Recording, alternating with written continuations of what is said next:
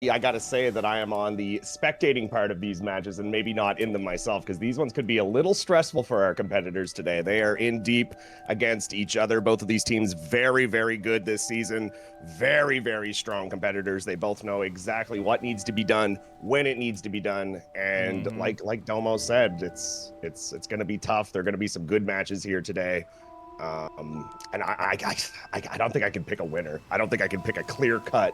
This team has an overall advantage at all. They are neck and neck, I would have to say personally.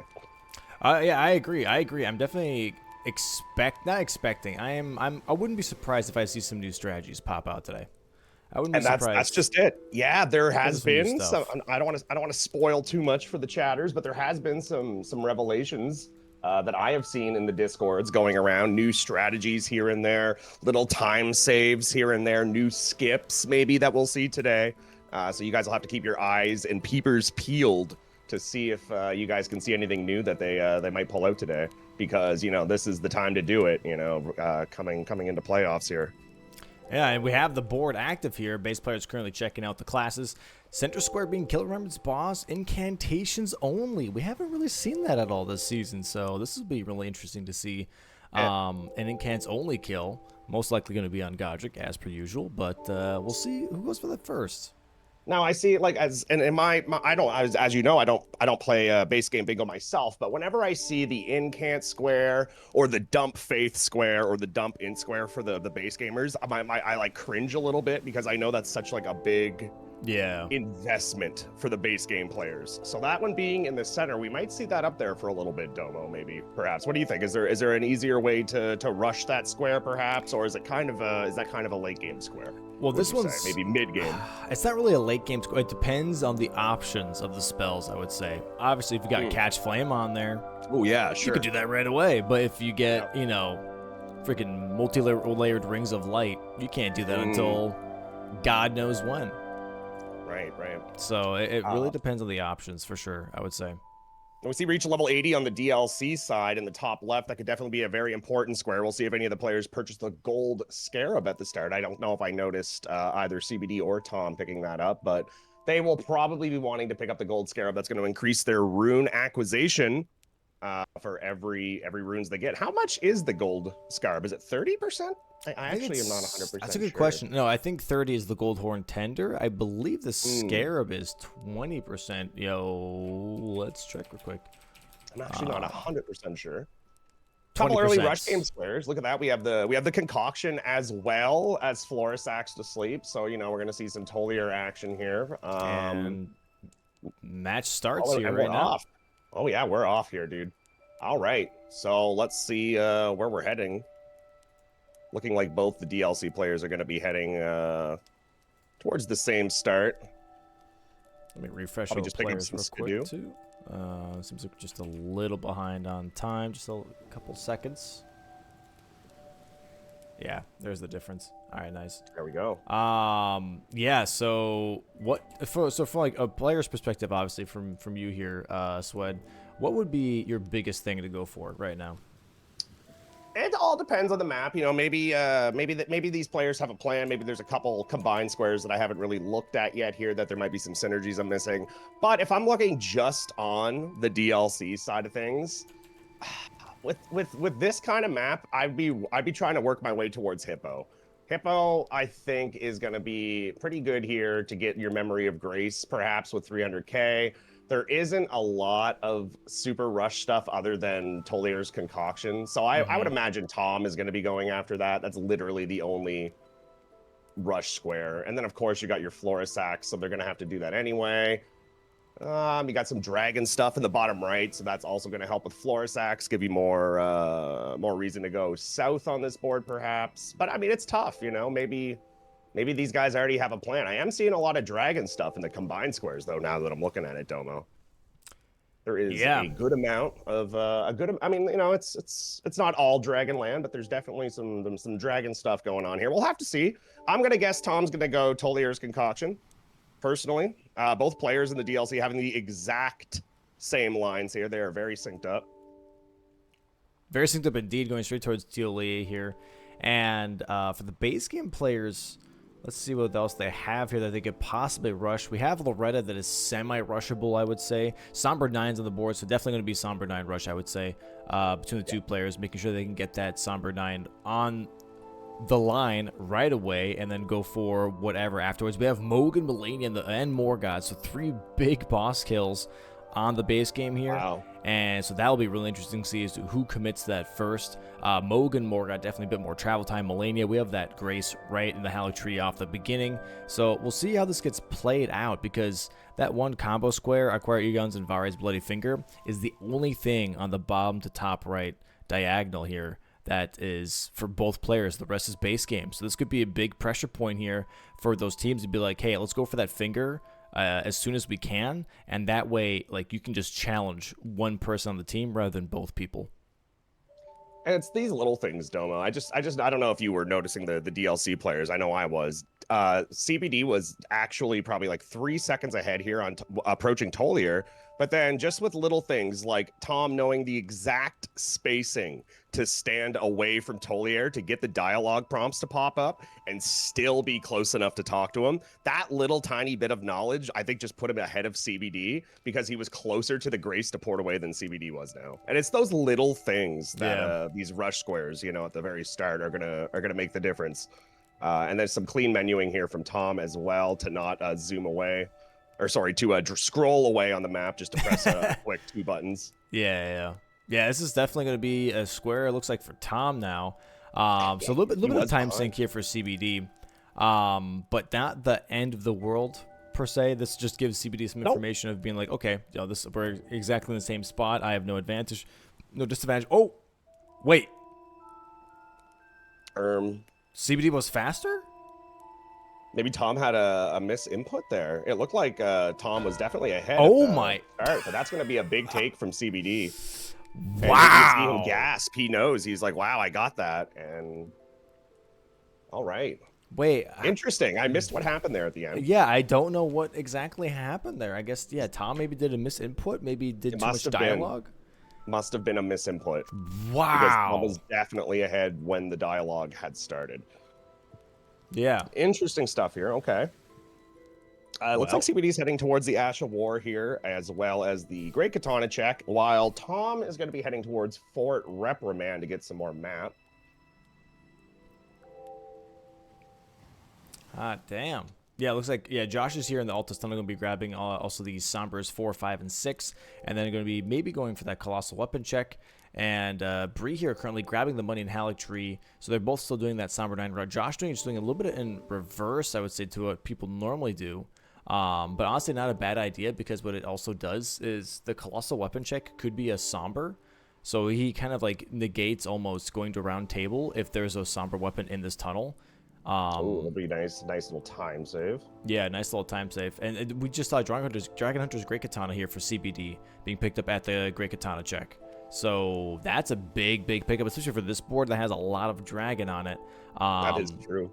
There's going to be a really nice weapon to run here. Tom, I don't think, has checked that just yet, but currently at Fort Reprimand, trying to get some map progress in first, especially because he just lost that TLEA skip. Concoction square. So probably just trying to maybe jump ahead a little bit on map progression first before committing to a weapon. Now, I'm not sure what Josh is working towards right now. It might be that Somber weapon, is that what he said, that he would be working on. But maybe CBD is eyeing up this column tune with Moonrathal. I know this would be a great weapon to take down Moonrathal with. But, you know, maybe that could be a nice little pressure point starting out here at the start. Because, I don't know, if I'm Tom, would I be moving towards Moonrathal Knight right now? I don't know. Maybe Tom has the same plan. We'll have to see. Yeah, not too sure. The thing is that we also have put Floor Sacks to sleep, so they both have to buy the concoction again from TLEA for 30,000 runes. Good old schmeckles there. That's 30,000. 30,000? Yeah. Wow. Tolier is okay. Hey, he's making bank. We're the only customer. Is, yeah. 30,000. Holy. All right. I mean, it's a good concoction. What can you say, I guess? Yeah. But yeah, the question is like, what are they looking at? I'm thinking maybe. I mean, there really isn't much. There's First Golem and Moonrathal. The rest is pretty long distance. Besides, okay, I guess Floor Sacks, but there's just like what you mentioned, we got Moonrathel, we got our Furnace Golem on the line 5 at the bottom there, guys. And, both of those squares, I mean, Moonrathel's quick enough, but, I don't think CBD is going to be targeting a Furnace Golem with Dragon Hunter Great Katana at the start here. But, yeah, I mean, honestly, the more and more I'm looking at this board, I'm thinking maybe we'll see them go for Moonrathel and maybe push that row 2, or column 2, rather. We'll see. It's kind of hard to say still what the right or like the best choice is, in my opinion. Tom's just going around, setting up his skidoo. Just there's nothing wrong with that at this point. Just make sure you're strong, get your stuff, and he's gonna pour it away here, and we're gonna see if he's gonna go to the Great Katana check or to the round table, and he's gonna go to the round table. Oh, we get to see the weapon options here then for the DLC players. See what maybe CBD missed out on. He did go buy those stones, so he technically could have checked those weapons. But let's see, what are the things here? Nothing really sticking out. Bloodhound Claws and Death's Poker. Those are pretty Death's decent. Poker is, he's going to take the claws and he's going to take a set of armor here. And I mean, the claws are a great choice. You can't really go wrong with them. Status. Bleed, status, right? Yeah. Fast attacks. And honestly, no, what's another thing you could do here is actually Tom could set up with Winged Sword Insignia as well as I think it's called the Thorny Cracked tier for the multi-hit damage. And you could get some damage going with these things. And you could actually one-cycle the Furnace Golem as well quite easily. But we'll see. Maybe that's something he has in the back. Maybe that influenced the claw pick, because that will be a fast square with Furnace Golem. I know Tom knows the fast kill, so we'll have to see if he goes for that. Josh here already on the way to go to EG, going to that teleporter right now, has that rotten staff on his back. That is a colossal weapon they probably got from the Altus Tunnel that is somber. So he's going to go and upgrade that now. So he's definitely ahead here compared to Bree, who's currently getting the teleporter towards Southgate Raya Lucaria. I don't even know if she has a somber weapon yet, so she might grab the Grace here and teleport to round table first and then go check. And that Rot Staff is such a... I love that weapon. Really I actually used it in my last bingo match, and it was... Oh, I love it. It's so good. CBD targeting some Skidoo here. Got to be careful of our Curseblade friend. And he's going to dodge him quite well. And Tom is going to be looking... Is this a Memory of Grace play towards Hippo? He's heading that way. Tom does have a Golden Scarab Talisman, by the way. That is equipped for him now. So CBD as well. There it is. Somber 9 now for Itzerino. What a great start here for Itzerino. Yep. Bree has Great Sword of Solitude. She does not have the Rotten Staff. Did not do the Colossal Weapon check. Or maybe she did and just is not going for it. Did the Great Sword check and has a Great Sword of Solitude. That's a great weapon as well. No status on it, but still great raw damage. She can still go and upgrade and still have that weapon online. But sadly, Team FrogCarSpin missing out on 2 squares early game here. Definitely kind of setting the tone a little bit for Team Itzerino. I'll have to go back and look at how Tom lost that original Tolier's one, because he definitely was ahead. I can't believe I missed it. I looked away, and then right as we looked back, CBD marked it. But it's looking like Tom's going to go towards Hippo here, and that's two reasons why, chat. We have Memory of Grace for 300k, so we're going to get some runes to be able to do that. And on top of that, we have kill one boss of each bear, hippo, and wolf. So Tom's going to do his part taking out the hippo here. And it's also just going to give him some access into Shadowkeep. What is Tom doing? He's walking onto the chain to get off of the elevator sooner. This guy, I'm going to give this guy some heck later, dude. This is...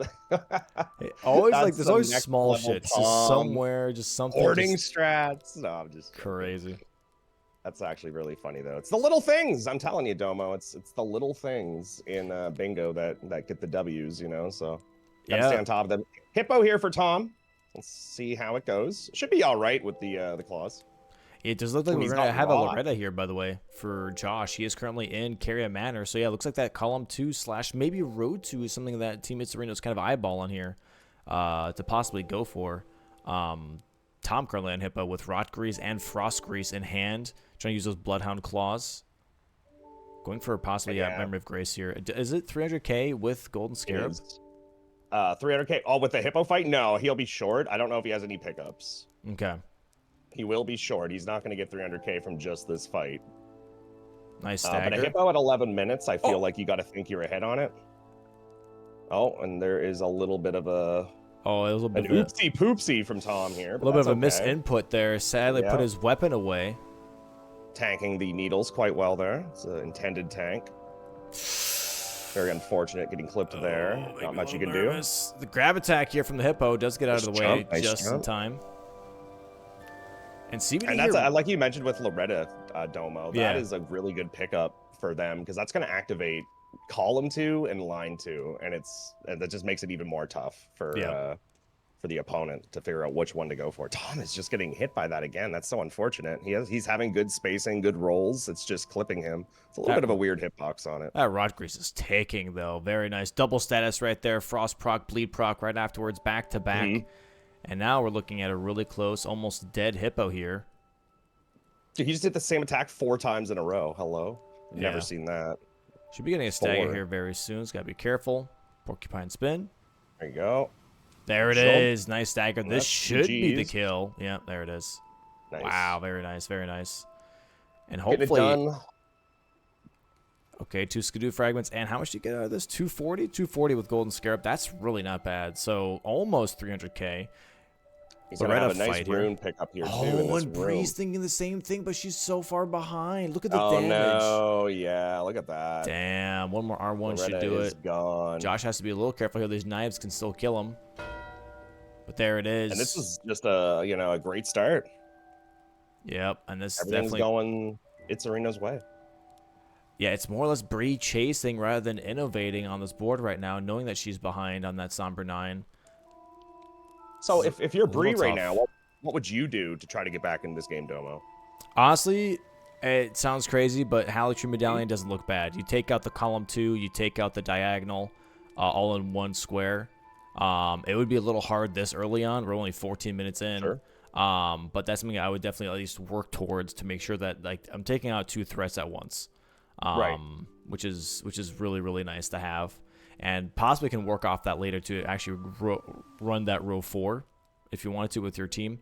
But that would be personally my next move, unless Tom can get Moonwrath the Alcarian Knight. But Tom's currently in Shadowkeep, so I'm not expecting my teammate to really go all the way over there right now and do that while he's working on whatever he's working on.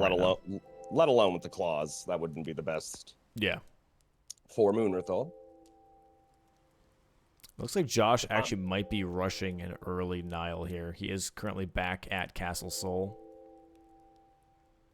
Tom's gonna make his way up towards it's towards Mesmer. I mean, we got Leda on the board. What else am I seeing? I mean, level 80 is still up there. But I mean, at this point in the game, only 15 minutes in, you got to feel still pretty comfortable about level 80 being yours at this point. Oh my god. Yeah, so Sorry, Memory of Grace. My bad. No, you're good. Yeah, Moonwrath is happening here for CBD, and Halotry is looking like it's going to happen here for Josh. So yeah, they're very much looking for that column too. They're looking for this quickest bingo possible. Castle Soul skip here from Josh. Very nice. All day. And now we see Bree here going for Pumpkinhead. Learning 12 different sorceries is currently on her menu. We'll see how that plays out. Josh only has 1 flask, by the way, for this fight coming up. Oh, he's going down first, though. Oh. Maybe grabbing some money?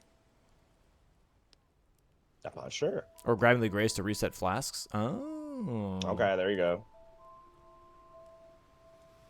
Yeah, no, I mean, it's still tough because, like, if you're CBD and Josh, you have no information given to you yet about what your opponent's doing. So even though it is 3-0 here, about to be 4-0, yeah, you still don't know what your opponent's doing. You don't know where they've been. You don't know if they're setting up something scary or if you've just been sniping. You don't know, and that even up 4-0 is a little frightening. Yep. Here we have the Moonwrath fight with CBD, by the way, trying to make sure that he doesn't get one shot. Moonwrath does have a lot of power. There's the heal flasks. Very scary. And yeah, Tom just really working on like Shadowkeep and map progress here right now. Yeah, he's playing his late game card. For sure. Probably not the worst idea, as long as that column 2 doesn't get out of hand. There it is. Right. Oh, Josh does die to Nile. Oh no. Nile can be pretty tough with those 2 clones that spawn, especially if you don't have like the ability to get rid of them very quickly. Yeah, this is already looking tough. This is already a lot of pressure from Itzerino. 4-0 now, and Nile on the board here for Josh. But it's going to really depend on how long it's going to take him to actually execute this fight, especially, like I said, this early on. It's really, really tough. This is And really, yeah, really tough. Tom's just gonna go for level 80, memory grace 300k. He's just got to get some stuff on the board here, and he's just gonna go straight into Mesmer. My guess is, I mean, getting Mesmer also works towards Leda. That's later. 3 remembrances hitless. Maybe he'll do a cheeky, a cheeky hitless kill here. I don't know, maybe. And then there's obviously dupe of remembrance. He isn't gonna go for the kill yet. He's just gonna grab the grace. But yeah, there's a lot of reason to have a lot of good map at this point, and he definitely has some map. CBD though catching up also has the keep access now. He's got backside access. This is looking tough here. Let's bring in. This is tough. Oh, and here comes Bree right behind. And you know, it's a race. Josh still hasn't, you know, done any damage to the main boss. He's got one of the shadows taken care of. Second one being worked on here now. We did see Bree do this before, where she did this really early, and she was able to clutch it up first try. So this is really much just who can do it first and who can do it the safest. For sure. Oh, that's tough. There's not really anything you can do there. She gets it. She gets it out of the... Oh, no! my God. The shield slam right afterwards. What a hitbox. Damn, this is already like an intense start for our first match of the day. Right. Nile here already in his phase 2 that you can like push into earlier if you take care of all of his clones. And this is going to be a longer fight for Josh, too. He's going to have to lock in here. His damage is good, though, and he can rot proc here. So that's, like, again, the one weapon, like, bonus that he has compared to Bree, where, like, his weapon will cast rot here. Bree does miss Castle Soul Skip, misses the tree. Joshua had a Frost Bolus, got rid of the Frost buildup from Nile. Going for 2 charged R2s. Oh, my God. Stagger and rot proc. It's good stuff. Still not even halfway down, though. Like, he's tanking. This Nile die is tanky. But like you mentioned, Josh putting in good work here. He is. He's past like the hardest part, I would say, which is the double ghosts into not getting Nile to smack him in the head. Oh, you can crouch that. That's fun. Yeah. And here we have coming Mesmer in here for Tom. Oh, we do have a Mesmer, yes. Mesmer and well as 2 Niles. And CBD here going into Shadow, back Shadow Keep now as well with Loft. Oh, Breeze R2 does miss on that soldier just a little too early.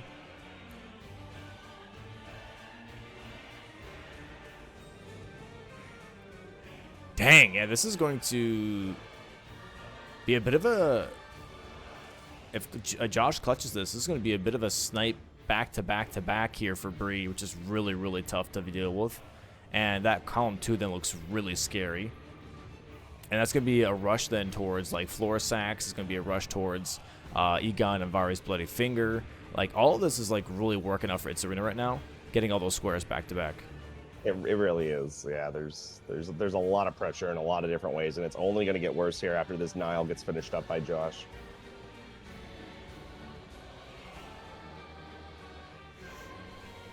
Now, are any of these attacks one-shots at this point? I would imagine the lightning kick might be. All of them.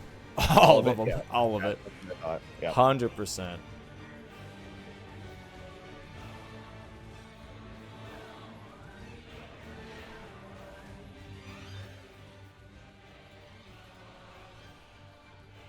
Really nice Mesmer as well from Tom here. I know we're focused on this Nile so much right now, but Tom just absolutely shredded Mesmer.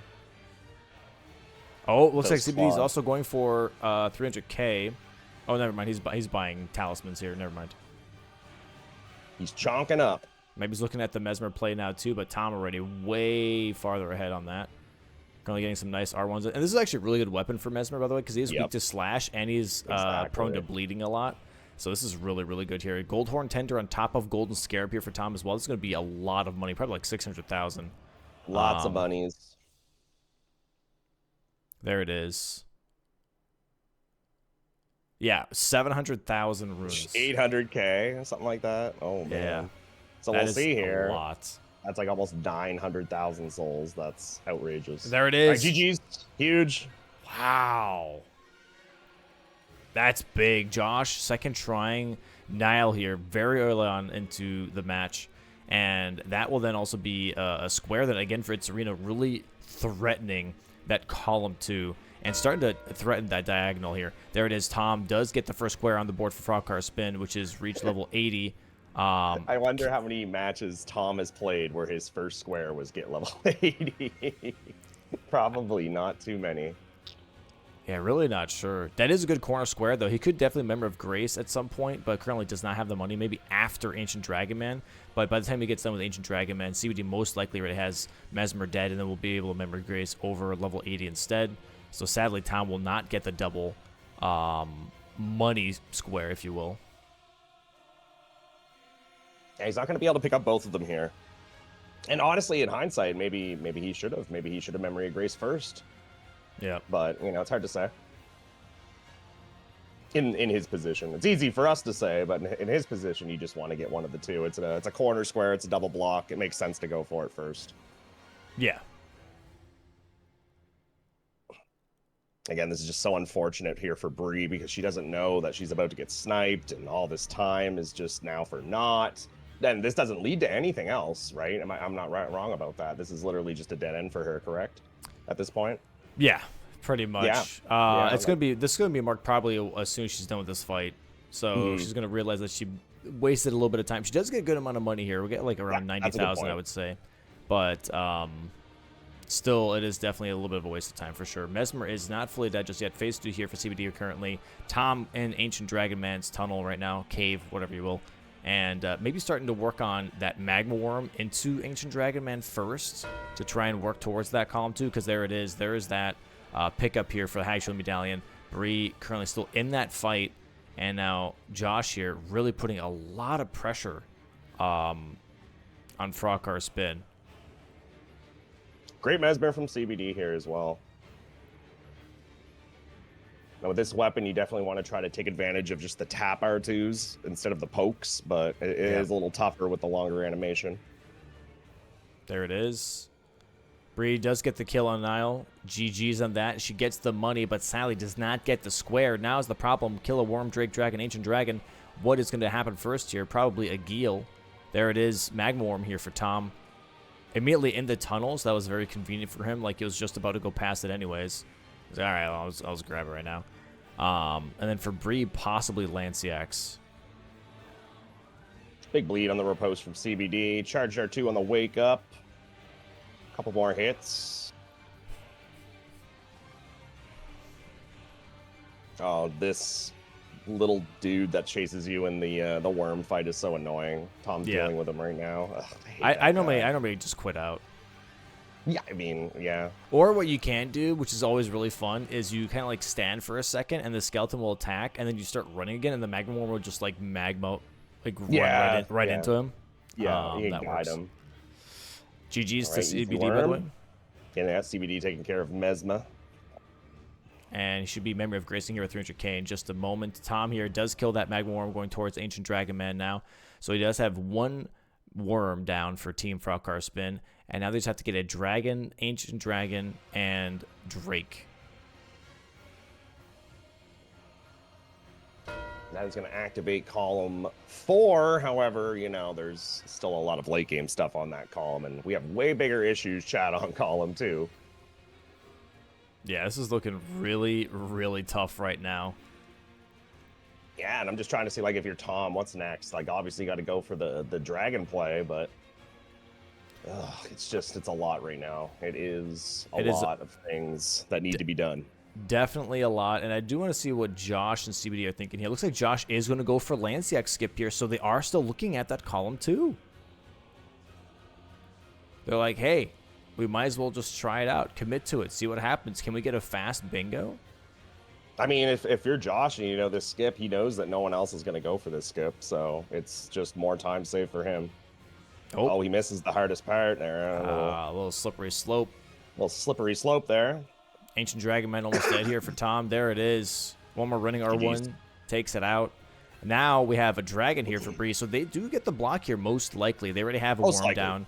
They have a dragon down in just a moment. Ancient Dragon should be down here for Bree after this fight, and then Tom going to be grabbing that Drake already right after Ancient Dragon Man as well. So this is looking pretty good. This is looking like a really good block here for FrogCarSpin.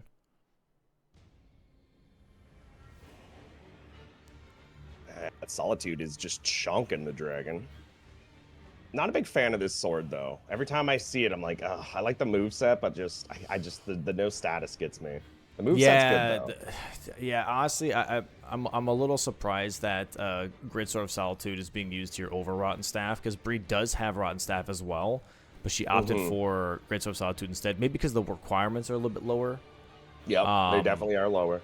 So there's that, but the Rot just pulls too much, especially versus like Lanciax and these other fights like Nile, Moog. You know, Rot can really help with those like long distance fights, if you will. Yeah, the beefy boys, they don't like Rot. Here we So go. there is a chance that this boss can void out over here. Josh is going to take a death while falling. Have you ever had him void out in the trees? No. So that's like pretty common. I'm surprised that's never happened in Bingo, but like maybe like a little tiny bit back to where Lanciax is right now for Josh. He can land in that tree and just void out and die. That one's, it's pretty. I've seen it. It's happened to me a couple times. That's crazy. Yeah. Just completely on his own. But anyway, moving on. Josh is going to go for the skip here again. And you know, that's good for Tom and Bree here, because they are gonna win a little bit of time back. And in a match like this, you need to make your opponent waste some time.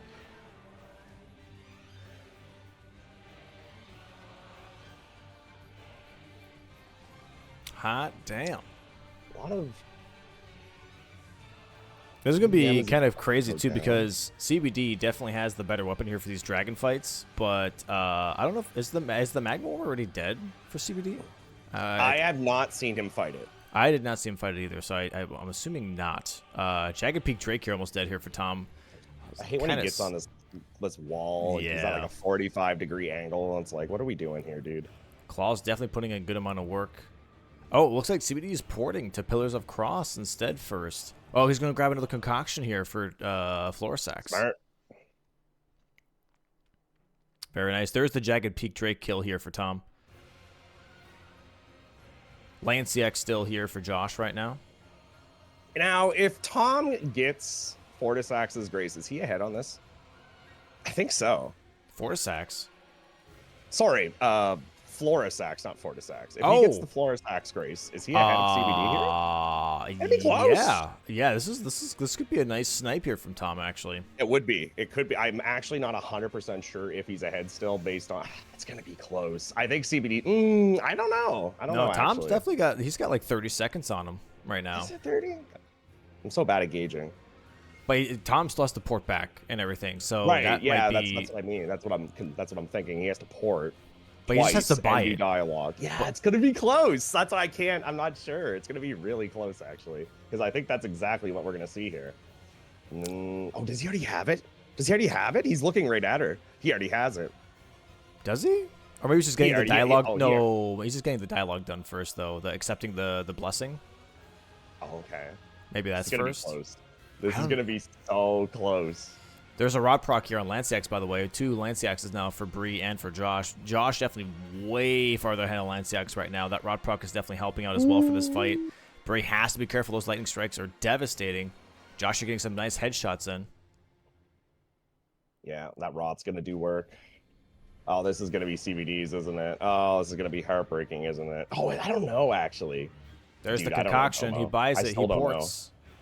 I still don't know. I think it's Tom. Well, no, because CBD doesn't get the blessing. Tom's already back. Yeah, it's Tom. Tom's gonna win it. That's what I said. I think it's gonna be Tom. Wow, that's so close. Yeah, this was so close. That's why I couldn't figure out. I was like, who's gonna get this? I can't figure it out. But yeah, it was down to probably like 10 seconds, 5 seconds here. Yeah. Wow. Well, There that's she good. is. You She's know, asleep. that's a big pickup. That's a huge pickup for sure. There it is. And there it is. Suddenly, Column 1. The 2 concoction squares are like the closest races so far. Yeah, yeah. That's so That was crazy. that was very close. Oh, Lanciax is dead, by the way, for Josh already. Working on Theodorix now because that is a worm. So Josh. I love Josh. this is going to be a Jagged Peak Drake here then for CBD. So I'm assuming Theodorix and then probably a Geel here for Josh to try and make up for it. So as long as if Bree can clutch this. Oh, dude, she can't because he won't. Look where he is. He's not cooperating, and I'm scared he's gonna void out and die because that's the spot. We'll see. I'm waiting. Oh, a little lightning there. Scary. Yeah, she's got to be careful here. The Theodorix damage is really low though. She's got time. We're gonna see a Furnace Golem here from Tom.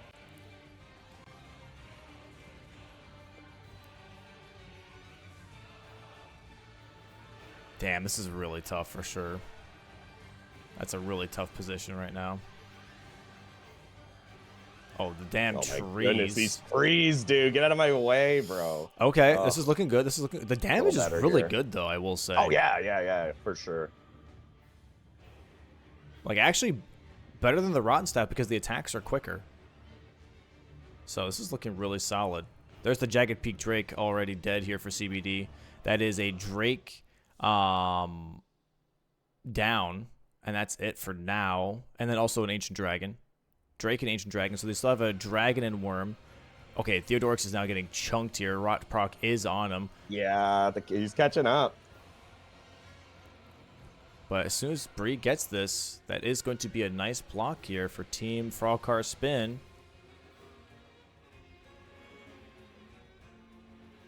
Okay, there's that kill.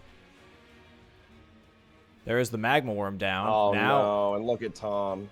Poor Tom. Oh, no. Josh, Memory of Gracing, because the squid is aggroed onto him, could not port away to a Geel right away. Is the squid allowed to fight the worm or no? Yeah. Oh, he is? Okay, that's fine. Yeah, it's fine. Oh, but there it is. And that's going to be Bree. Wow. Nice clutch up here from Bree. Huge. Nice clutch up here. Big block. Big block. Very nice. Because, yeah, one a Geel, and, like, that would have been gone in, like, 5 seconds. So that was a pretty big pickup here for sure. Blocking out that column 2. And now we have a game where no lines are really prevalent right now. Row 2 is looking a little scary. Column 4 is looking a little scary. But right now, that gave Team FrogCarSpin a lot of breathing room. And Tom is already working on that next square Furnace Golem. That is going to be blocking out that column 4. So already looking for another line block here. And they're currently on the defensive, but possibly could move on to the offensive here in just a bit. Now, I'm just looking here at the column 1, and I know Midra's a very miserable square to be forced into. How about the other 2? For base game, how bad is Vare's Bloody Finger to acquire, Domo? What do we have to do for that square? We have to go ahead and kill Magnus, and then do a couple of dialogue options with Vare, then go kill Arena to do the Lord Blood's favor. Okay. And that's a little bit of work then. Yeah, it's a little... It's not horrendous.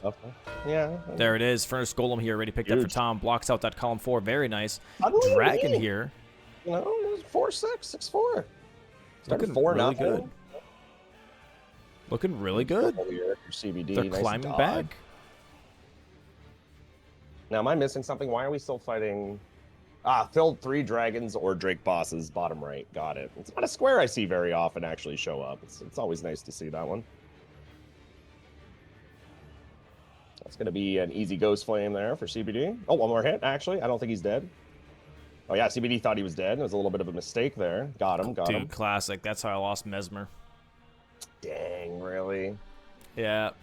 That match I had versus Adaf at Fast 52, my Mesmer had, like, no health in the bar, and I thought he was dead, and the snake slammed down and one-shot me. And I was like, wow. Okay, buddy. Okay, Buck. Heading towards Romina Land here for Tom. I don't know what is in Romina Land other than the double Leda. There is... Yeah, there's really nothing else. Dupe's still up as well.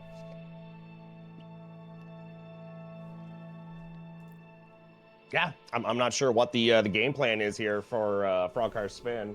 Yeah, that's We just will a have big to see what they have stop. planned. That's pretty much it. That was just a big stop in general. From Sorry, what's a big stop?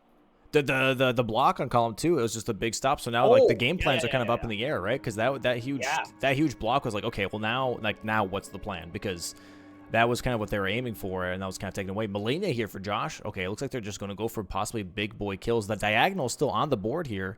Acquire Egon's and Bari's Bloody Fingers, so I think that they're maybe looking at the diagonal. Yeah, and they got to stop that column at the same time. So, you know, why not do 2 things at once? Activate your bingo and block your opponents. So, yeah, the diagonal would be a good play here. Yeah, like you mentioned, Millennia here for Josh. Always a scary fight. Doesn't matter how much you fight her. She's always going to be tough. And here's the other thing that's really smart here from CBD and Josh is that Killer 3 Dragons or Drakes is there for DLC players. He already killed 2, and he's going for his 3rd one that gives him Egon's Finger anyways. So that's going to be a huge pickup here. And maybe be a little bit of a foreshadowing for what they're going for. Tom, you're currently in Ancient Row, though. Yeah, I'm not sure why Tom's here. I was kind of confused about why he's not contesting more south stuff with all the diagonals on the bottom there. Maybe he was just coming up with, I mean, a good thing to do if you don't have a plan with your teammate is just to make map progress towards stuff you need to do anyway. So maybe they're just coming up with something right now, but they're going to have to come up with something quick because like you mentioned, Josh halfway through phase 1, CBD taking on Egon's Drakes right now. So they're going to have to make some decisions here pretty quickly. Yep. Oh, and Tom missing tree skip, but he gets lucky, lands on a twig, and the game allows him to jump again. So he should be dead right now, but he's not. By the blessing of the gods. Exactly. Yeah, literally. That's always so lucky when that happens. And a death from Josh here. On Melania. Bree here working on sorceries, by the way. So they're looking at maybe column 1. Yeah. Yep. But again, Tom is just not there to help with getting the finger. CBD is already halfway through the Drake here, but we know this Drake is very trolly. Is the other Drake already gone? No, he's still there. So yeah, like anything can happen here. Like these Drakes are awful. I'm sure chat knows. They've watched a bingo. These guys are. There's something. Wow, this is. I'm not gonna. I was getting nervous that this would be too fast of a round 1 match, or match 1. Now it's like just trying to. It's like getting like whiplash, and you're trying to figure out what to do because of the change. Yeah, and these are some of the good games, you know, when it's not completely black and white the whole way through. Oh, and that is a terrifying hitbox from CBD. I can't believe that hit him. Wow, that was a lot of damage. And that is going to take out Torrent, and we're going to be stuck on the ground here. Getting lucky that no dragons around. Gonna get a full heal. Everything's fine. Everything's fine. Everything's fine. Trying to get Torrent back here, but the dragons are jumping around. They're being aggressive. Pressing the wrong buttons. Oh my god, he almost got one shot and off the Torrent again. I hate this fight. It brings me great joy to watch someone else do it. This got to be incredibly close here.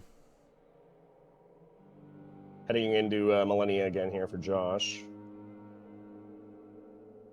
All right, missing some jumping R2s here from CBD. Josh, yeah, going back into that Melania fight once again. CBD should be getting this Jagged Peak Drake kill in just a moment. One more charge R2. That is a stagger, but there is fire coming in. Fire! Wow. All right, GG. Standing behind the dead carcass of a Jagged Peak Drake. He does not get hit by the fire. Goes up to Egon now and grabs that finger. And that is going to be a bit of a hint here, actually, for FrogCarSpin being like, okay, he just focused on dragons. Egon's furled finger might be something that they're aiming for. I should probably contest. Tom is out hovering over the Graces here. He's thinking. Yeah, I think he knows. I think he sees it. I think he sees it. There is 12 different sorceries. Yeah, and if they get this square, actually, would be a huge pickup because then column 1 all of a sudden looks very scary, and they would force. That's what I was talking. Yeah, that's what I was talking about earlier with forcing down to Midra. It could be rough. It could be very rough. That would be a great pickup. I don't know why Bree's not going for it right now. She's instead going to Celia Tunnel here, or Celia Town, I should say. Not sure what she's looking for right now specifically, but this could be a. They're not going for it. Where's Tom going? I'm not sure. They have a plan though. You know, they're definitely cooking something up. Again, I'm not sure where Tom is going. I have no idea. Like I think they're going for genuinely sleep pod am looking- trolls. Are they doing sleep pod trolls? Why are we doing sleep pod trolls right now? I does that do don't for us? know, but Celia Town Skip would get you there, and Tom is jumping down. Maybe this is a majority play, and they're not getting. They're like, let's force some pressure, make them go do stuff, and we can win the board somewhere else. Because like, you know, Tom's thinking he's ahead on Leda. He's ahead on. Yeah, like they could get those 3 squares on row 4. They could get the Remembrance Square theoretically. Maybe Tom's just thinking the long game here instead of going for bingo and putting all his eggs in one basket. Maybe he's like, we can win this game later. I'm not sure though. I think I agree with you how I'd be pressing that column 1 at least for the Egon Square. Maybe I think I'm there with you. Maybe I guess they're thinking like, okay, well if you already marked that, they're already working on that, so it's not worth us getting contested. They did get sniped 4 times in a row in the beginning of the game, so maybe it's a bit of a PTSD situation where they're like, okay, I don't want to deal with that at all, which makes sense. And on top of that, Josh hasn't marked anything in 20 minutes, so they're probably going to be like, hey, let's see what Josh is working on, and then we can kind of like react. But reacting right now seems kind of like a bad idea. Yeah, they're gonna look at Millennia, and that's not gonna be great for them because they're gonna realize how important Egon's finger is right now. Yep. There it is. Sleep pot troll down though for Tom. Big throwing pot troll here for Bree. Working on that as well. I missed where Tom ported. Let's see if he's gonna go for it. Oh, and CBD's already making his way to Midra. Oh, and Josh died in phase 2. Yeah, that happens, you know. It's Millennia, right? There it is, 2 pot throwing trolls. So that is huge here for FrogCarSpin. Oh, chat, we got a game. Ramina here for Tom. So yeah, he's looking at kill Leda and her companions as a possibility for later. Holding on to that, and he's going back into Millennia. This is insane. This is a something, dude. Peepo popcorn. And Bree's looking at doing possibly Incant's Remembrance Boss only. She's currently in Stormvale Castle, already killed Margit. This is a majority play, dude. I'm right there. I kind of I don't know, dude. That's what I love about Bingo Dom is that there's just so many potential ideas that aren't the worst and aren't the best, and it's hard to say which one's the right one and how it all works out. It's so fun. It's so fun. It's so fun. And I mean, honestly, I mean, the Remembrance Boss with incantations only does block out the diagonal. So there you go. They are being a bit preemptive there with that. And honestly, with Tom here already working on Ramina, column 3, he has Hippo down. They would have incants only. Leda and her companions, he would have advantage on. They could go dupe after she does get the incant kill. I think they might be looking at column 3 here, actually. Like the column 1's a fake out. Yeah, it was the fake out, and CBD is going all the way to Midra unless he's gonna grab the Grace and come back up. That is a little bit of a time waste. We'll have to see what his choice is, but Tom got to be careful here. There we go. Good stuff. No proc, sadly. Bad RNG getting this attack again. Bree does have the seal already. She just needs a spell. Might go to round table here to talk to Corin.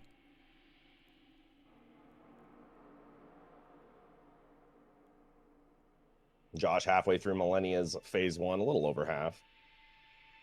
Yeah, CBD's gonna send Yori here, which is, I don't know, man. Is that the play right now? It's a very preemptive play. Well, it does progress row 2. Oh yeah, true. It does. You're so right. I didn't even see that. It's a block, but it's also a progression here. So Midra as fast as possible is really not a bad idea. It is very far though. Yeah. So we'll see. And if you can do Midra hitless, that row 2 gets really scary really quickly. Oh, Midra hitless. It's possible. It's not that crazy. Yeah, no, it's not. I'm just saying you're right. That's actually so cheeky. It's funny you say that because on stream last night, there was a chatter in CBD's chat that asked him, you know, what other than Gaius, what boss would you like to do hitless? And Midra was one of his answers, CBD's answers. So, you know, maybe this is This is a play we're seeing here. Really nice fake out here, though, from FrogCarSpin. And we see Blood Flame Talents, by the way, from that should be Bree. good, That's a right? really nice Yeah, spell. She should be yeah, spamming it that more should be because the good. animation's actually really quick after the first animation. Yeah, there you go. Just, like, spam that Huge. shit back to back. It's really effective. Phase 2 here for Josh. He needs to lock it and get this for sure. Yeah, he's been on this for quite a while now. Right. He's got the rot procced on her now. It's If good. he gets this hit list, that would be crazy. I don't think he's gotten hit yet. Hitless Melania here would be really nice. And would put Itzerino back on the offensive, I would say, as well, too. Because right now it's kind of even with threats and with progression. Josh is getting all the staggers right now. Oh, Bree's also going for hitless Godric, too, with incant only. I didn't even think about that. Oh, my God, that's this crazy. Could be very close then. And yeah, it looks like Tom was going towards Gaius now. They're looking at that hitless square. Tom's going for backside Shadow Keep. Not doing Shadow Keep, Skip. Okay, Bree, careful.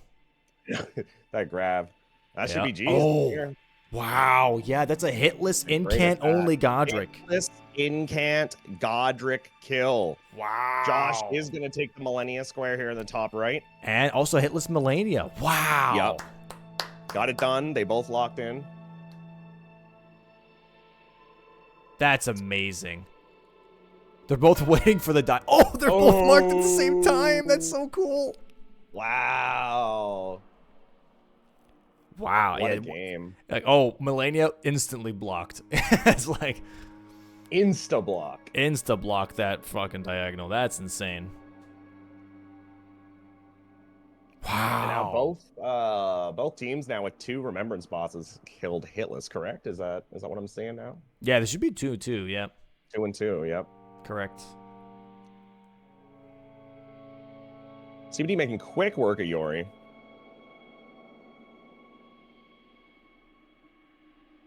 Chat, you know what's better than 6-7 is 8-7. Oh! Yeah, they are duping. They are duping. They're going for the dupe here. Big dupe. Now, I'm just wondering if Tom ran the numbers on this board when in his Tom brain and was like, we win on majority if we don't go for this column 1. I'll be interested to ask him that at the end of the game. Because if they somehow make this work, I will be blown away. But that's Bingus, baby. I genuinely think it's because of the dragons, the 3 dragons or drakes that CBD marked that Tom was just like, I'm not touching that. Oh, no, Bree? Bree gets stomped. Potential fiasco here. Oh, little blood flame. Oh, she has to go back to her grace because she doesn't have any flasks to bring back Torrent. That's funny. And yeah, looks like that Josh is working on Vare's finger now, I think. Oh, well, I don't know. Yes, I think he is. And yes, they're both, they're actively blocking column 1, which is such a time waste because FrogCarSpin is not even going for it. Not even going for it. Man, oh man. Dude, what a fake out. Yeah, it's insane block into a fake ridiculous. Out, dude. That's so insane. Not over, though, for anyone. This is anyone's game still, for sure. And we still have a whole nother match. Yeah, just the comeback is just... To make this into what it was nothing short of spectacular here, for sure. Yeah, insane bounce back from being down 4 squares, 5-1 for FrogCarSpin to now being somewhat in the driver's seat. Yeah, they probably don't feel like they are in the driver's seat at this point, and maybe CBD and Josh don't feel as much pressure, but based on things that we know, this could quickly turn into a FrogCarSpin in the lead here. We will see, though. We will see. I don't want to say anything too preemptively because there's a lot happening still right now. CBD also going to grab his dupe. Oh, Tom's already in near a limb, by the way. I just noticed. Oh, yeah. He had Mesmer at 11 minutes or something. Remember? He is going... Wow, he is going for Letta, or at least prepping it as much as he can. That's insane. There it is. There's the dupe. There's the mark. There it is. And CBD grimacing at that, not liking what he's seeing. More time wasted. Yeah, Josh was. Yeah, they were going for the dupe just now as well. Wow, my God. Yep. 8-8. We're tied now. This is insane. Yeah, I mean, they took some squares, you know. This is, and it all really comes down. I'm sure chat can see it too, but it all just comes down to, like I said, the little things, like how many squares this game have been down to 5 seconds. Like, there's been at least 3 or 4, I think, that I can think of. It's actually ridiculous. We had the Florisax, we had the concoction, we had the dupe, we had there was one more. Like it's just. At this level of bingo, guys, it's just so close. Every interaction matters so much. Unbelievable. Unbelievable. And yeah, it looks like Bree's going for Radon here now. Probably for the hitless. Mm-hmm. And also access, I guess, to the Ghost Glovewort. No, that's Graven Ghost Glovewort. Yeah, that's in Necron. No, that's Noxtella. Never mind. So yeah, this has to just be just for the hitless. Yeah. Oh, Tom getting kind of stuck. We get pushed through. Oh wow. Goodness. Wow. Oh, CBD gets spied here by a unaging untouchable. Or aging untouchable. What we do. Yeah, I think it's aging. I just run for it here. I think that's what CBD is doing too. I just run and hope they don't see me. That's insane. That's insane. That's what I just book it. And then if they see me, I just quit out. I'm just looking. I find it absolutely just awesome that the bear hippo wolf is still up on the board, because like it's just floating there, dude. It's just hanging out. This is insane. And yeah, they don't know what Bree's working on. They just saw that she got Incant only Godric. She could easily be on Magnus right now. So Josh currently now dealing with Magnus, being like, hey, okay, we need to stop the fingers, because if we don't stop the fingers, we're on Midra. And that's just going to be a problem. And Tom hasn't marked in 20 minutes. Yep. And at CBD, if you're CBD right now and you see that he hasn't marked in 20 minutes, CBD is sweating right now, thinking he's at Midra. He's about to get Midra, and he's about to kill him hitless. That's and also because I was going to say, because Tom always talks about doing early Jory. He likes doing early Jory. Dude, that's like the meme of the season, is that Tom and his Jory kill. There's Tom killing Jory at 10 minutes into the game. So this is like, maybe a little bit of mind game, I would say. It is. Yeah, because Tom and CBD play a lot against each other. So that's definitely something CBD would be worried about and very actively thinking about. Oh, wow. Yeah, that's... That's crazy. Actual mind gaming pre-match is insane. Here we go, Radon here for Bree. Just got to lock in and get it done. What's the point of summoning if you're going for hitless? Wouldn't that just be bad? Or yeah, it'd be more inconsistent for sure, but maybe she's just that's what I was thinking. Kind of just hoping that it just works out. Like sure. with aggro switching around. Just a little bit faster. Maybe she feels like she's under pressure. I'm not sure. Did Tom do a boss hitless a remembrance boss hitless? I don't think so, right? Mesmer, maybe? I would say no, but I'll be honest, I haven't been counting. He's done Mesmer, he's done Rumina. I don't know if he did Mesmer hitless. He might have. I genuinely don't know, and I would say he probably didn't, since it was super early on. Man, but I genuinely do not know. Crazy. Leda here.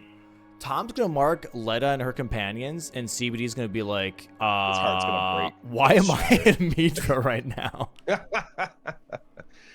Yeah, I mean, if he gets it hitless, it'll be not all is lost. But I wonder if that's gonna play into his Midra fight, because we're all good at Midra, but when you have to do it hitless and the pressure's on in a big bingo match, it's not easy. You know, it's definitely not easy. And I wonder if he will be going for it hitless, or if he just wants the square. We'll have to see. Yeah. Leda here, Tom. This is insane. It is. This is a ridiculous match. It's the switch up is crazy, for sure. Was this hitless for Bree? Yeah. Be, right? It looks like. Oh no! I should have not said anything. Okay. Well, I think she's gonna finish the kill from the looks of it. Is she gonna quit out? No. She's gonna. She is gonna quit out. Wow. Okay. And honestly, that's probably for the best. So Radon's then not a massive time sink, right? that means that Mesmer was hitless for Tom then, because this would be their third Remembrance Boss hitless. Because Yes. Bree did Godric. Oh my god, look at that Letta kill. Oh, Dude, look at that mark. let's see his Dude. face. See, Nothing. he's not really reacting. He's just doesn't saying care. something. He's like, okay, well, at least I have the grace, I guess. Sure. Yeah. Oh, that was a cool little route CBD just took. I don't think I've seen that. That's interesting. That's People insane. notes. I just want to point out that FrogCarSpin is in the lead. Just gonna point that out right now to everyone. They have two threats. Column 1 and column 3. And then there is the line 2 little tiny threat here. CBD is not going to do Midra, probably for the best right now. Dude, this is crazy. 20 minutes since CBD is marked. You got to start getting worried if you're Tom as well here.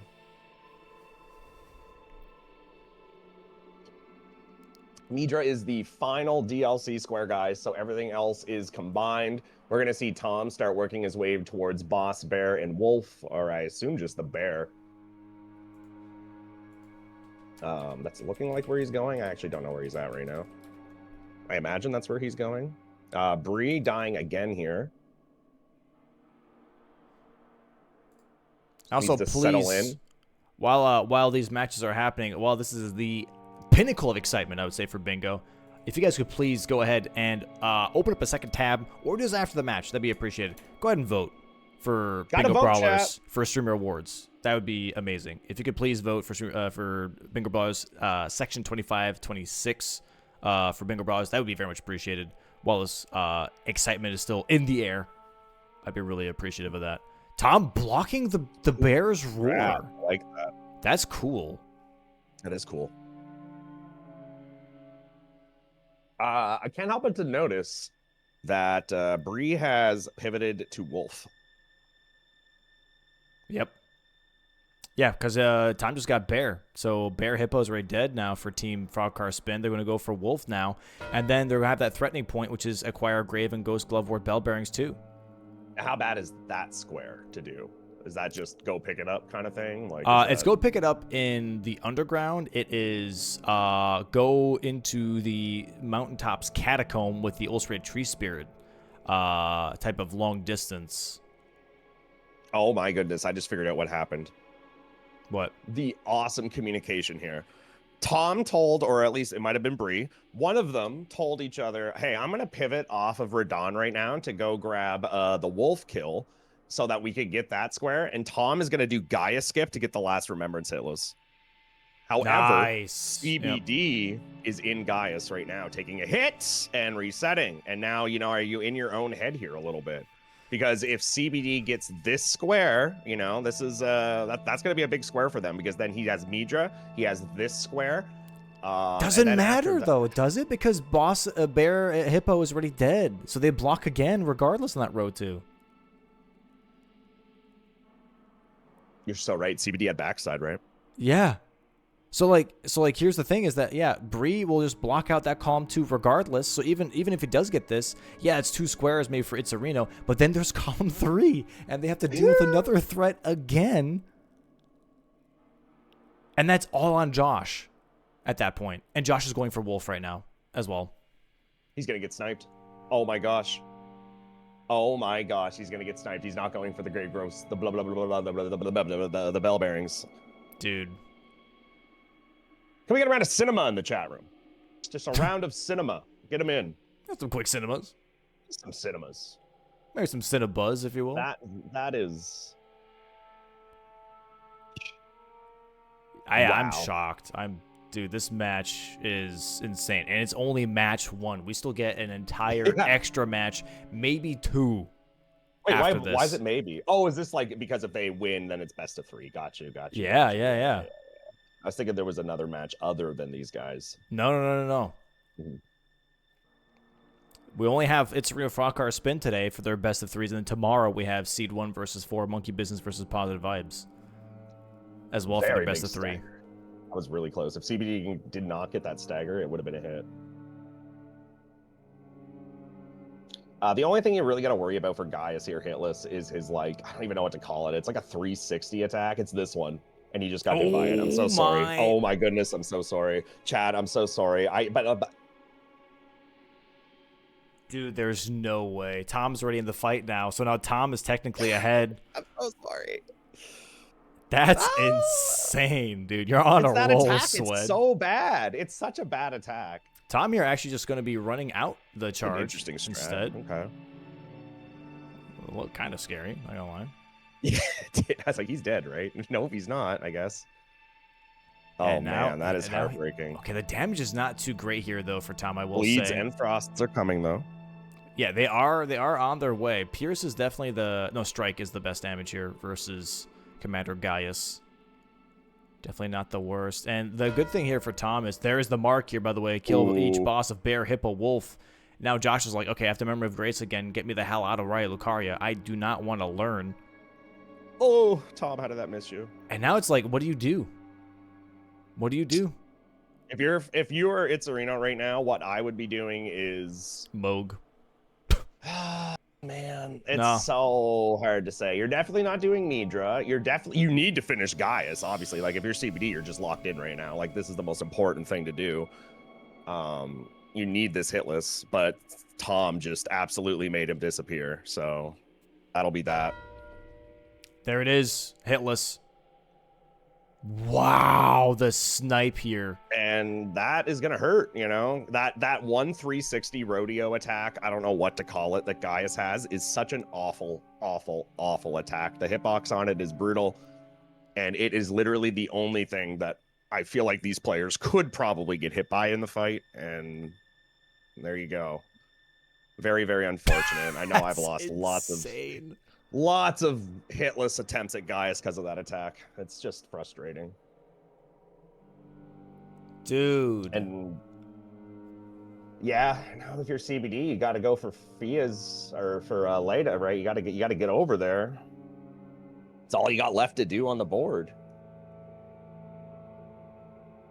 I think Josh is going to be working on those glove warts, which makes complete sense. Bree going back to Radon here. Why? Oh, Fia's champs. That's for Fia's. Yeah. Look at me knowing stuff. I knew. I had the answer. Let's go. Awesome. Let's go. Yeah, okay. Yeah, they're just going to go for majority. They're not even going to go for glove warts. I'm like impressed with the pivot these guys did there for Bree pivoting off of Radon to go do the the wolf, and Tom's like, you do that, I'm going to go do Gaius, and they get both squares because of that call. That is some team synergy. Here's the thing, though. This is where things get really interesting and really fun. So Tom's not working towards Midra, and CBD is working towards Fia's champs and Leda. Now, if Bree marks Fia's champs and Leda, but Josh gets Glovewort bell bearings, we have kill, kill, and kill on the board with Moog, Morgott, and Midra. Cinema. And that's where things are going to get really interesting really quickly here. CBD going for Fia's champs and Leda, I do not think makes a lot of sense here. I think CBD should be finishing Midra here first. I think because it's a co-op square, and Josh is not working on it. I think he's just getting some map. I do think he is going to get there. I don't think he's going to go all the way. Okay. I think he's just going to get some map personally, but you know, like we'll see what he chooses. I think he will eventually go back for the kill, but I think he just wants to get some map at this point, which is a fine call. He knows he's probably fine on Midra at this point. Like he definitely took some time to go over there earlier, but we'll see because like Tom just marked Gaius, so. Oh, here's also the thing. Bree already has Godric down. She kills Radon. She's got capital access. Josh doesn't have anything down. Right? No, he's got that's Millennia. actually a good point. He's got Millennia. Yeah, he's only got Millennia, and he would. What's the second fastest in this case would be Radon, and then he would have to go and do DTS to get into the capital, and then Morgott. But like you said, Bree is already in her second remembrance fight because Josh has to go down into these stupid catacombs to block the bingo. Oh yeah, that's rough. Oh yeah, dude, that's. Yeah. Insane. Yeah. Yeah. Insane. Yeah, here is the Radon fight again here for Bree. Should be fine now with no hitless pressure added on. Man, this Solitude Sword is... It's been doing its thing, you know? Oh, Tom's gameplay just froze there for a second. But and we're good again. And uh-oh. Tom's interweb struggling a little bit, but we are in Jory's Catacomb now. CBD does still have time to go for Midra. Oh, he's there. He's here. You're so right. He pivoted. Yeah, oh, wow. Okay. Oh, yeah. This is crazy. Okay, well, we get to have the Midra. We get to have the Midra. And here we go, Chad. Here we go.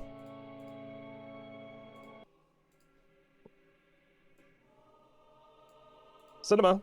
Listening as well, chat. Listening. Don't forget listening. Yeah, I'm playing Madra's OST right now. Yep. Hell yeah. Speaking of crouching under attacks, did you know that you can crouch under his, like, tilt-a-whirl attack? Yeah. Like the one where he just spins like a top? Yeah. Yeah, it's sick. It's really fun. There's also a Twin Knight Death Knight attack you can crouch under, but I think that one's less known. I mean, Tom literally has nothing to do after Midra's gone. By the way, hanging out, dude. He's just doing Yori for fun at this point, you know. There it is. Radon's dead here for Breach. You'll have access to Fios champs right now. Josh here is still in that catacomb trying to get that glove wart. Like I said, this takes a hot minute. This is a huge pressure point that takes just a while. Especially, okay, he does have the door open.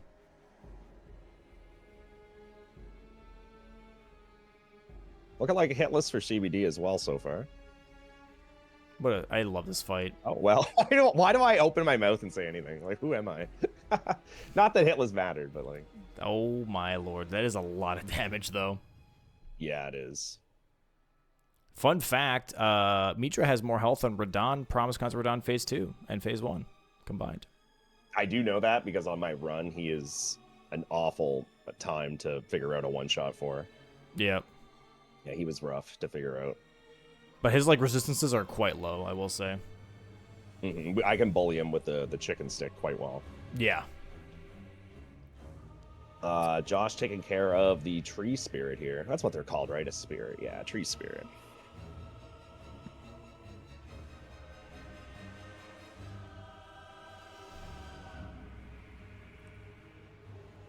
Yeah, Bree's going to see this mark and know that she's sitting pretty. At least a little bit here. Still got some work to do, but, you know, she'll know that she's in a better spot.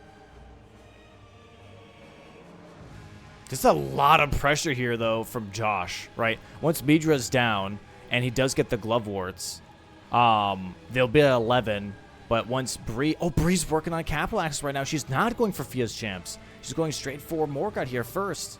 Straight for Morgott. Okay, there it is. There's the Midra. And now Tom can just hang out in the Abyssal Woods. Hanging out in the Abyssal Woods, chat. What a game. CBD is going to be heading now towards Aletta. This would be... Dude, this is so interesting. Holy... Yeah, I think it's still down to the wire here. I think if Bree... So Bree has a deal with DTS and Godfrey, or Goldfrey, and then Morgott. If Josh gets the bell bearings and then goes for Moog first, because that will also give him technically capital access. That's 2 great runes. And she goes for Morgott, it's a Fios champs race. Oh boy. And that means Josh will have to kill Radon first, though. So this is interesting. Yeah, we'll see. I like Bree's ahead. I think she is, but it's not by a lot. And like you mentioned, if he does go for the other one, he only has to do Radon, and if Bree sticks with Morgott, she has to do 3 bosses. Yep. And she's not going to know if he had went for one or the other. It's going to be interesting, like you said. This is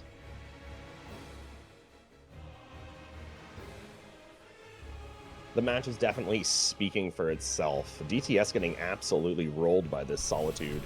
Great sword, though. Yeah, lots of great damage for sure. DTS is so tanky for being like a mid-game boss. I think he was probably the boss I spent the most time on in my first playthrough. Yeah, One oh, of this them guy anyway. took me so long. He took me so long in my first playthrough. I hated Yeah. this fight. All right, very clean from Bree there. CBD is going to be heading into Romina.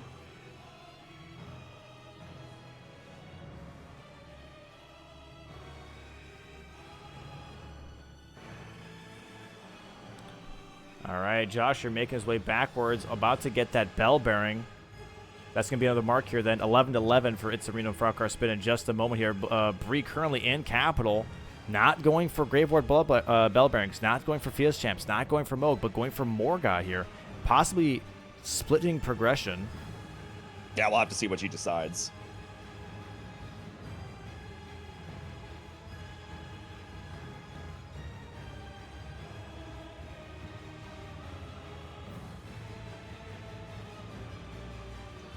You will see. So where's this final pickup at, Domo? Is it just in this room? Is that where it's at? Yep. Yeah, it has to go past here and up the stair. Oh, is it this room? Oh, it's just in this chest. Yeah, Okay. yeah, just this chest right here. Yep, there it is. Huge. And the pickup actually made him duck over the spikes, which is cool. Oh, there's that Memory of Grace here to try and get out. Oh my God. Okay, and now it's like, what do you do? 11 to 11 What do right you now. do? It's. Oh, I feel like you got to do a base game square. So you got to. I feel like the best play for him is Moog, like you mentioned. I think that's probably what he'll pick. Just because Morgott is so much farther away. But that does require Radon, like you mentioned. He's still got to. Or wait, no, not Radon. Or wait, is Moog? Do you need Radon to get to Moog? You just need. How would you do? no, Josh Moog is getting the medallion because he did Vari's finger. Oh. Genius move. Genius move. That's gonna be big. So Bree here, yeah, she's fully committing to capital here. Oh boy. But then it's going to be a race on Fios Champs. Mm-hmm. And Bree definitely has huge advantage there with killing Radon. But is it really that much of an advantage? I don't know. I don't know. Oh my God, dude. This is crazy. CBD taking down Romina on his way to Letta.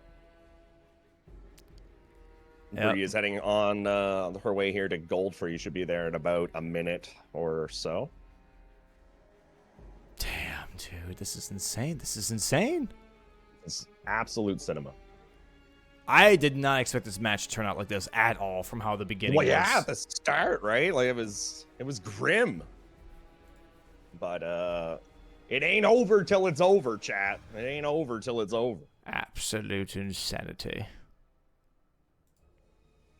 All right, well, let's see how this Moog fight goes. Bree and Josh might be entering their fights at the same exact time. Or at the very least, very close. Bree just has to get past Goldfree. Should be a pretty quick kill, I would say, though. And we have Moog Especially here with the very soon physical for damage. Josh. Dude, this is insane because Josh is not getting sniped either. He's not set up to be sniped. No, he's not.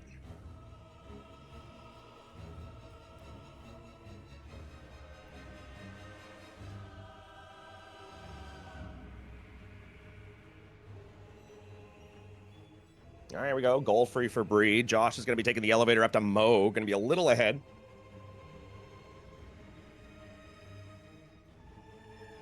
Let's see what the damage is like. Not Not all right. fantastic. Not the worst. Yellow damage. Yellow damage is yellow. If it's yellow, it can Staggers die. well. Remember that, chat. And here it is, Moog now for Josh. Needs a clean one. He's got +9 rotten staff with rot. I mean, this should be. Yeah, look at that damage. Yeah, he's fine. He's fine. We're chilling. We're hanging out.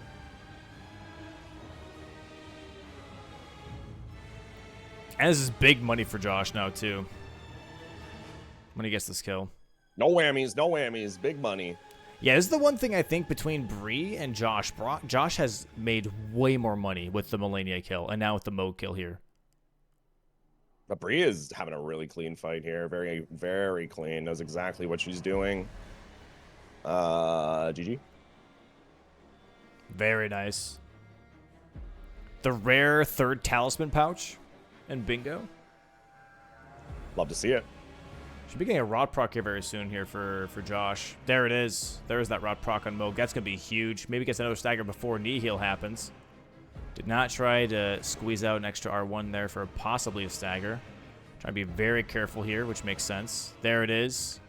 Going now, into Unis. What's going to happen here, Domo, is she's going to be in Morgott when this goes. Do you homeward bone and immediately go to Fia instead, or do you just stick with Morgott and do your thing if you're Bree? I'm really not sure. Josh just had enough healing for knee heal, by the way. He's got to be careful here. That was insanely close. Really nice roll. fight here from Josh, though. My God. Another Good major pivot. here from Tom. Charged R2, well done. R1 follow-up. Oh, stagger. Big stagger, headshot with that R1 follow-up. That's even extra damage. Dude, this is insane. If he gets this kill while Bree is still in the Morgott fight, which he might, he can make his way towards Radon and make up the time that she has on Radon. This is insane. This is actually insane.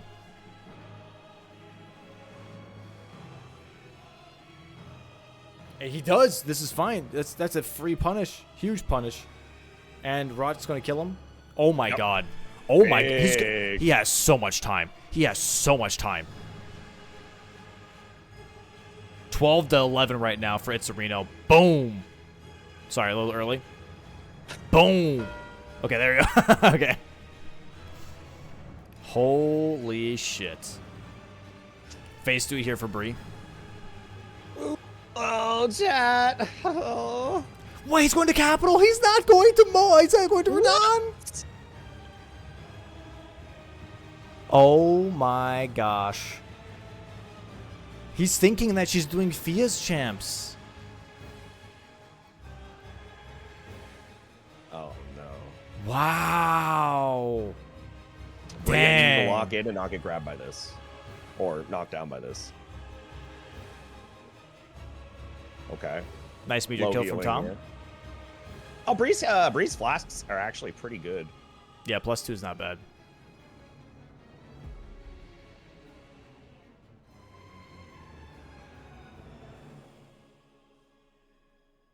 Insane.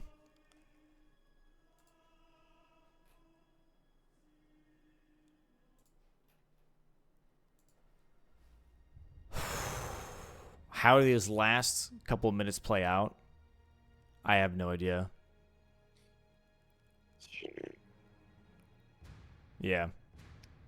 Same. Yeah. Poor Bree doesn't know she has all the time in the world right now. And she just must be feeling so pressured for time. Bro, if Josh was working on Radon instead, I would have lost my damn mind.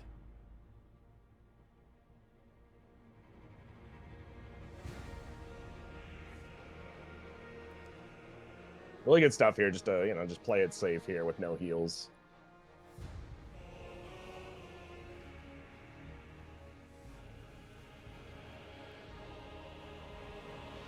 Big R2. Big strafe into the big R2. That's really good. Nice. There it is. There's going to be the mark in just a moment here. Josh has to pivot, quit out or something. Memory of Grace. He's got 480K. 480K down the drain here for Josh. Still not homeward boning. What is he doing? Does he want to do Morgott kill to try and get through Moog sewers rather than doing Radon? Is that the idea here right now? He's dealing a lot of damage. Yeah, this guy is disappearing. But yeah, I'm not sure. He might actually. God damn. I think he's doing it. think he's doing it. Okay. CVD now down here doing Letta. Working on Dane. Has the Dragon Hunter Great Katana. Should be no problem. Dude. Wait, she's doing it too. She's going through the sewers. She's gonna do Moog sewers. Even though she has Radon killed. Oh, because of gargoyles. Oh, that makes so much sense, actually. I mean, for Josh, it wouldn't be that bad because he's got strike damage, but this would be faster still. Either way, Bree is ahead here by a good couple minutes. Yep, 12-12 on the board, currently tied. But FrogCarSpin definitely has the lead here on sewers to try and get access to Fia's champs.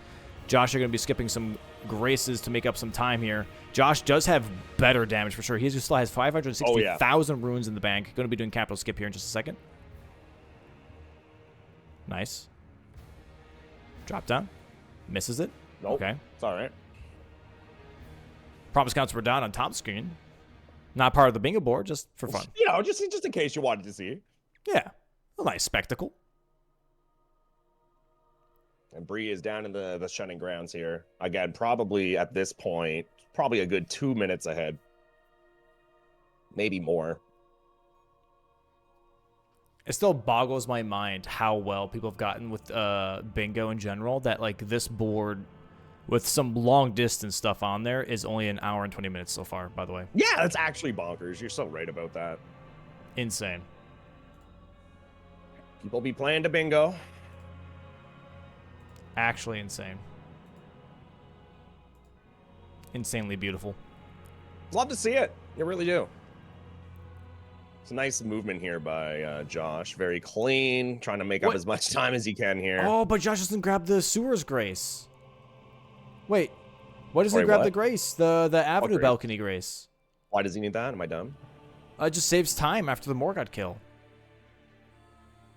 Oh, you mean like why didn't he before killing Morgott is what you meant. Yeah, why isn't he grabbing it so he can port right there to go into the sewers right afterwards? Yeah, he should have, for sure. Nerves. Probably nerves.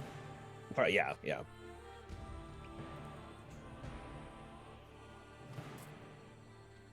All right, CBD now also done. Both our DLC players have completed all of their tasks. And we just have Bree and Josh working on the final square. Oh, man. All right, we're going to have sewer skip coming up here for Bree. Nice. Very well done. Skip. All day with it. And she is going to be heading down to the sewer to fight Moog. Josh dying to some silliness. Big smile on his face. Not sure what just happened there. I missed it, but he doesn't have the grace, and he is back at Capital Outskirts. Domo. What?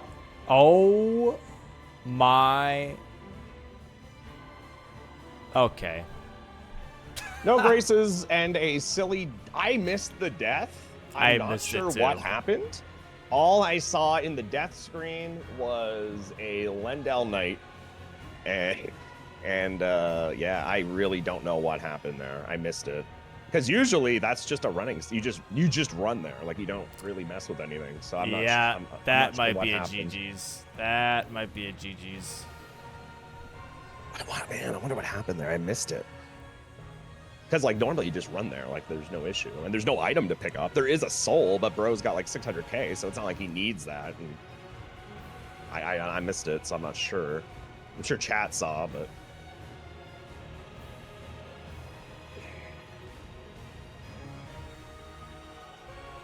Smart by both players in the DLC, just doing practice on the bosses. They might as well, right? We got another game coming up. This is great for Bree here on Moog with a nice physical weapon because Sewer Moog, right? He cannot be statused. So, you know, a little, he's immune to everything. Physical damage here is nice for Bree, actually. Very rare boss where the physical damage is good. Dude, this is actually... Nice Dude, headshot. that Josh went all the way back to Capital Outskirts is insane. Yep. That is probably the biggest run back I've ever seen. That's like if you know that happens, it's GG's for sure. That's like a 6-minute loss, probably. Maybe a little more. Yeah, it's a A lot. little That's less. a lot of Maybe not time. 6. It's A a lot lot of of time, time, though. though. It's a considerable amount of minutes. Yeah. And I'm sure you guys don't need us telling you guys know. You guys know the map. It's not ideal. You guys know the map. You guys know. Quick work of sewer moke here from Bree. Couple hits left. Josh making it back into the capital here, calling the elevator.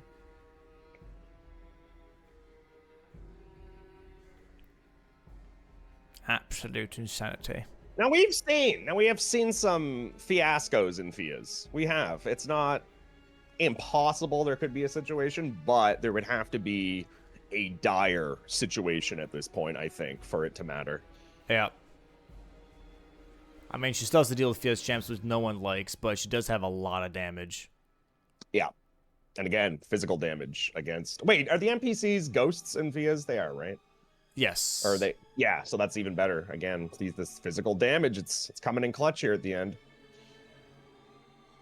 I think they can still be a status, though, I think. Oh, they can. Okay, cool. Yeah, same with like the ghosts in the DLC, like Black Gel Knight, because that's technically a ghost, but you can still bleed him. That's a lot of damage there on CBD screen. It was a lot.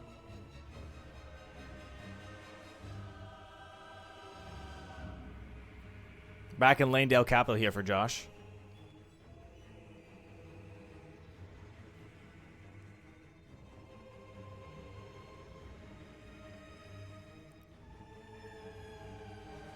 All right, there we go. Nice Lanedale Capital skip from Josh. Yeah, going from a game that looked like it was over 20 minutes into an hour and 25 square banger, chat. Just unreal.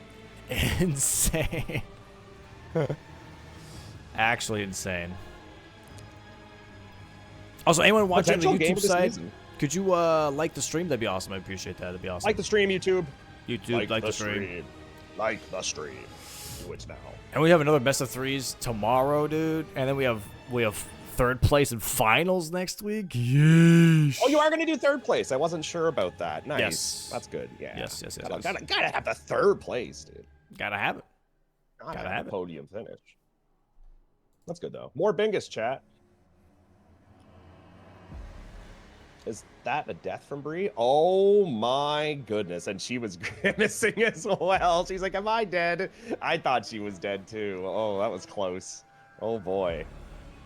Josh here rushing through the capital right now. He is so far behind though, at least 6 to 7 minutes. 6, 7. Yeah, 6, 7, something like that. I figured it would be pretty rough. Get up there, silly tarnished. Thank you. Josh having a little issue climbing up that wing there. That's weird. Yeah, the archer guy, he blasts him in his arm. As you can see, that thing is still impaled. Yeah, I didn't even see that. Yeah, that's true.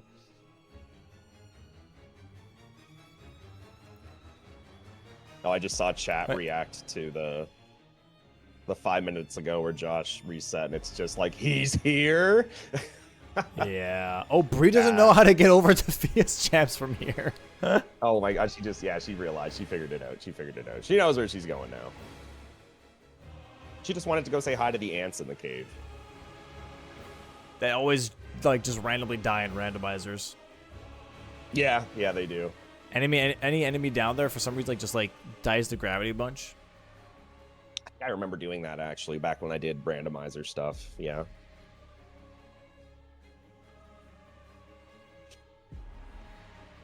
We'll see how fast this goes, dude.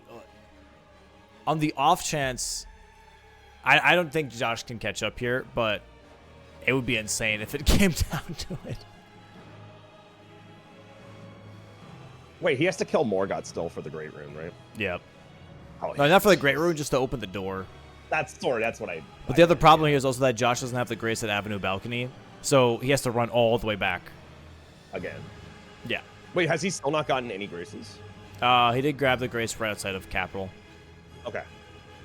But still, yeah, he has to, right, okay.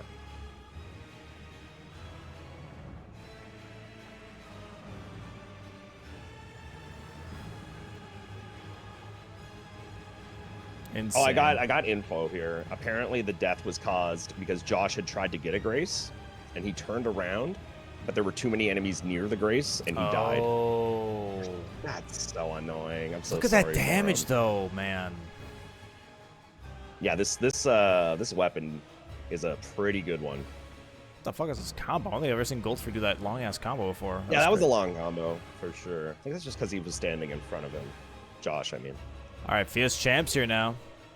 Wow. Here we go.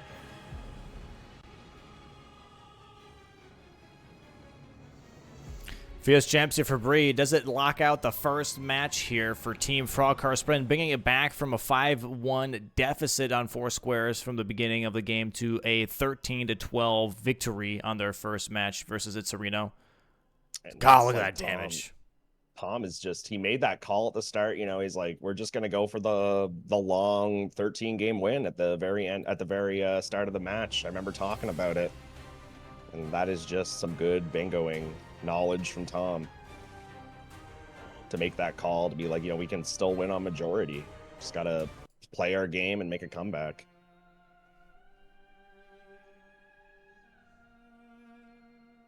So out of all of the FIA's champions, which one is the big worry? Is it the guy that spams the magic? Lionel, Because yes. like that's the guy that's an issue. Okay, That's like the when big I man. do this fight, he's the most annoying one. So I just assume that that's probably the case for everyone. Nice dodges there from Josh, by the way. Just like strafing around Yeah, Morpeth's attacks there. I remember when this game came out, Josh was like one of the first people I remember being really good at this boss. Like good. Like I remember him being one of the first people that like put time in. Yeah. I remember watching him fight it and being like, wow, like this guy knows how to fight this boss. So he definitely knows what he's doing. Throwing kukris to keep up the stagger. She's got to be careful here. He's got a lot of HP. Okay, Lionel's playing very nice here, though. Yeah, he's just hanging out, isn't he? Yeah. Oh, the damage is still really good, though. Slicer, get out of here, dude.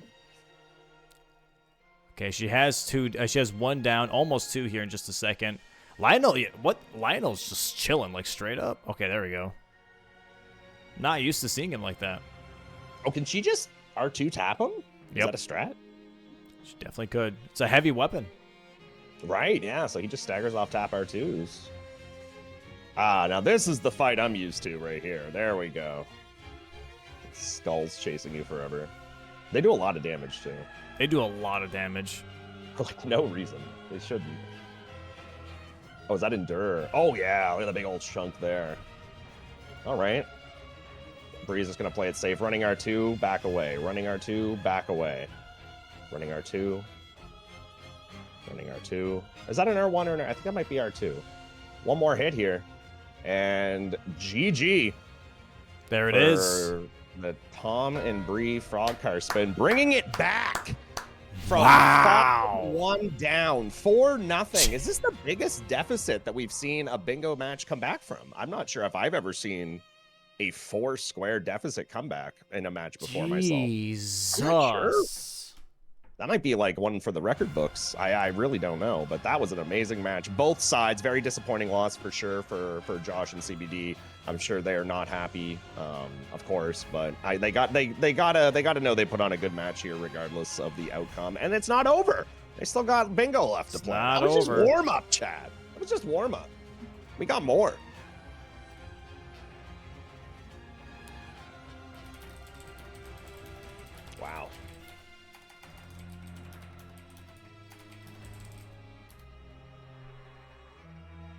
Wow.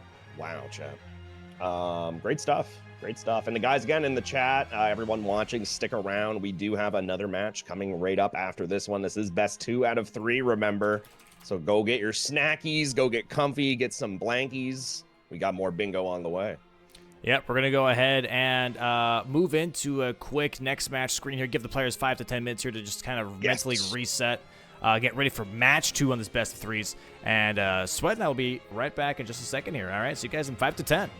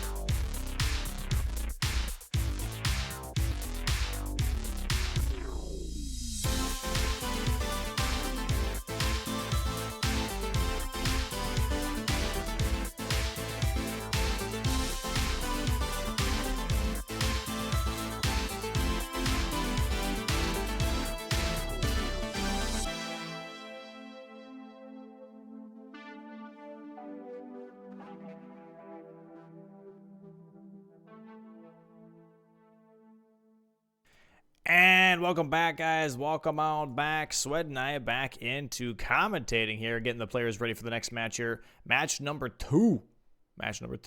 How are we feeling so far, Sweat? How was that after that first match? That was a doozy. I mean, honestly, Domo, like, I don't really, like, how could it get better than that last match? Like, oh my goodness, that last match was absolute cinema.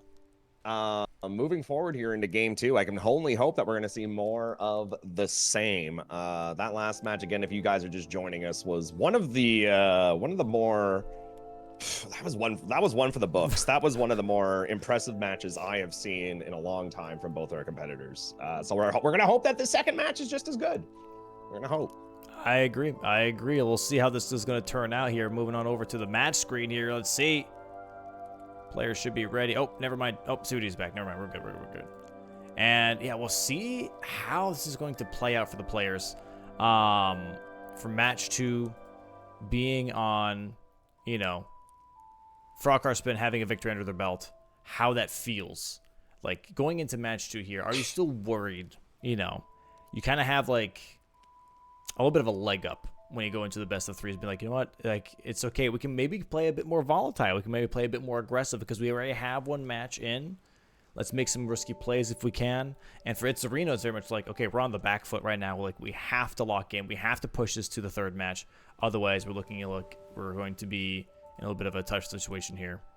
Yeah, and you really, like you just mentioned, you really gotta stay in that clear mindset if you're Josh and CBD right now. It's like, man, we were just up 4-0, 5-1 at the start of the game. How do we do better than that? Like, how can we, you just can't get in your own head, even though you probably feel like you probably should have had that last game. Cannot let that get to you. You gotta, this is a brand new game, brand new board, brand new situation.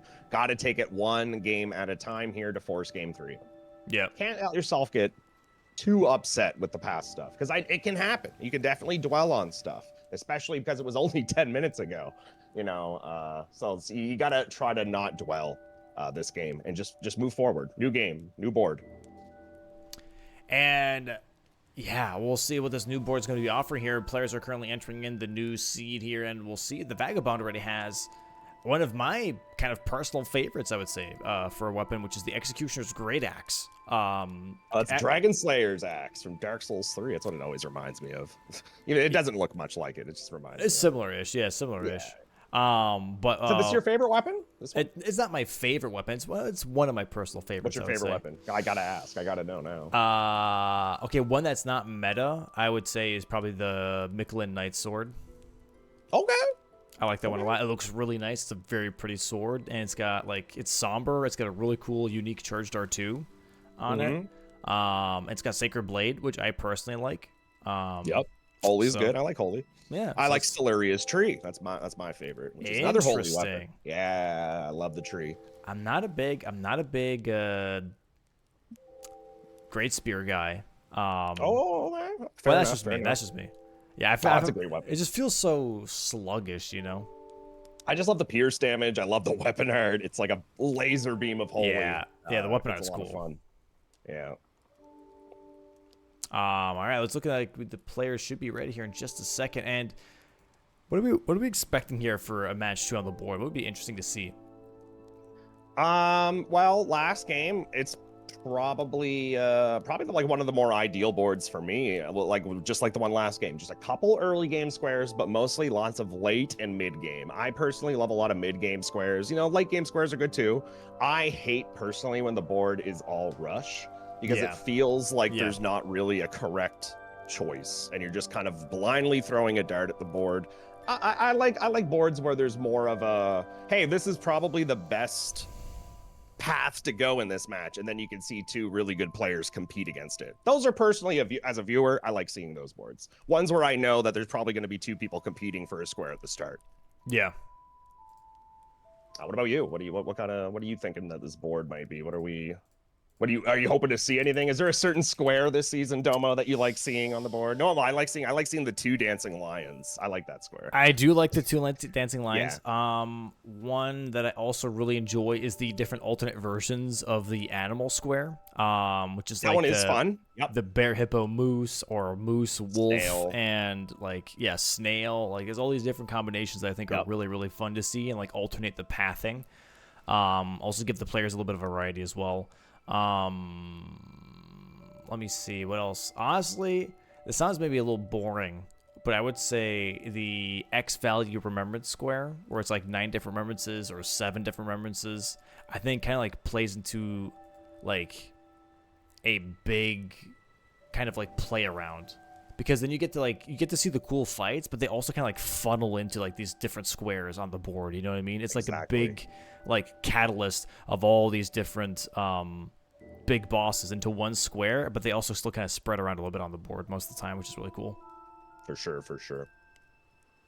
So yeah, we'll see if that happens here. Players should be ready, and we'll see how match number 2 goes in this best of 3s. FrogCarSpin currently on the offensive with their first match being over, being done, and we are having a 5-second countdown here.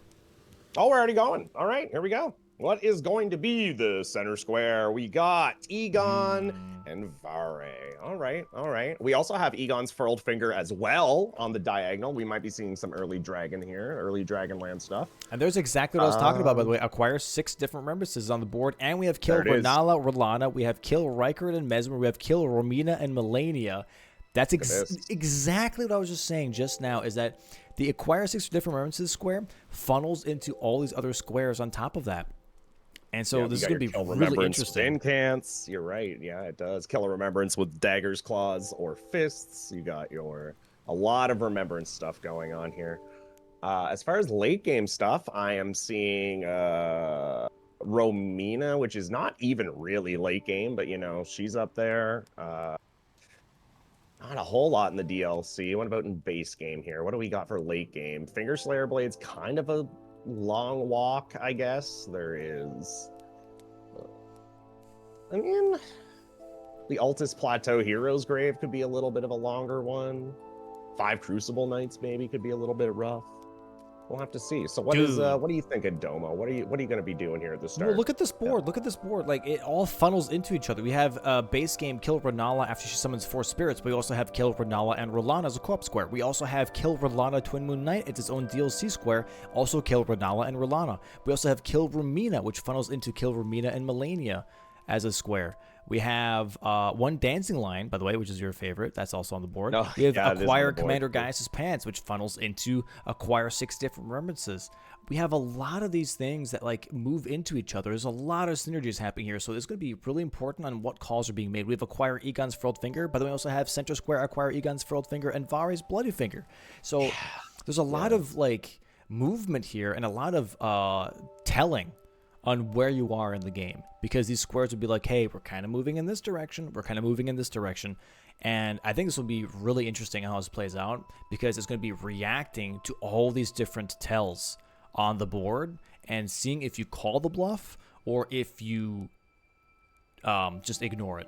This is going to be... That's actually a really good point. This is going to be really a reaction board, like you mentioned. This is exactly... Your opponent's going to do something, and like Domo just said, you're going to react to it. Are you going to call the bluff on what you think they might be doing? Or are you going to continue with maybe what you're doing? 30 seconds here before they get going. And as far as center square and top right corner with the dragon synergy, we also have a couple other things. You have transformation, which maybe could grab a painting from up there in Dragonland. But other than that, I'm not seeing a whole lot of other stuff in Dragonland except those 3, unless I'm missing something. But it's just those 3. So maybe we won't see center square go as early as I thought when we first saw this board. Either way, though, we're off here. Looks like CBD might be a little bit of ahead, but that's just some lag. They're probably at the same. Oh yeah, because Tom did lag a little bit before. Let me just reset real quick. There's a little bit of a lag, not too much, but just a wee bit. Let me fix some right up here, just a sec. There we go. That's true, chat. If you have a Prime subscription, make sure you are using your Prime subscriptions in the chat to avoid those nasty ads. Free subs, chat. Free subs. And doesn't necessarily have to be here either. Go ahead and check out all the players. Go ahead and check out V-Sweat, who played as well in Bingo Season 5. Go ahead and check out your favorite content creators that have competed in this tournament. Give them a follow. Give them a subscription if you like. And I appreciate the support overall. Doesn't matter if it's on this channel. Doesn't matter if it's on anybody else's channel. Just appreciate you guys enjoying Bingo. And yeah, bring you guys more entertainment. Seeing Tom get Blade of Mercy at the start here. That's like a late game talisman that you get that talisman if you know you're going to be doing a lot of killing. Yep. So we see him taking a Yep. second, picking that up. That's going to save some time overall in the match. And like I said, this is probably going to be a late game match. You know, there's a lot of kill stuff. So taking a few seconds to get strong at the start is never a bad idea. Great movement here on Mountainside Skip from Tom. And we see here CBD not going for that right away, but going for Savage Lion's Claw first, and then also checking possibly the Great Katana check here. That did work out for him last match. He did get Dragon Hunter's Great Katana there for that check. So hopefully he gets another good pick here again. There are some bad katanas that you could get here. Serpent Bone Blade. Yeah. And what's the other one? Starlight Sword is not great either. And that's the one he just got. And I am cursing CBD today, apparently. Every time I talk and open my mouth, something awful happens. We're going to check round table here. Yeah, we're just going to find something good here. Take a quick Ganda. A quick little Ganda. We got Rotten Great Battle. Katana. Ooh, Christmas has come early. Yeah. Rotten, I wonder if Rotten Great Hammer with the cold might be, dude, that's Rotten like Great one of my Axe, favorite you mean? weapons. I think that's Great Axe. Sorry, yeah, dude, I love that weapon. I like that weapon a lot too. Yeah. But, you know, it's Great Katana. Great Katana is pretty much unmatched. And the reason Great Katana is such a good weapon and such a good weapon class is because the players, us, we have the ability to control what type of damage we're doing. On top of it being just a really good stagger weapon, you can also control what type of damage you're doing by doing crouch attacks with pierce or rolling attacks for pierce damage. Tap R2s for slash damage. Again, it just builds poise. We got status on it. It's just an absolutely amazing weapon. Cannot go wrong with Great Katana. We see CBD leveling it up here, and Tom also going to be leveling it up, grabbing all of the stones at the moment. Sorry, Tom grabbed Great Katana. Yes, he did. Okay. And we'll see here the Josh picking up the Greatsword check here currently in Limgrave to see what's up. Oh, it's a legendary Golden Order Greatsword. Not too great. Not sadly, too great. even though it's in the name. And Bree here just going to be committing to the Lord Soren Straight Sword, by the way. Or I think Greatsword, actually. Lord Soren Greatsword is my first playthrough weapon. I use this Really? thing. Yeah. With pretty the solid. with the holy buff on it or something. Oh, nice. Yeah. For me, it was the Hook Claws. That was my first playthrough. Yeah.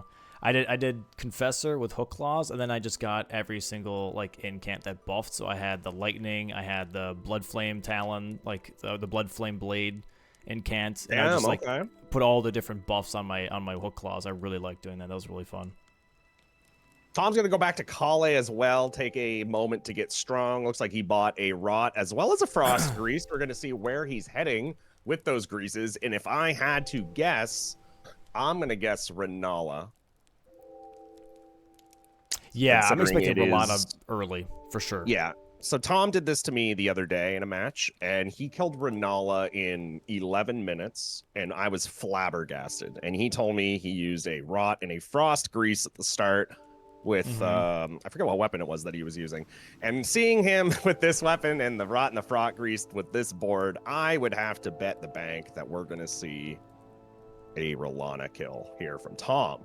CBD still heading towards the same direction, however, just a little behind Tom. Tom with a little better movement early on. I guess CBD also did do the Great Katana check, which put him back a bit. Bree grabbing the whetstone knife here just in case she needs it for future stuff. And Josh already in Liurnia, maybe starting to work towards Varia's finger a little bit, or just grabbing money. Maybe just grabbing money. Or just starting the dialogue. I'm not sure. Nice strafing here on those flower attacks. Very nice. Oh, that was really clean. Those lasers can really do some damage. Yep. Yeah, Fort Reprimand already here for Tom, and we're going to see CBD doing the good old TLEA skip here as well. And everyone just kind of prepping right now because, yeah, this board has a lot of killing and just a lot of prep, I would say. There's nothing really worth rushing here off the rip besides Rolana Twin Moon. And for base game players, something that you could possibly rush here. Let's see. Anything specific? Honestly, just Rolana, That's the big thing here. That's where Tom's heading. And I just saw him pick up Fort Reprimand. You might be wondering why he went there and didn't loot anything. And the reason he got that, chat, is for the 3 DLC Spirit Ashes, as well as, maybe he needs some money later. I doubt it after killing Rolana. He's going to have a lot. But There is three DLC ashes on the board, and he's going to want to come back and pick up that spirit ash after the fact of killing his boss here. And yeah, he is beelining it right now. He's not even going to go to Dane's Grace. He's going to go right there. And CBD is going to skip Fort Reprimand altogether.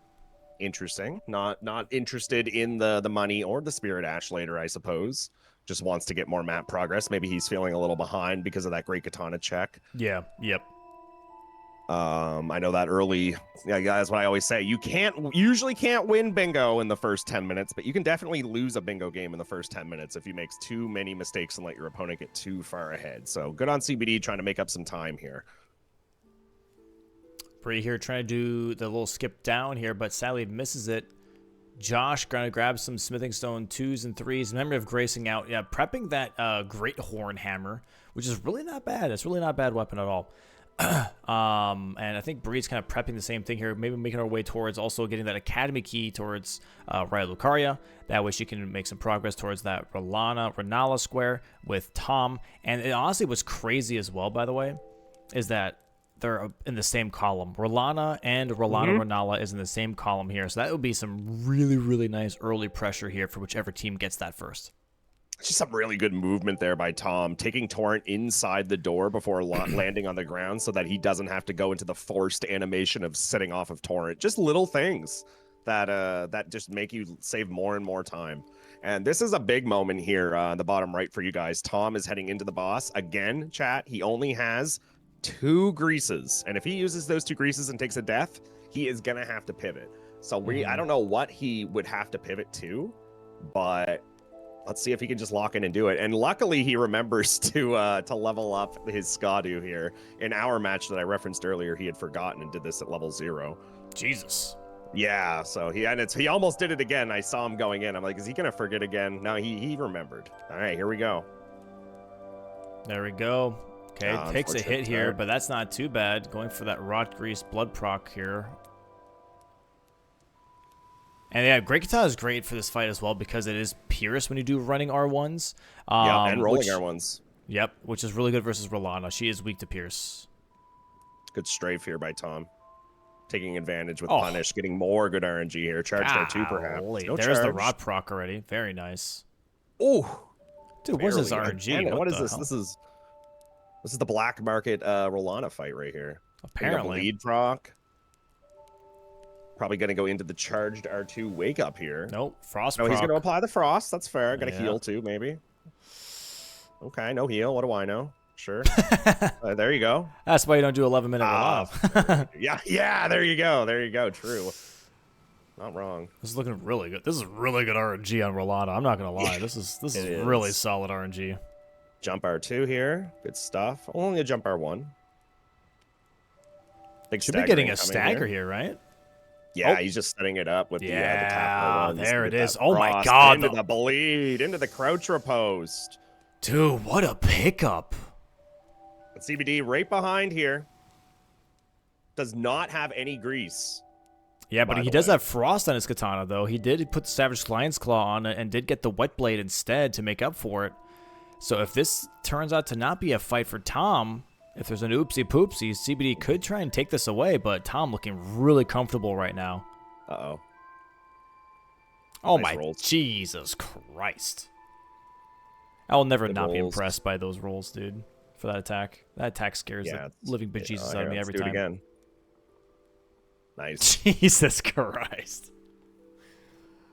So if you roll to the left, her right, it's pretty consistent. And this is just going to be a really good pickup here at the start for Tom. And CBD is going to see this a grimace. I know I would. I would definitely hate to see that this early on. That is a 10-minute kill. Oh, but look, Bree's behind. Josh is already on Red Wolf.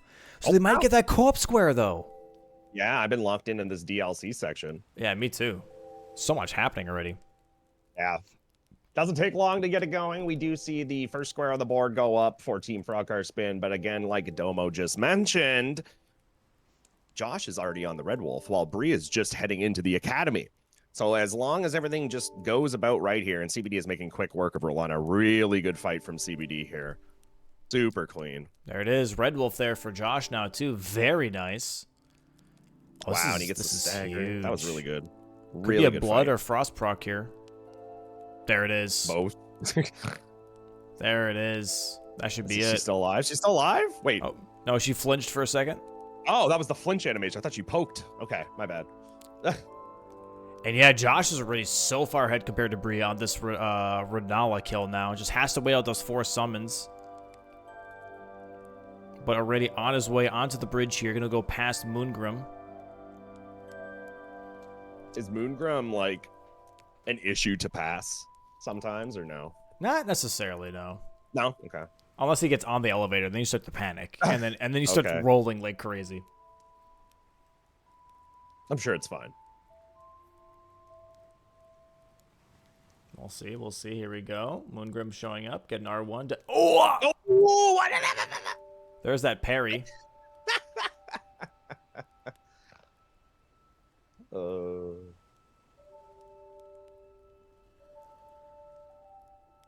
It's funny. I was going to discard the shield because that was a gravity kill. True. True.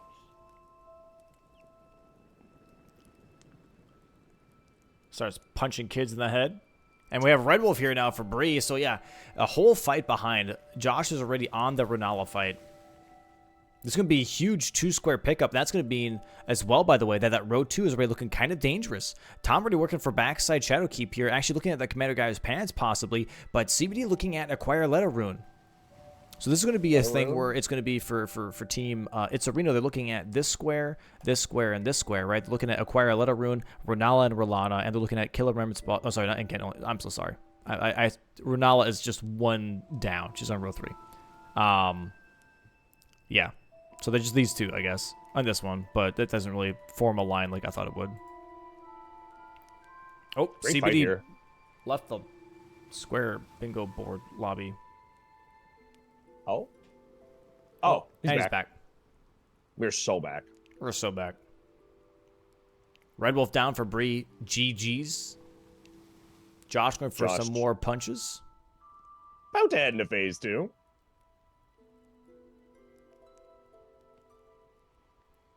Yeah, so this is interesting. This is already really interesting, is that Tom's already having a little bit of foresight, being like, you know what, let me go for Commander Guy's pants. It's going to play into different remembrances anyways, but also, just in case we do not get that row 2 activated, I can go ahead and already kind of preemptively block it.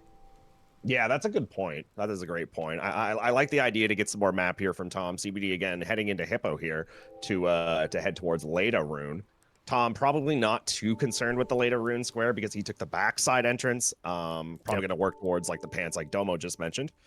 So both teams after the start going after the same square is going to be going to different paths for the bingo board here. And dude, the Renala fight is going so quickly already. There is 1 summon already down for Josh. He's currently already in phase 2 here for Renala. 2.5 if you will. There's a second summon already. The Dragons here. Another stagger, by the way, on the Hippo here for CBD. Going to be getting another proc here, potentially. Frost proc already on the Hippo. Going to go for another charge dart too. That's a big damage. After that Rolana kill, he has so much money that he can actually deal a crap ton of damage here. Also is running blue Dancer Charm, I believe. Yes. And there it is. Third summon here for Josh now. Death from Hippo. CBD accidentally blocking, I think, an attack. And then he wasn't able to get out of that animation, I think. And then his heal was a little late, so he couldn't roll the attack in time. It was, I think that's what I saw. I could be wrong. Josh waiting out the summon too. Oh. Keeps getting smacked. He's just waiting for that last summon. Bree currently in the fight. There's the last summon. There's the R1. Blood Out Knight, look out. Wow. And there is 2 squares now on the board here for Team Itzerino. 2-1. That's who she's done talking. Wow. Big pickup. Big pickup. Bree, sadly, again, on the early game, getting sniped. But this is still a remembrance. Stay in this fight, though. Yep. You're gonna stay in this fight, get this fight done for your remembrance tally. It's all right. Again, she's not giving any info to her opponent, so I mean, it's it's a little bit of a win here for Bree still. CBD heading into phase 2 of Hippo. Very nice stagger on the transition, getting some cheeky R1s in before the riposte. Well done. Going to be doing a charged R2 wake up here.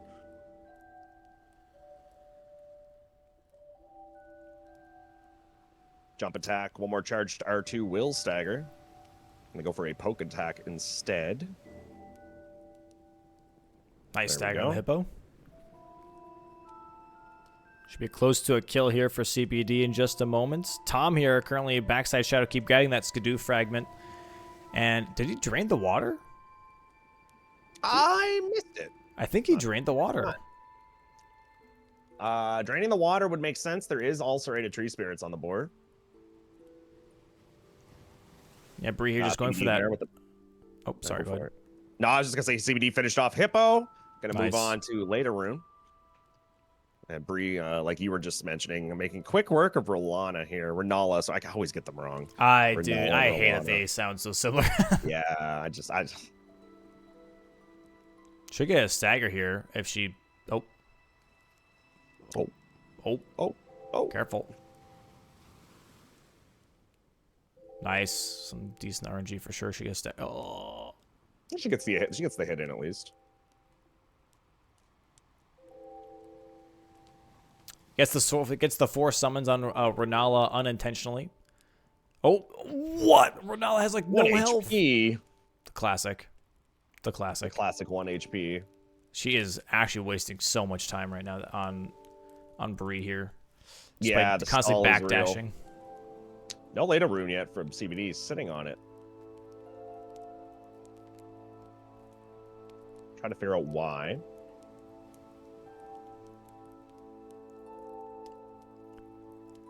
Not sure why.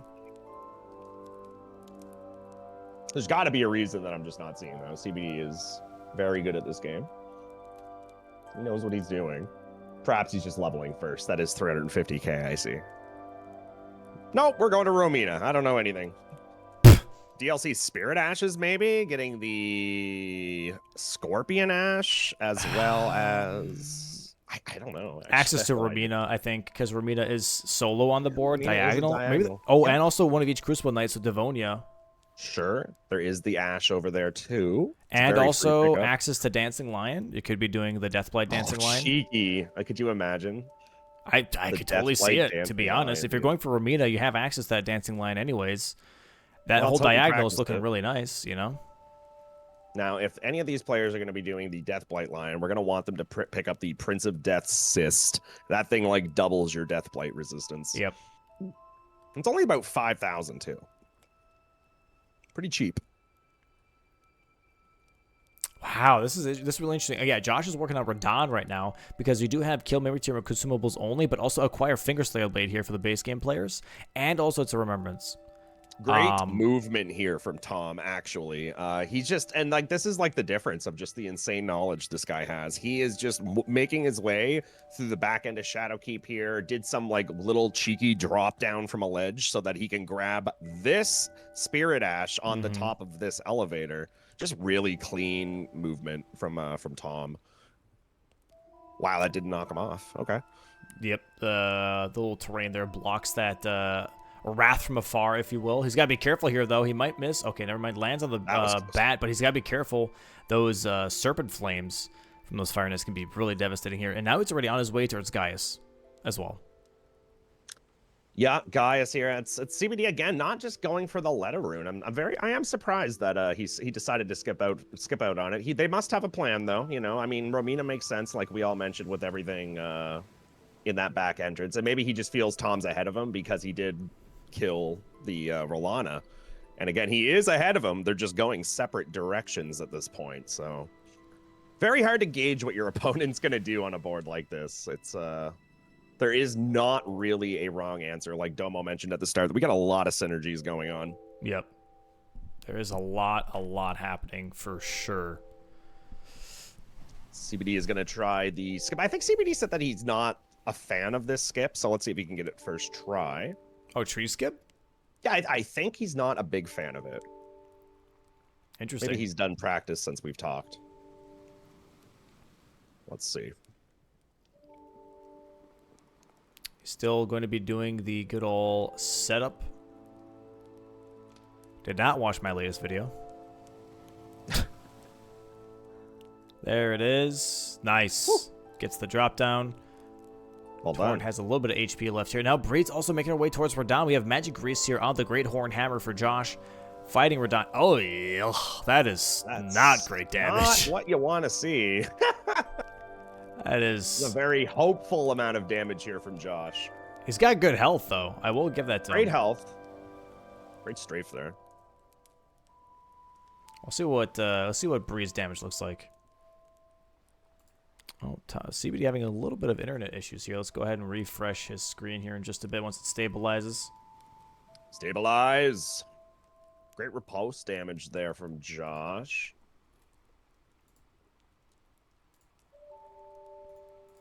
Not sure what's happening with CBD's footage here just yet. Oh, there we go. We are back. Refreshing here, too. Refresh, refresh. Oh. Everything is fine, surely.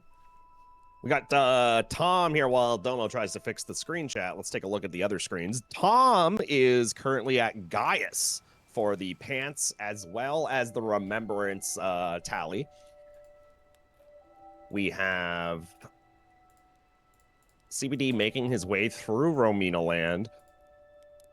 We also have Bree is hanging out at the round table. What is Bree doing at the round table? I'm actually not 100% sure at the moment. Oh. It looks like everyone's paused at the moment. So what's happening right now is the refs chat, I think, have told everyone we're not sure why, or I'm not sure why, but the refs have told everyone to pause while something is happening. I guess That's why because you could CBD's see footage was freaking out too much, they told him to pause. Fair enough, fair enough. So there is, I've chatted, if you guys don't know, there actually is a way to pause Elden Ring. I know, you guys probably didn't, maybe a lot of you guys didn't know this, but if you have to remind me, Domo, I think if you open the pause menu, go into your weapons and press, I think it's select, you can go into like this menu that pauses your game. You can see now in the top left, Josh is in the middle of the Radon fight, but his game is paused. Yep. And I think Tom's also in a fight because he's also currently on the equip menu. Yeah, you open up your equipment and then there is an extra button that's like, hey, you want more details? And that pauses your game. Very interesting. Very interesting indeed. Okay. Looks like we should be good to go here, I think. Right? Everyone's CBD's getting pestered by these balls. He's like All right. trying to avoid them. There we go. Nice. And we are back. Josh trying to lock back into this phase 2. He's gonna probably have to deal with the blender attack here from Radon, I would imagine. Ooh, Tom's got to be careful here. He's one hit currently on Gaius. There's a stagger. Huge stagger. Maybe he's allowed to heal after that. Stagger. Right. Just gonna run away here on Torrent.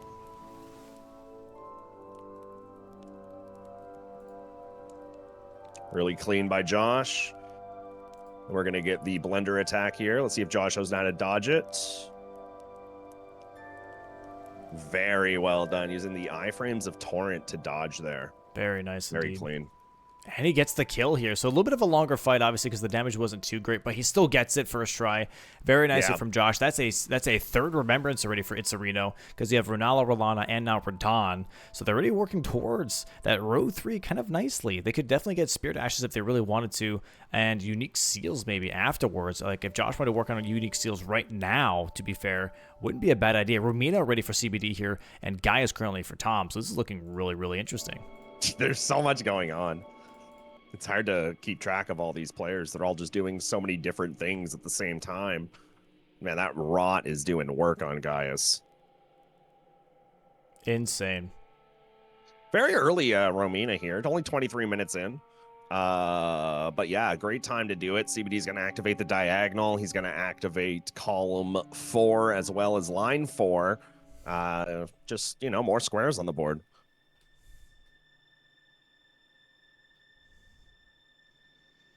Wow, we'll see. 3 separate remembrances right now on the screen. Yeah, and we'll see also like what Bree's damage is like compared to Josh's here in just a moment as well. There it is. Gaius now for Tom. That is 3 different remembrances for Team FrogCarSpin now as well. This is going to be their 4th remembrance in just a moment here once Bree's done with Radon. Romina right now here for CBD, though. This is going to be a nice one-off as well, by the way, because of that diagonal that they're kind of building here with that Romina right here on her own, which is huge. Bree is doing a lot more damage with her Frost. Oh, that's for sure. That is nice. Gonna get a stagger here and a couple more R2s. Damage is definitely looking a lot better here. Does she get the riposte here? I feel like getting the riposte here sometimes is really awkward. There it is. Oh my I agree. God. And the Frost. Charged R2 here before he flies away. Even there's Commander Geiss's pants for Tom, by the way. Marked 2 for 2 right now, tied. So now this is a little bit not, I wouldn't say like an unfortunate situation for CBD, because like I'm sure CBD was going for Romina because he was worried about Tom going for it. But now, since he knows that Tom wasn't going for this gives a lot of information to Tom. And someone like Tom can use this information to come up with very strong strategies about what squares to go for. So CBD now forced to mark Romina at this time. This tells Tom, guys, that, hey, I just went all the way to Romina land and I fought Romina. And I haven't really done anything else. So Tom could use that information to come up with a sneaky play here, perhaps. Let's see what happens. And again, like I mentioned, this shows that he also has access to Devonia, which is kill one of each Crucible Knight. Also, that he's got access to a Dancing Line right now, which is the Deathblight Dancing Line. So both of those squares are like, okay, he's got priority pretty much on both of those. That's a little terrifying. And if anything, acquiring Egon's Finger and Varia's Bloody Finger might be the best play here for FrogCarSpin to try and get rid of that threat. I'm wondering if Tom's heading towards Dancing Lion right now in Bellerot. He is heading that way. He might just be grabbing some Skidoo, but he is torrenting in that direction. And it looks like CBD is going to activate Dragonland, just like Domo mentioned. Probably going to be activating, Egon's Finger. We got use a transformation that's a little bit out of the way up by Bale, but, it's up there too. CBD still sitting on Leda Rune, not cashing that in yet. And honestly, that is a great thing to sit on. It's kind of a dead square at this point. Mm-hmm. He's got other stuff that he needs to worry about. So this shows like the prowess of CBD's bingo abilities, being able to sit on a square that's like, hey, you could literally go get this square in 2 minutes, but CBD's like, no, I need those 2 minutes to go do way more important things. So like as a new player, you might just be sucked into going and cashing that in right away, but having the ability to hold that in a high pressure situation, it's really good, really good to see.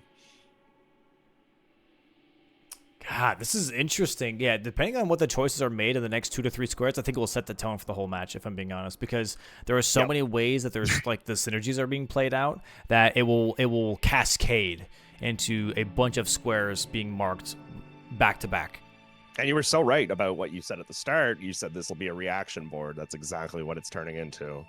CBD just getting the grace, gonna go do other stuff. Fair enough. Maybe he was just getting some forward progress while he was thinking about his next move. That's always a really good thing to do. And it looks like his next move is going to be... I don't know why he's here, actually. I think he went to the wrong place. Actually, don't know why he's at this grace. We'll see. I think he's going for Dancing Lion. I think he's going he's going to go for the Deathblight Line. No, don't do it. He's going to do it. I think he's doing it. No, chat. And that's a big move. That's a big move. This is a tankier Dancing Line for sure. But I think he maybe gets here actually a little bit quicker than Tom does for the Bellerot one. Cool path. I don't know. Here. I think this is a bit of a gamble here from CBD, to be honest. Because I would agree. This is a massive gamble. I don't think that this is very well timed out yet. It's not like you don't know like how much time it is difference from going to Bellerot than doing this Dancing Line. No one's really done this. This is why I really wanted this square and I wanted this option. Is because I've done this and it's bad. Trust me. Now we get to find. Besides the fight being tough, now we get to find out though, like how much time do you? Tom dies. Tom, what are you doing? Wait, how far back does Tom go? Probably all the way to Moore. I would have to imagine. That's a Moore reset. Oh yeah, bud. Oh yeah, bud. Oh wow, yeah, that's a big death. That's like a 2-minute time loss almost. So CBD does not have the cyst yet, and I am very worried. He's not getting it. Oh no, I don't know, dude. Didn't have no enough armor money. either because it's CBD and he doesn't believe in armor. Dude, this Deathblight is gonna be, dude. Oh no. Whoa! He got shot mid MLG Golem 360 no scope double tap fakey ladder stall quad feed. We do see that Iron Golem has been practicing on Battlefield 6. Recently came out. When are you getting Battlefield 6, Domo? You need to play with us. I play like all the know, time, dude. I It's so know. fun. So many people in chat have it. We just play in our own lobby. It's so good. It's Oh the thing, my it's gosh, it's this like Golem is a Battlefield menace. 6, Arc Raiders just came out. You know? There's a lot of stuff coming out. So Yeah, many it's all games good. coming in. I'm still mega bonking, bro. He's bonking. All right. It does look fun though. It does look fun. It is. It's a good Oh, time. both are, Tom dude. having Both are some- pretty much in sync. The base game players here are both going for Mimic Tier, by the way. Both in the same exact area right now, right after the Radon look fight. At that. Synced up. Yeah, look at that. Like literally 2 seconds away from each other. Looking at possibly Finger Slayer Blade here, but also Mimic Tier consumables only. Do they have the recipe? Do they have, or the Kukris? Like, what are they looking for here? And here we have, dude, look at this dancing. Oh, okay, dude, look at that damage. Like, tell me. Yeah, but now the fight starts, Domo. Okay, but tell me this is not faster. I'll tell you that once this phase starts, and then we'll. Because honestly, what you can do, especially with these forgs, is a lot of them you can like kind of what would you call it, like second hand. Okay, well, I literally that's have no his reaction, fault. That's Domo, his fault. because- That's his fault. He should have moved away. No, it's not. This boss Yes. is awful. No, he knew it was going to be Deathblight, and he knew it was going to be all over the place, and he tried to just like hug it like crazy. That is silly. I'm sorry, but that To be is silly. fair, the way that the Deathblight works is that hugging it is the strat because it clouds outwards. Staying close is the safe play. Rolling away is bad with this fight. Also, he should get the assist. It's only 5,000. He should get the assist. Everyone should, if you're doing this fight anyway. What I would do is I close would to the back Deathblight. off. I would back off, and I would one-shot the frogs because they all would come towards you. Oh, Anyways. you want to One- fight the frogs? I see Yeah, what you're one saying. charged R2, Yeah, you yeah, take him out. Sure, yeah. Actually, I don't even know what this skidoo that he's at, if it would take him out. Maybe it wouldn't. I don't think he's No, a very his high level damage of is skidoo. really good. His damage is really good here for I sure. think that was just the frost and the bleed, wasn't it? Because like he's weak to pierce, so he is getting a little extra damage, but like, There's yeah, the no, that's frost. pretty good. That's pretty good damage. Yeah, it's not bad. Okay, again, well now phase two Tom's that here. dancing lion though. Oh, CBD's got to man. get it this attempt. Yeah, he's got to lock in. He really has to. This is really, really important here for Team Itzerino. They might actually get an extra square here as long as he locks in, doesn't get that death blight. There it is, though, the one shot here for Mimic Tier, consumables Wow. only. I Very think nice Josh here was from just Bree. buying daggers, and now he's left it. He's pivoting. Another stagger ready on the dancing lion. Wow. It's big, but now he's going to be surrounded by Deathblight when he comes out of this repose. Yeah, he's got to roll. He's got to roll out of this, or just get the hell out of there. Okay, he's pulling him away from the frogs. Very nice move. Very good. Okay, still no new element just yet, which is kind of crazy, I will say. Oh, huge Big bleed lead. proc. This is really not looking that Another bad. good Here it is. R1. Okay, and Tom just now is entering the fight. Wow. Wait, this is huge. Oh, Deathblight, CBD, Yeah. look out, look out. Gotta be very careful here with the frogs and in the wind phase. This can be a lot of damage. But CBD only needs 2 more hits, Oh my- one more There hit. it is! Frost proc. Massive Wow. clutch. Huge stuff from CBD And there. that's not- Absolutely. Here's the thing, though. That's not a remembrance, though. That is not a remembrance. But and still. Tom is going to take advantage of killing this boss as a remembrance.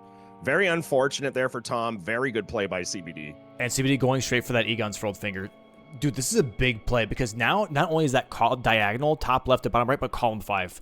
This is going to be so massive here for Team Itzerino. Huge, huge pressure point because center square, you get that diagonal, top left, bottom right, kill one of each Crucible Knight, which he has advantage on because he went for Romina. He has Devonia unlocked, but also Josh is also underground right now with that Mimic Tier, so he can go straight for the 2 Siluria and Ordovis right before Gargoyles. So this might be a really quick bingo line in like 10 minutes. It could be. We'll have to see what happens. But yes, you're absolutely right. There is a lot of Peepo Bulldozer going on potential. Definitely some potential for Peepo Bulldozer. This is huge. Where you just in the lead, and nice use of the weapon art from Tom, getting 3 hits to proc the final bleed there. Good stuff. Holy. Great game here at the start by CBD, locking in, getting that dancing line. That is definitely the play of the game so far. That changes a lot. That's a huge pick for sure, for sure. The only bad thing is like that's like like, sure, it's a remembrance for Tom, but man, that is just map now that he doesn't have that CBD has, and CBD has priority on, like you mentioned earlier, Romina and all that stuff, and now he's got priority on ADM land, and Tom is just not there yet. Dude, this could be massive. This could be actually insane. And Brie right now currently in Celia. I'm not sure exactly what she's aiming for here. Maybe imbued sword keys is what she's currently looking at or working towards. But that is... Okay, she is moving away now. But that is definitely a tough situation right now for Team FrogCarSpin. Again, a little bit behind in the early game. Itzerino having a really strong early game, back-to-back matches here. And really kind of setting the tone early on the board, being like, hey, we are really building some lines here. You better pay attention. You better pay attention. And looks like Tom right now is going for that letter rune potentially and grabbing that and not looking at the diagonal, maybe thinking that it's not that big of a problem just yet.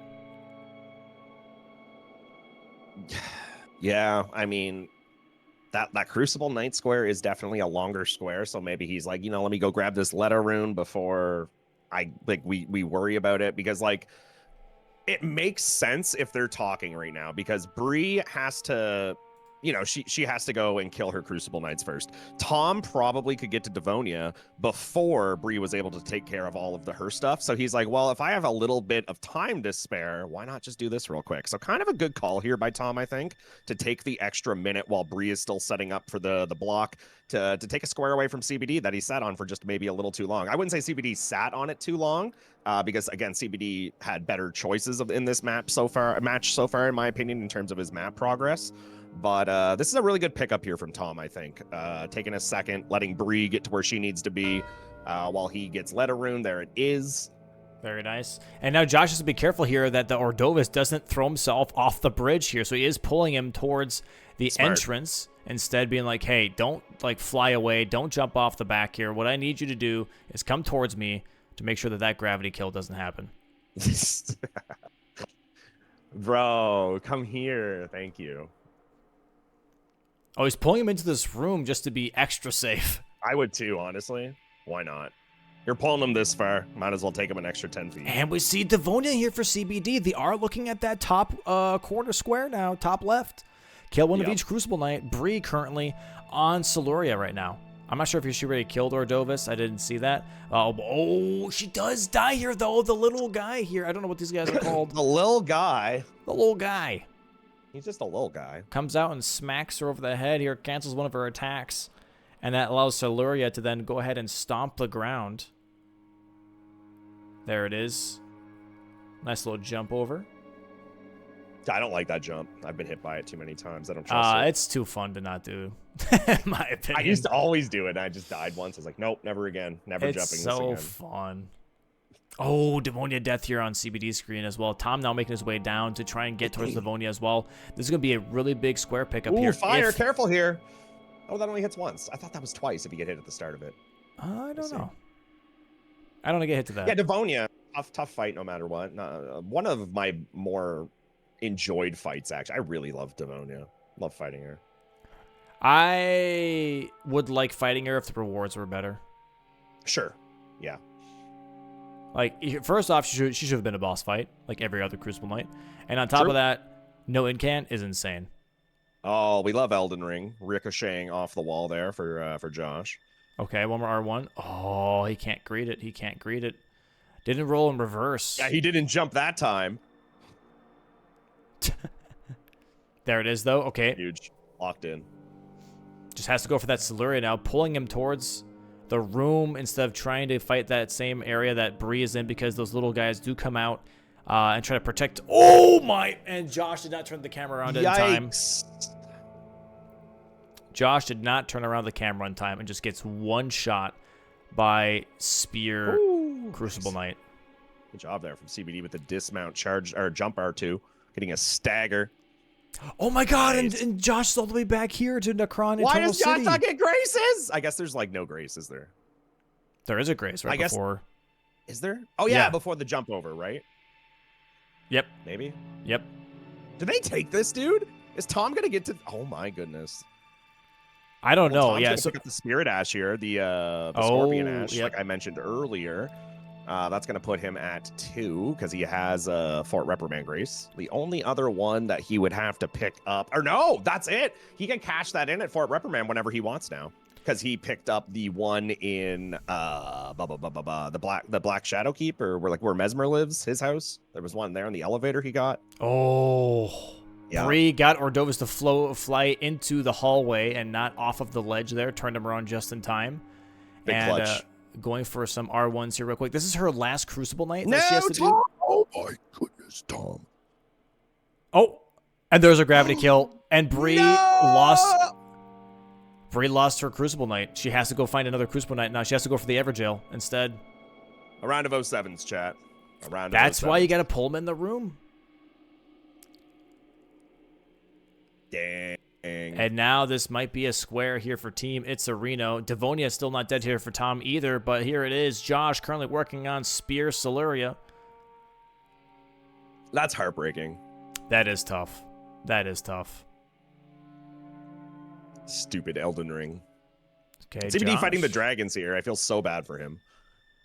Why? Just because this fight's just... It's not that bad. It is. It's actually... Not only is it not that bad, it's omega bad. It's like the worst, actually. And you can't tell me otherwise, actually. I'm doing it right now. What are you going to do about I it? don't believe I don't believe you. I don't believe you. Solaria here for Josh. GG's. Oh, not taking the repose. Oh, but it's there okay. it 2 is. Big pickup here. So, yeah, honestly, even if Bree That didn't matter. didn't lose the Ordovas, yeah, it did not matter because Tom was not done with Devonia. So there it is. That diagonal now looking extra scary here, dude. Bree choosing to take the kill so she doesn't lose her money, and honestly, probably a good idea. It's only going to take a second here. Yep. Egon's And furled it's, finger now. This is tough. Yep, that diagonal in column 5 is looking really tough here. Itzerino really setting a tone on their second match here. Currently, in this best-of-3 match, FrogCarSpin is 1 win ahead. This might be moving into a possible third match for their best-of-3s here between seeds 2 and 3. Very interesting best-of-3 so far. I'm having a great time. Yeah, these have been really good matches so far. This one is turning out to be maybe not a little more lopsided, but like a match like this one, it's exactly what Domo said at the start of the game, guys. It is a pure reactionary board, and what Domo said is what's going to happen is they're going to get a board, and then it's just going to be one thing after another here, and one team is just going to be trying to play catch up. And I feel like that's what happened all game here, is that once something from like your plan deviates because you have to block something, then you're just running around doing squares that maybe you don't necessarily want to do right at this time. And that's what it turns into in these boards. It's kind of tough. It's tough to come back from, especially when there's this much pressure. But we'll see. I mean, it's happened last game. We'll see if Tom and Bree can pull something out here. It's definitely getting a little bit out of hand here. Josh definitely going for imbued sword keys right now. See if he could grab his imbued sword key whenever he needs to. So Josh is prepping that first. And it looks like that Bree's going to be working on Vare's finger here. She did kill Rodan. She's going to move Vare after talking to Enya. Has to go to round table. She has to go to round table. She has to go to round table. I don't know where she's going, but she has to go to round table and talk to Enya, I'm pretty sure. CBD is shutting down column 3 right now with transformation, I think, is what's happening. Does he have the painting already? Did he drop all the way down? I don't think he does. That's the part I'm confused about. Maybe he's going to fight Bale. Why would he do that? Remembrance? No, he's definitely going for... He doesn't have the painting. Yeah. Oh, he's just realizing now, I guess. Okay. There we go. I mean, Ancient Dragon Man for Tom, though. Loss. Yeah, Tom, I think, does have the painting. At least he was close nearby to it, though. After the letter rune, he might have grabbed it real quick. I'm not sure. Yeah, I'm not sure either. I want to say he hasn't. Good R1s here from Tom. R1, L1, cancel that animation. Very nice. Also, here's one thing that I learned, which I really like to be able to cycle Ancient Dragon Man, is that when he does one R1, when Ancient Dragon Man does an R1 and you hit him and stagger him out of it, he will 99% of the time do an R1 again because you cancel him out of an animation. And so you can keep repunishing it. There it is. Oh my god. Nice. Tom not healing, instead just going for the aggressiveness and it pays off here. Moonvale on a Saturday? Are you a Moonvale enjoyer, Domo? No. Nah, me either. Not a big Moonvale guy. Don't like it. Never understood it. So, I don't know. There was a match I was watching last night on CBD's channel, and he was using Moonvale with the cameo. Is it Rolana's cameo or Taker's cameo? It got buffed recently. Mm-hmm. So now I think it's only 1 second to charge up Unsheath, and you get 45 extra % damage. 45! That's ridiculous. Not Taker's cameo. You mean, Rolana's cameo. The one in the DLC? Yeah, that one. Yeah. Taker's cameo is, the Rykard one that, like, you heal on kill. Oh, right. I'm trying to remember what the one you're talking about. I know what you're talking about, but I forget what the name is. It's right beside Moonrithal. Yeah, like yeah. Moonrithal's little house. Like I just don't remember the name of the talisman. I'm trying to remember. It's like I think it's Rolana's cameo. It's something like that. Yeah. Pretty sure.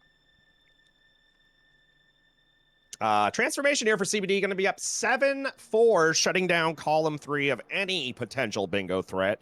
And I think that is all the bingos taken care of. Now are officially in a majority game for FrogCarSpin.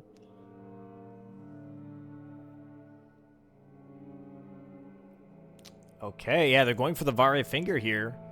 There's the transformation in just a second. Tom here, still going for the finger, though. There it is, transformation being marked by CBD. Now 7-4 currently for Itzerino. They're currently 3 squares ahead and have a diagonal threat, top left, bottom right, column 5 threat, and also now slowly working towards that row 4. So they're slowly just like... yeah, very much, they got a lot going. So much pressure happening. And it's hard to even say what the mistake was for FrogCarSpin this game. Like, it really doesn't feel like there was one. It's just, like you mentioned, like it's kind of a reaction game and then the snowball. Yeah, I don't really feel like there was a terrible play or a fiasco, really, that happened at all this game. It's just the way it went.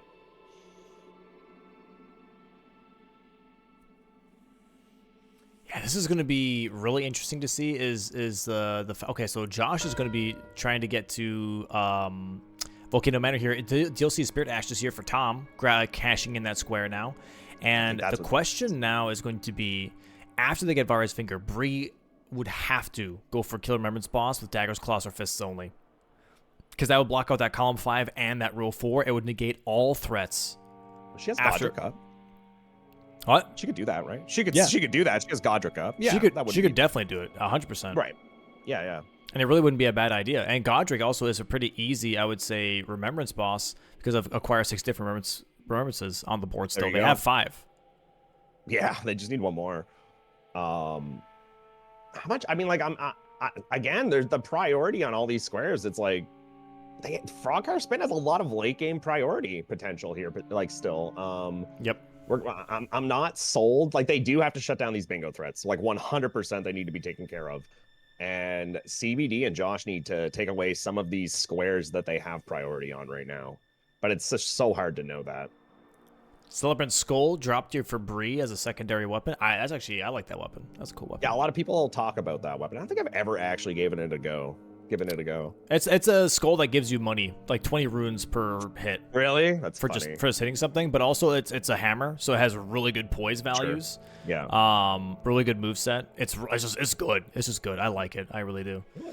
Nice frost proc here for Josh on Noble right now. Ooh, Tom's gonna be okay. Takes a riposte here. Did not get hit by that fire. Very nice riposte here. Get some protection. And yeah, Tom really relying on the double status.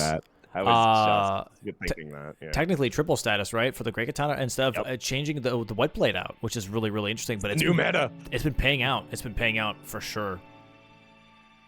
Really has been. All right, Bree here has the Lord Blood's favor. We'll go ahead and dunk that in Arena's blood here in just a moment to then get that bloody finger. Tom here almost having Egon's furled finger. This will be a nice center square block, and again, right after that, Bree will have to go for Killer Remembrance Boss with daggers, claws, or fists only to really get rid of all of the threats, and then this board becomes really interesting. But it looks like that Josh and CBD are currently working on Rykard and Mesmer together, because we do see Mesmer's door currently on CBD's screen here. Josh dying to Noble, sadly, but once they do have this would give them the other 2 remembrances that they need for acquire 6 different remembrances. But I think that's where, like, now that Tom has gotten this kill and he's about to get his half of the finger, I think this is where Tom might cash in remembrances and take that away. Possibly. We'll see if he's able to get there before Josh can get to Rykard, but Very possible. we'll see. It is possible because I'm thinking what Tom's thinking is going to be either Rykard really quick or go to Romina, but we'll see which one he decides to do. It's looking like Rykard right now. CBD doing the skip to Gaius. Why Gaius? What's at Gaius right now? Why are we going to Gaius instead? I guess because remembrances. Is Mesmer dead for CBD? Oh no, Gaius is dead for Tom. No, but CBD's doing the skip to Gaius right now, and I'm just like, why? Ah. Like, what, shouldn't he just kill Mesmer right now for the square? Like, why are we going to Gaius? That's what I'm trying to figure out. I don't know. That's a good question, actually. That is a good question. I'm not seeing it at all. I have no idea what CBD is doing. I don't fully see it either. Maybe just because they need 2 remembrances, and if Josh is struggling on Noble right now. And I think CBD just actually goofed up the skip here. Anyways, he's stuck now. Okay. On the platform. Oh, never mind. Oh, okay, we're chilling, I guess. Even though he landed, how does that work? Oh, down. Did he miss the skip? And then yeah, that's consistent. It always works like that. There you go. Very clean. That was a really nice one. He almost made it like right into the middle that time. That was good. But again, I really don't know why he's over here. I think he's just trying to get 2 remembrances back to back, maybe just in case Josh. Yeah, but sure. But like, dude, this is. I guess so. But like, it just doesn't. I guess like, why wouldn't you just do Mesmer first? I don't know. I really don't know. Here it is, bloodied finger though for Bree. There it is, block on that center square, huge for FrogCarSpin. And now all they have left is that column 4 and row 4 threat, or column 5 and row 4 threat. That is pretty devastating to look at. And Bree here, let's see what call she makes, because as of right now, oh, you know what, Delmo? Looks a little. You scary. know what? I feel as if Tom and Bree aren't feeling the pressure as much on column 5, because aren't those 2 squares kind of like really hard to do for one person in the base game, or am I wrong? It's a little tough having 2 because you use Godric as like your guinea pig pretty much. But it's not that crazy. Okay, fair enough. Yeah. I just thought maybe it'd be hard to get 2 weird kills on 2 remembrances at this point in the game. A lot of remembrances are dead at this point. Yep, that is true. That is true. Yeah, so I was just thinking, like, what's left here for Josh and for Bree? So maybe they're not worried about that threat, you know? Maybe they're like, whatever, dude, you've already probably killed 100 remembrances at this point. You probably have to go do Millennia or something. Like, you know what I mean? Like, I'm just... Honestly, that's a great point. No, that's a very great point. Yeah, so, like, I'm wondering if maybe Tom and Bree recognize that, and they're like, yeah, whatever, like, sure, go do both of those, I guess. We'll have to see. Quick work here from Tom on Mesmer, just absolutely obliterating him. So CBD has access to Gaius now, which does literally nothing, because that was the only square that could have helped with. He's going towards Mesmer right now. And CBD realizing now, I think he just gave it a head nod. So he's going to pivot back to not Mesmer. I am super confused. I really don't get it. And there's got to be something I'm just not seeing. I don't see it either. He's going in reverse right now. Bro, I'm lost. I've been lost for a little bit. Like, I don't know. Why are we going in reverse here? I haven't understood for the last 2 minutes, and I really don't. I'm trying to understand. He's killed Romina. Ulcerated tree spirits, maybe, is where we're going. That makes sense. He wanted to do the skip to drain the water. I got it. We figured it out, chat. It took us 10 minutes, but we got there. However, I don't know if that was the right thing to do right there. I guess it's hard to know. But that is the reason we're doing this. It took me a while to figure it out, but that's why we're here. Because no one ever goes in reverse like this. Yeah, that's true. Actually, that's a good point. Okay. Yeah. Okay. It's still like a really big time sink to do it this way, too. It's hardly faster, I would say. It is faster, but like it's not fast. I do think, just like the way this is going, though, I do think that Itzerino is still very much in the driver's seat. like you mentioned, Bree is going to go shut down column 5. It's probably going to be the fist weapon. She has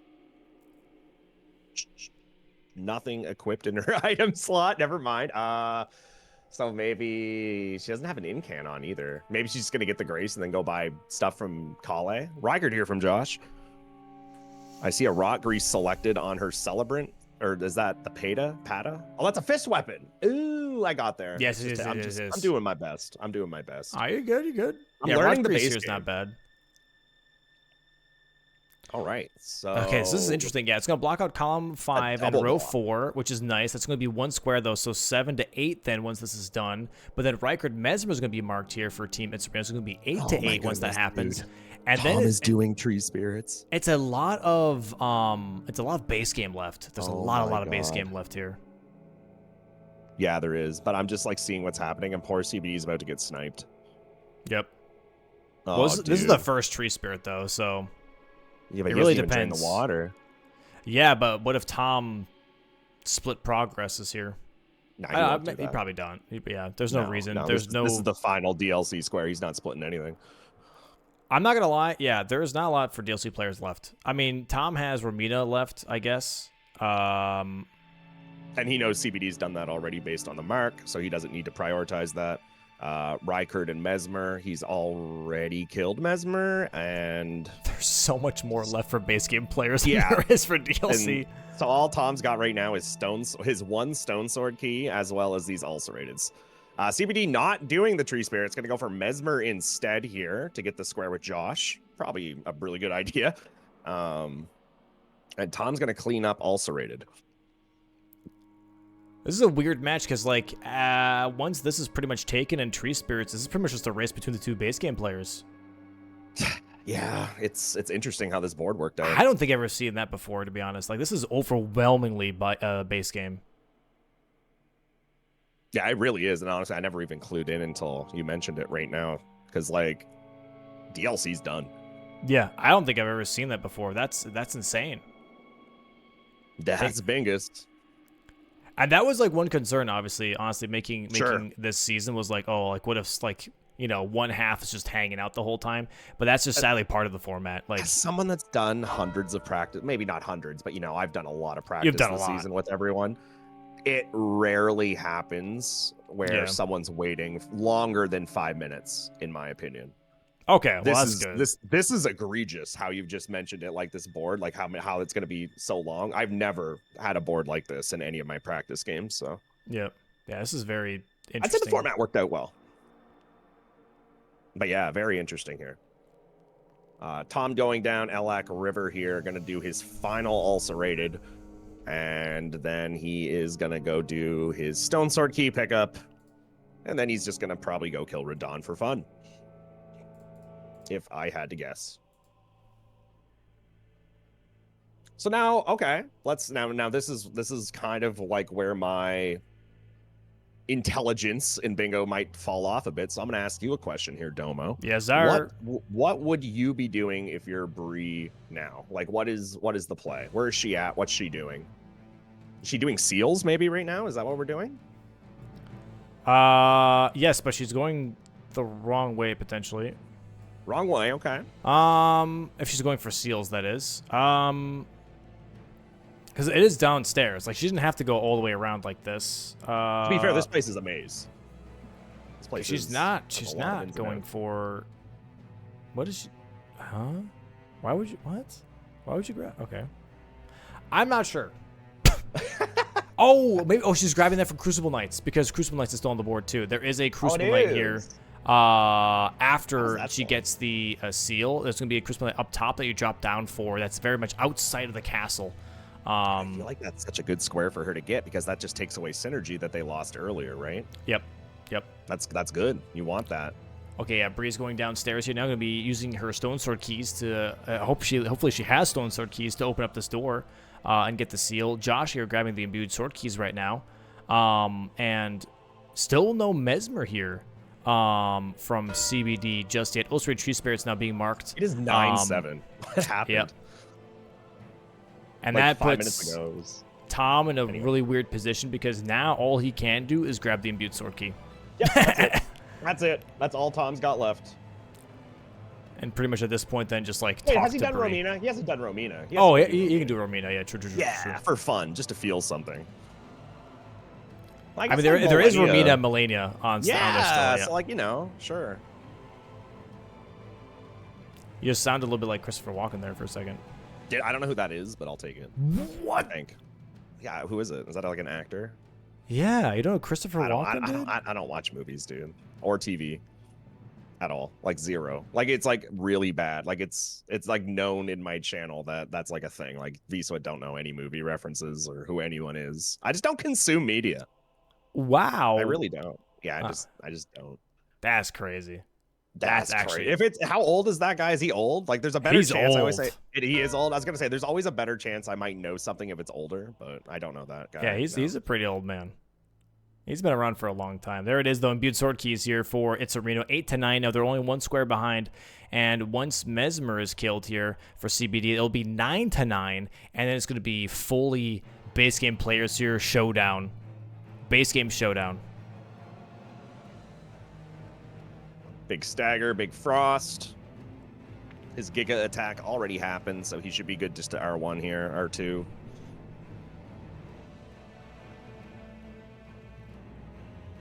There we go. GG's from CBD on Mesmer. Oh, a little bit of a. Okay.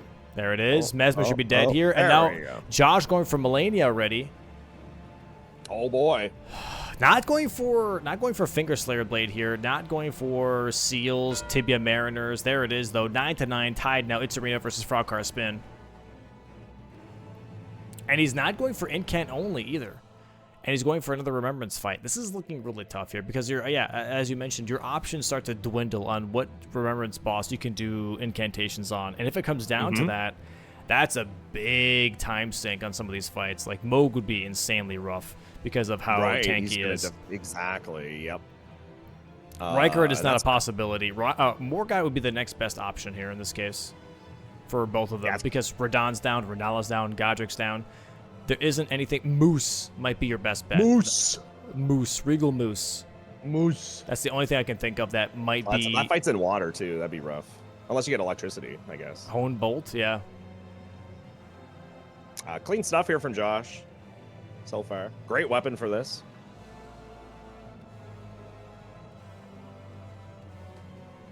So, do you think Millennia right now is the correct thing that Josh should be doing? No. No? Okay. Well, yeah, see, like, Tibia's here for Bree, I think is the better call. Although it is 4 Tibias. So, I don't know, 4 Tibias is a lot. I'm not going to lie. That is definitely a time sink, too. Malenia does give you more money, so that would be nice. However, I do also think it showcases that you're not doing incants on anything right now. But if he can get this, and that could have been bad. He got lucky there. I don't know. I think Crucible Knights would be really interesting here. Yeah, I would agree. Getting Crucible Knights, taking away some of that synergy for Bree would be big. So Josh definitely probably does not want to lose that one.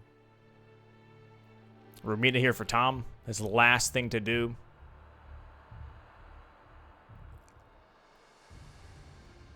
Great fight here from Josh so far.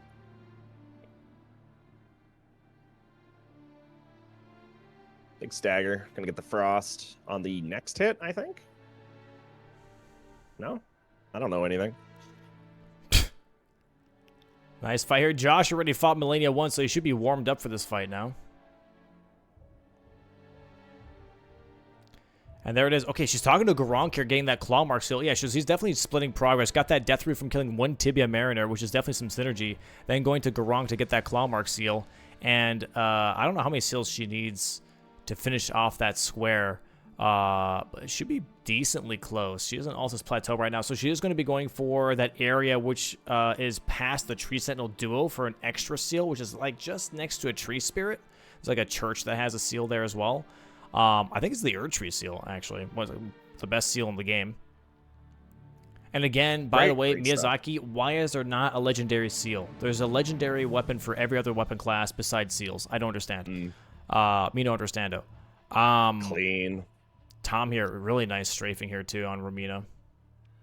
Great dodge from Josh. Oh. Oh, I thought he got hit. Never mind. Nice stagger.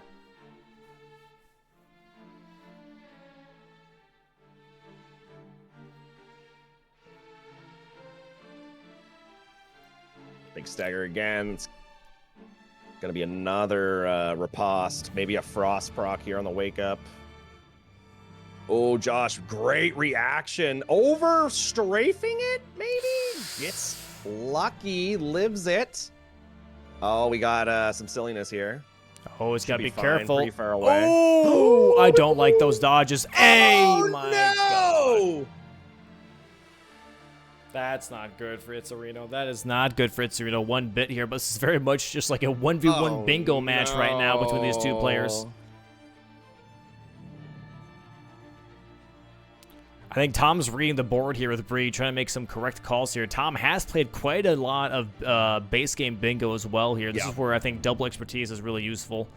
Trying to be like, okay, this might be the next best call here. And this is where the team format really shines, I think, as well. It's just the communication that happens, being like, okay, this is something that we could do. This is something that could be a possibility. Let's lead into this. Let's split progress here.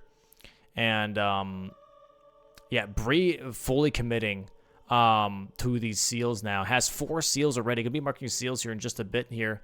Going to Volcano Manor. There's gonna be a drop down to grab that seal, while Josh is fully committing to that Millennia. So neither necessarily wasting time or sniping the other person, but this is going to be interesting as like what are the choices afterwards and who's going to force who into that Kill Remembrance boss with incants only. And if it comes down to 12 to 12 and they both have to do it, that would be cinema. God. That'd be so. It might go to 2 hours, Chad. Just everyone dying to like Moog with like catch flame. Yeah. I'm expecting Moose. I'd expect them to make the Moose call, but hey, I don't know. I'm not too sure. Also, while we're doing this and waiting out for some of these squares to be marked, chat, if you can go ahead and give the stream a follow, that'd be very much appreciated of the Twitch side. If you're on the YouTube side, can you subscribe and go ahead and also give the stream a like? That'd be really appreciated to really push out Bingo Brawlers more to more people so they can enjoy this top-tier entertainment from all these players competing this season. And also, please go ahead and go on bingobrawlers.com.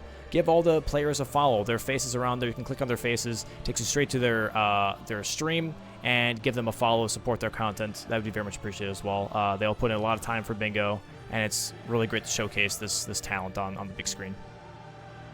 You also forgot to tell them to go vote for the event. There's so much I didn't want to overload, to be fair. Got to go do this, Chad, then you got to go do this, click that, click this. One thing at a time. One thing at a time for sure. But yeah, if you haven't voted yet for the Streamer Awards, it would be appreciated if you could vote for the streamer for Bingo Brawlers on the Streamer Awards.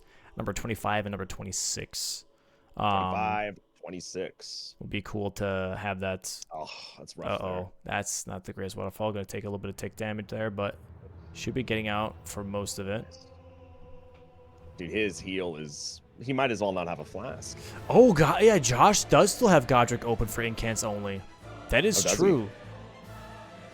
Huge. I did not see that. I just saw that in chat, and I was like, you know what? Actually, yeah, that is actually very true. That is very, very true. However, Josh here with no HP has to have a perfect phase 2. There it is, the last seal here for Bree, going to be marking that square. Boom, there it is. Oh, archery seals in Volcano Manor. I'm stupid. And now the question is, what is Bree going to do next? She has 1 TB Mariner kill. She's got 2 Crucible Knight kills. What is the next move? How far away is Fingerblade? Fingerslayer Blade does take a while because you have to start. You have to kill Loretta. You have to start the Ronnie questline, then go all the way downstairs. Yeah, none of that. Probably Crucible Knights then, right? That's. I mean, she's already lost one. What would be the other one at that point for her? Because she's already lost one. Stormvale Castle, the grace that she picked up. She can go for that one over there. Yep. She also would have access. She could go do the Crucible duo fight after doing the Stormvale Castle one. That'd be 5. Josh here, half HP, almost on Millennia. Going to be opening up her move pool here. Not much HP left here for Josh. He's got to be careful. There's a Frost. Nice R1 cancel. Well, that kick sucks. Literally, the next anything will take him out. He's Gets gotta a be stagger, careful. though. Not out of the woods yet. Okay, gets a kick here. Should be going for that another flower attack. Yep, there's the flower attack There's again. the flower. Okay, gives him a little bit of time here. Gonna throw his remaining kukris here. Some cheeky damage. Keep up the poise. Should have maybe spaced it out just a little bit more here, but can go for a charge or two. Doesn't go for R1s instead. Punishes here. Should be getting a stagger here, which would be huge. Oh, no! That's rip. Wow, that is so unfortunate. I thought he would have Yeah, gotten a stagger nothing there. he could do wrong. He did everything right.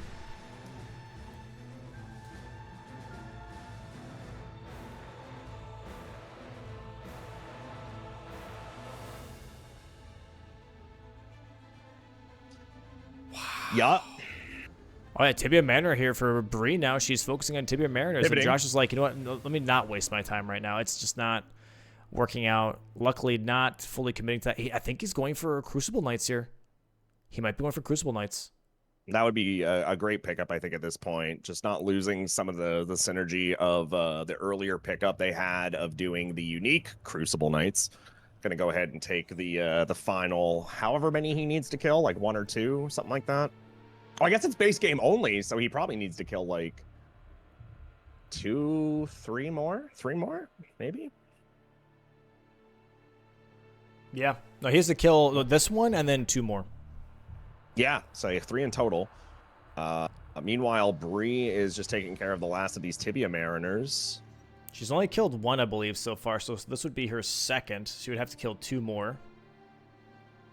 You got your In one this in case- Limgrave, and then you got the one in Snowfield, and Yep. then And that's it.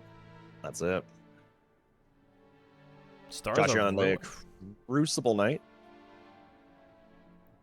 Oh, big Nice damage strength. here, too.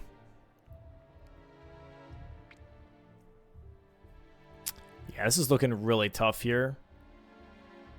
When Yeah, it comes to it is. weapons, it doesn't. I don't think either of them has an advantage on weapons here. No, I'd say they both have very usable weapons for sure. Josh, that Great Horn I can see is it's definitely putting in the work. You're right. It is definitely a good weapon. I can tell. I'll have to keep an eye out on it next time I see it. Bree currently in Mountaintops. I think going to go for that other Tibia Mariner that's up here in Mountaintops. And Josh now making his way towards Capital. Yeah, I think he's going to go for possibly a very risky Hero's Grave double Crucible Knight combo. So cheeky. And that could be a huge play for Itzerino. If he gets this first try, that would be huge because it's a Hero's Grave, but it's also 2 Crucible Knights, Siluria and Ordovis. A bit of a tall order, but it could work out. And with that, then would have tie. Actually, a tie between FrogCarSpin and Itzerino when she gets Tibias here. That's a tanky Tibia. Look at that. Yeah, this guy on my run is funny to kill just because of how tanky he is. Like compared to like everything else, like he's just so strong. It makes no sense.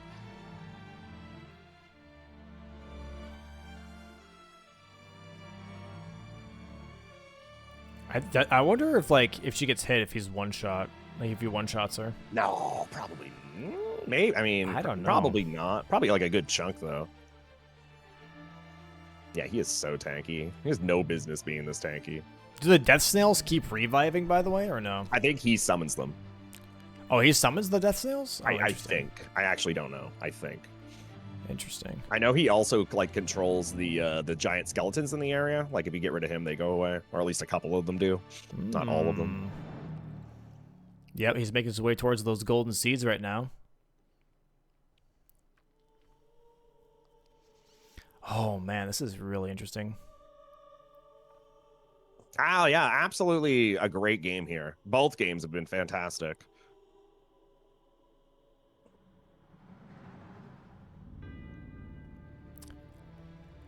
Depending on the next 2 squares, this could be really, really interesting. And There it at is. this point in the game, it's just so hard to know Death's Poker. what your opponent's doing. Full switch to Death's Poker. That could be a pretty big pick, actually. It's not too much int to get it online. But is it worth it for the rest of the fights here? Crucible Knights is left, and then Finger Slayer Blade is just a pickup. I really don't know. It's probably not worth it. But yeah, Josh is definitely going for that Crucible Knight Hero's Grave. So this might be a big, big play from Josh if he can actually clutch this. Yeah, he needs this square for sure. He doesn't want to lose it.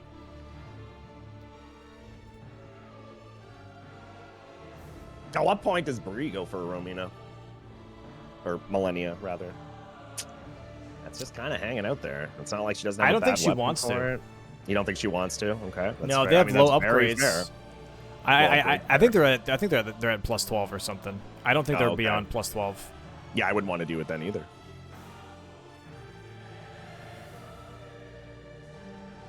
Yep. Okay, so Josh is going for the Hero's Grave here. This could be really interesting because if Bree after Tibias goes for Crucible Knights, this might be a nice snipe and also an extra square here, and they would tie up. And then it's rush between, and a guessing game between Finger Slayer Blade, Melania, and Remembrance Boss Inkhead only. And Josh has the info of Bree already doing claws, daggers, or fists only, and so he's thinking she most likely won't even be able to do the square. It's almost a freebie for Josh because he has Godric open. So for him, it's like, okay, once those two squares are gone, it's between Finger Slayer Blade and Melania that I have to guess correctly. This is actually such a good match because, it's just the way it's working out here at the end. It's just all a guessing match. You don't know what your opponent's up to. Very, very cinema.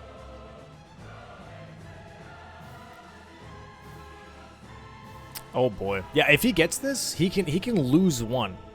So it would be between Finger Slayer Blade or Melania. He has to pick one or the other and just not get sniped, and then he gets the win here for Itzerino. Is pretty much how this plays out.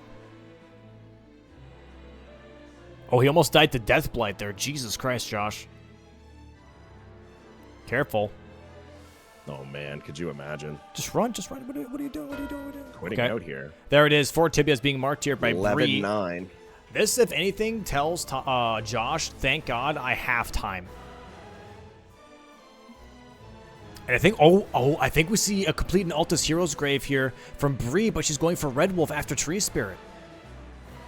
I think that's the plan here from Bree, is she's going to go for the Red Wolf Hero's Grave. And is the Crucible Knight one not an Altus one? It is. That is one, yeah. So that will count, yeah, correct? Right. Yes. Yeah. But the question is this going to be? Does he have enough time? Because this fight's definitely going to take him longer than Red Wolf. This fight's going to take him longer for sure. And is this going to be a rough one in terms of his damage? I don't really know the scaling for like a 12 plus 12. I think it might be like okay damage. The issue is just the fight itself. You know, you never want to fight two Crucibles at the same time. Well, let's see how it goes, guys. Top left of your screen, it's going to be Josh. Duo Crucibles. Big matchup. Yep, this is going to be really hard. Okay, already getting the spacing out from the two knights. That's actually huge. Damage? Okay, damage not that bad, that's what I was actually. thinking. It was going to be okay. That's what I thought. I thought it might be okay. But That's just the really fact not of it that being bad. These guys. Good follow-up there. Yep, just trying to play it smart here. But yeah, Bree making her way towards the Red Wolf now. She has a... Okay, Josh does have more time.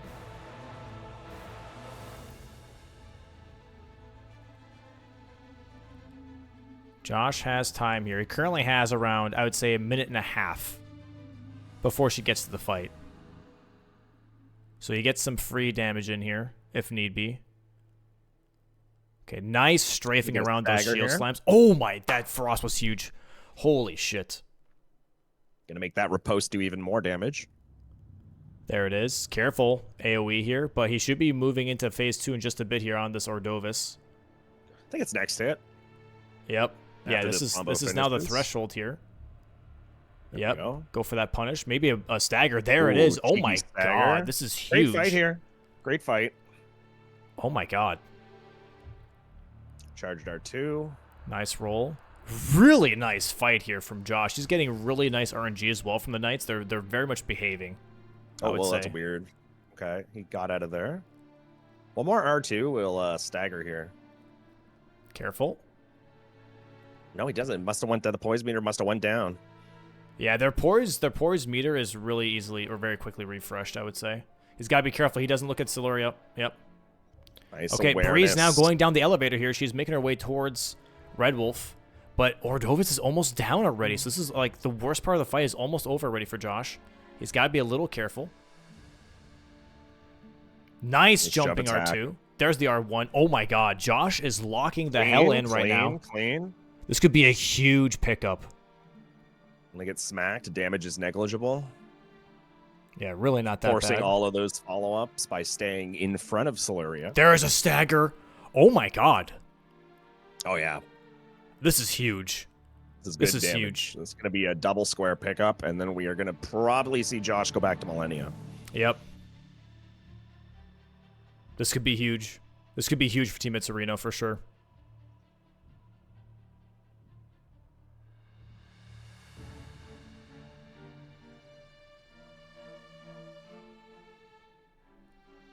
Oh my god.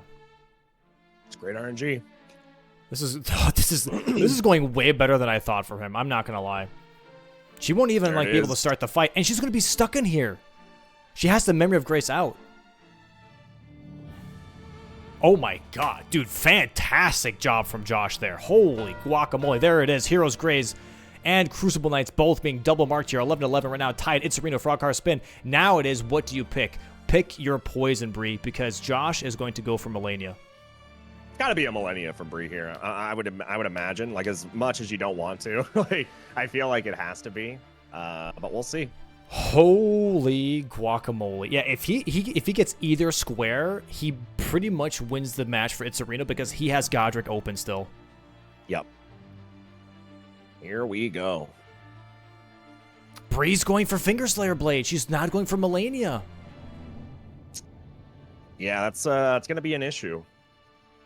Dude. There's no way. She's forcing Josh to make a play. You know, Josh has had great Millennia fights, just very low healing and, you know, getting caught in phase 2 twice. It happens. Millennia is not easy by any means, but he does have to get the kill here. And Bree is going to force him to do that by going to get Fingerslayer Blade. Bro, insane matches back to back. My god. We're possibly going to have a game 3, chat. Potential. Po French? Did you say Po French? Yeah, that's an emote in my chat, yeah. Is that an actual emote? Oh, it's potential, but with like a beret and everything. Yeah. I think a scarf too. That's cute. There's a Frost proc here in Millennia yet again. Already halfway past Millennia's first health bar here. Very big for Josh. Getting some nice punishes in here. Bree making her way towards Carrier Mana right now. Going to be trying to fight Loretta in just a moment here. So this is definitely going to be a huge pickup here. Josh then just has to find a seal, has to find an incant, and then go for Godric. This might be... this is insane. This is just insane.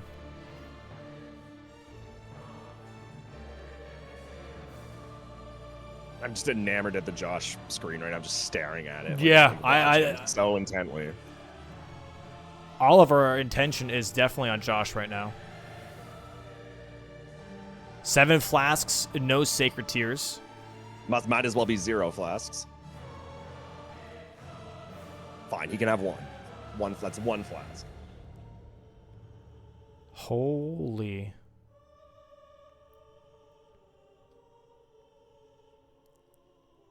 There it is. Phase 2 here for Josh right now on Millennia.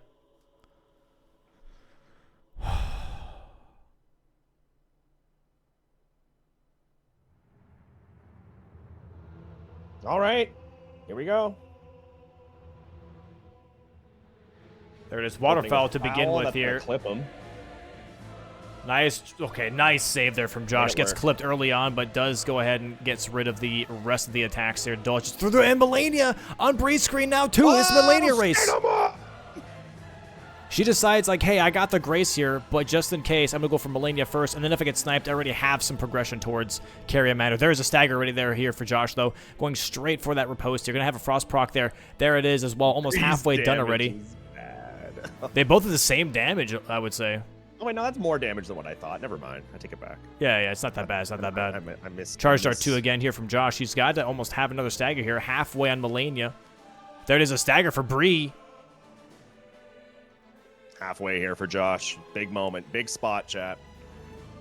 If Josh clutches this, we are looking at a potential game 3.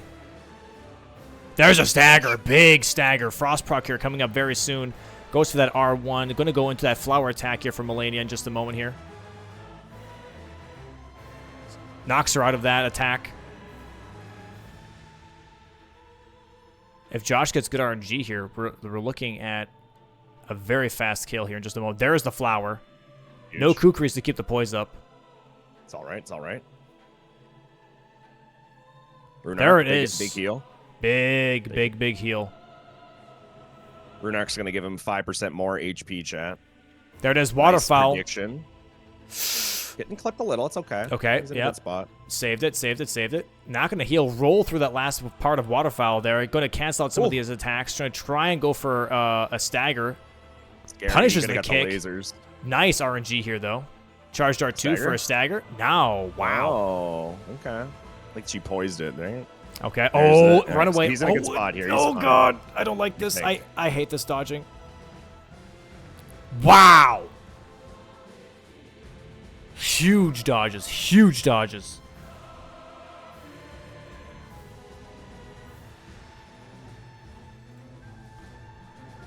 Oh my goodness. My hands are sweating. Almost phase 2 here for Bree. Yeah. Josh. Nice frostbite waterfowl again here. He's got to be careful. Does get tagged. No! Oh my god. On the ground, bro. Because he jumped up and he got hit midair. Face down. I jump on that all the time and you don't fall. Face down, ass up. Josh dies and gets set back to the grace here. Bree currently about to go into phase 2. I'm going to cry. I am actually going to cry. I'm going to cry real tears. This is insane. Waterfowl here.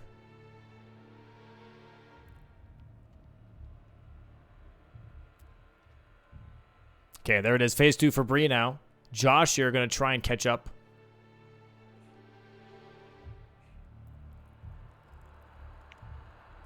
One shot. Yep, that'll hurt. Oh, man. Okay, Josh, I think. That's a lot of damage. Yeah, he's okay. It's literally at the start. But bro, if Josh pivots the Finger Slayer blade now. Shut up. Could you imagine the cinema? Oh, dude. No, he's going back in. He's going back in.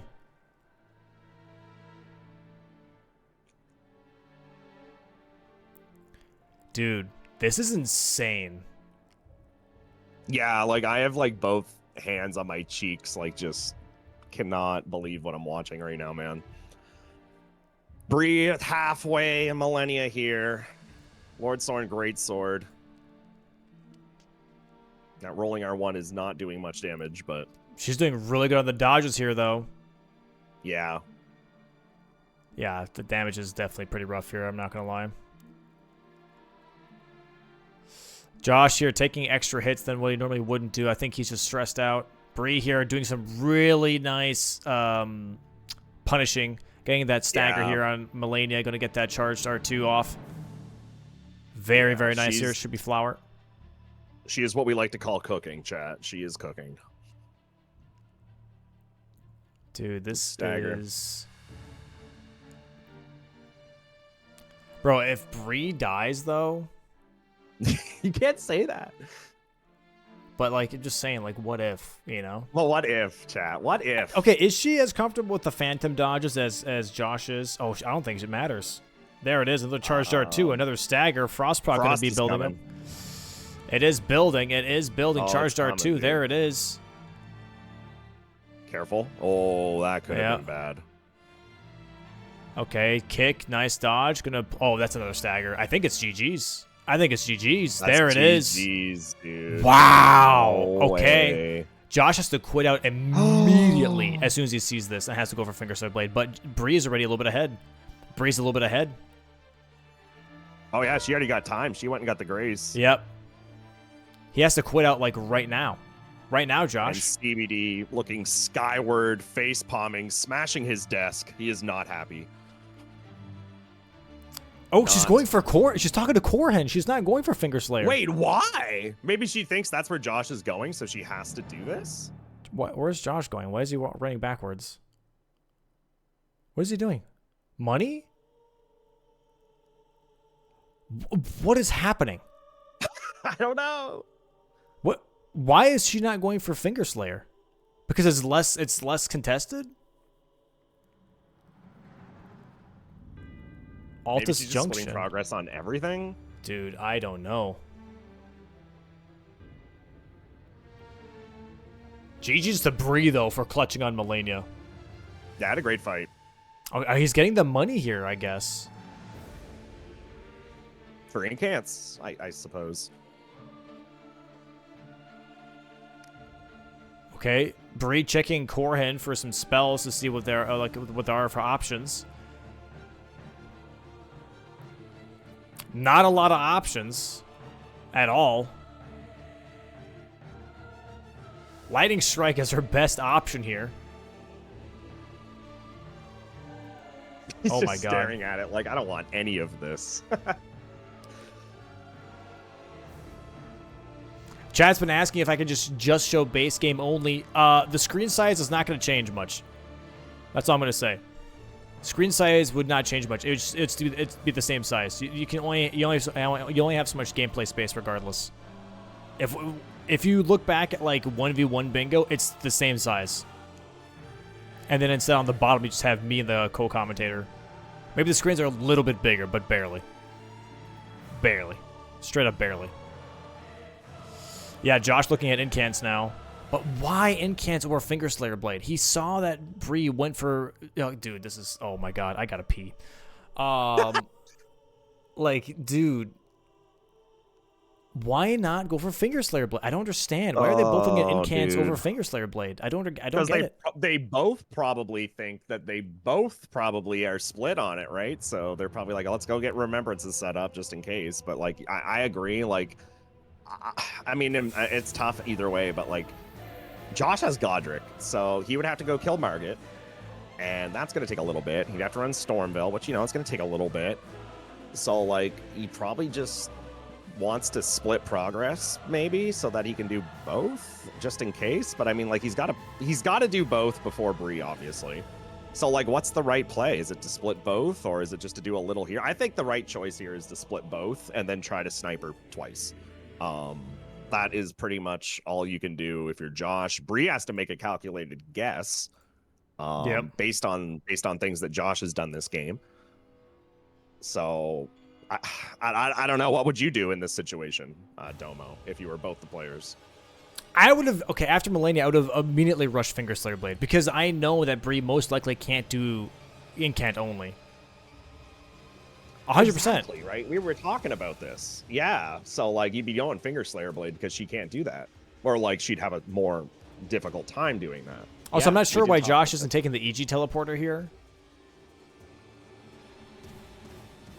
Got him.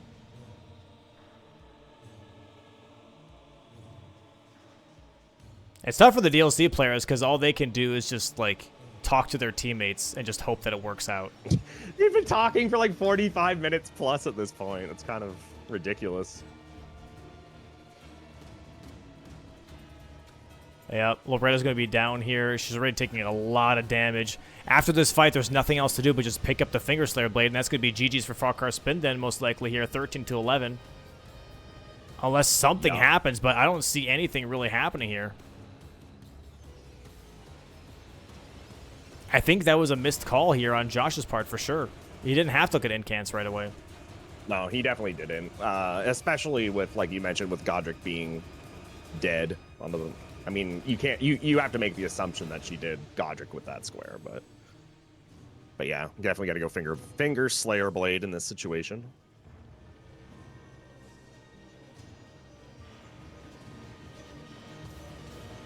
Yep.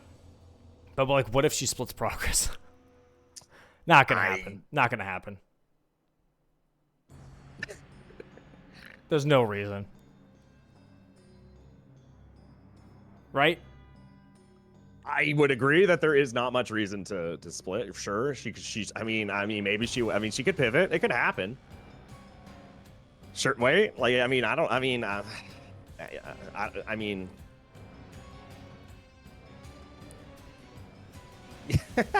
Yeah, I don't know. Like, yeah, I don't know. I mean, it's yeah. Yeah. Yeah. I mean, what else could she even pivot to go do? Like, what? Like, she's got her incant set up. At this point, it would just be kill Margit and like do a little more walking. But I feel like she just grabs Finger Slayer Blade here. Yep. She's ahead by at least a minute and a half, if not 2 minutes.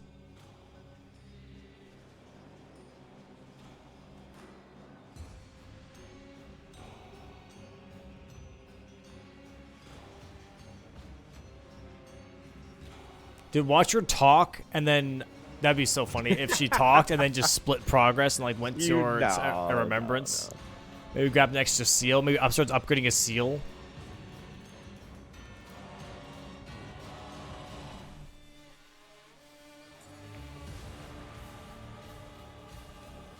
Wow. All right.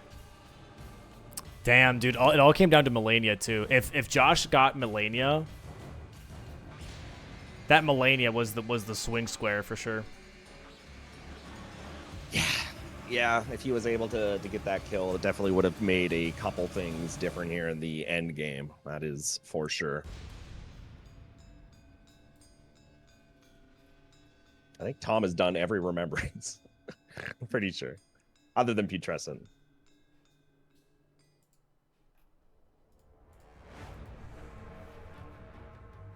All right, here we go. We are Necron. Finger Slayer Blade time. Here we go. A little bit of a jaunt down here.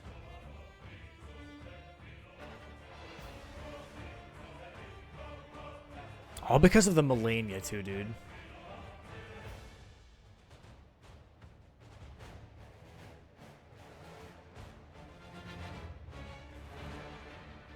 That's crazy. Oh,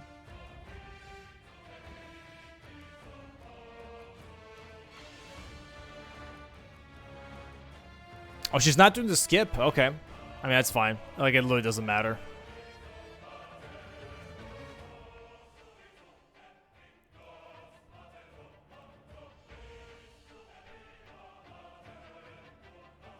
All right.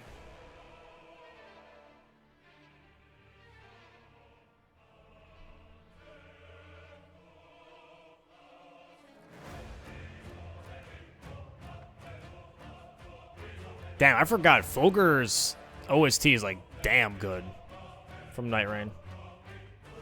I was about to ask. I was like, wait, who's Fulgur? I was like, oh yeah, that's Night Rain. And there it is. G's for FrogCarSpin, Wow. taking the best of threes, 2-0. Holy shit. And they'll be going into the finals. Finals. Wow, dude. Wow. What a couple games here. I'll be interested to see what everyone has to say about it. There was a lot to talk about both matches. Yeah. Like so much to talk about. But yeah, like I don't think Chad, I don't think anyone could ask for a better 2-game matchup here. That was phenomenal.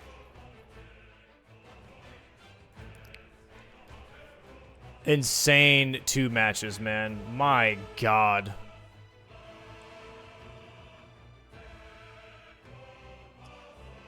I'm just gonna give it a second. I'm gonna let those last 2 matches simmer in. You know what I mean? Yeah. I gotta let them cool down a bit. Yeah. That was a lot. That was a lot. All right. Let's move over to the post-game screen here.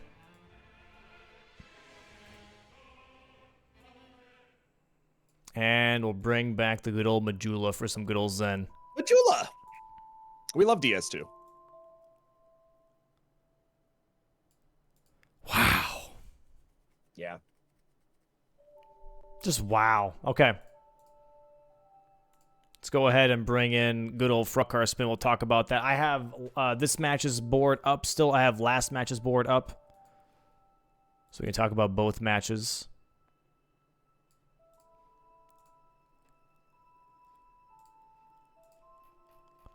And, yeah, man. I don't think we could have asked for any other better matches. I'm not gonna lie. Yo, welcome on in, FrogCarSpin. Welcome in, guys. GGs. Thank you. Thank you. GG's. Absolute Oh my cinema god. matches. I'm sure you guys are gonna love watching it back later. No, I don't think so. I might throw up. There was a I lot was happening. throwing up all over the place. Don't worry. There was a lot happening. Yeah. I did post the first match bingo board into the general chat, so you Oh, guys could see that as thank you. reference for when we're Thank you. asking questions. Oh, let me pull that up. That's yeah. really helpful because Thank you. I don't even know where I am right now. Yeah, there was a lot Holy. happening. Got it. Um, Yeah, I would say for me, for the first match, it was just like a lot of little mistakes that added up very quickly. Yeah. And I think like when I'm making decisions early in terms of like how should I block, I need to make those decisions myself instead of asking Tom because like I don't give him enough context, and then I think it's like we make the wrong choice together, and it's my fault. Kind of what happened. It's what happened with the Loretta square. Yes, yeah. I thought Bree was farther along, but apparently she was at the teleporter. Yeah. And Josh marked the +9, and I thought she was either with him or ahead of him. Yeah. So And that's And then with the Halle Dream Medallion, that one I knew I was behind on because of the initial death. But then I'm like, okay, if I'm gonna have any chance at killing Lanciax, I'm gonna need some HP. So that's why I finished out the fight ultimately, is because I needed the runes. And at best case scenario, I somehow get it. Worst case, I have health. So that was just like that whole problem. So, I mean, I think it was a wise choice to do that. I didn't even think about the fact that if you killed Nile, you would have a lot more vigor for the upcoming fights, and that really helped. I don't know if we sniped them on that square or they left it. I don't know what happened. Yeah, what happened with the Ancient Dragon? Yeah, we can go over that and just I'll bring them in. And we can go over match 1 and 2. Yeah. But before that, so overall the 2 matches here after match 1, what was the team communication? Was it like more like, hey, we have 1 match in the bag, we can play a little risky, we can maybe play a little bit more creatively, or was it much more like, hey, like we have to lock in, match 1 doesn't mean anything, like we have to really make sure this one counts? It was kind of like, can we make sure we get a square on the board before the first 15 minutes, please? I didn't. For the record, I didn't. It was like 31 minutes with minute tier. Yeah. But so like, it was just like we knew the Ronaldo push was gonna happen. It was just too lucrative. It was too strong. We had to go for it. But I was like not expecting like a +0 push, which I think is what happened. Like I know I did a lot of setup, but like, that was nasty. Yeah. So, that's fair. that for that match going into it, it was mostly like blank slate. Just see what the board gives us. These both were just like long base game awkward boards. That's just like what it ended up being. So for me going into both, I did tons of prepping. That's like, you probably saw me grabbing Graces everywhere because there was literally stuff everywhere. So I'm like, okay, I like, at least if we get sniped early, there's a long game to play. And I don't like when it comes down to that, but Yeah, that's fair. You guys Welcome are in, by great. the way. GGs. Itzerinos, GGs, guys. Oh, GGs. GGs. What an Y'all incredible are series. amazing. Y'all are actually amazing. Mr. Crucible, double Crucible Knight. That Heroes was Way. bonkers. We got so caught off guard by that. Listen. He had such a clean fight with that. It was so good. And then I just incredible.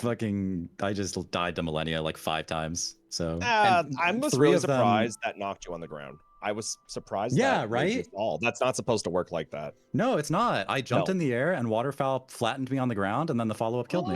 That's not how that works normally. Normally you just get ticked. Oh no. Yep. Did you jump a little too late? Maybe. If Just a anything, I jumped little early. bit.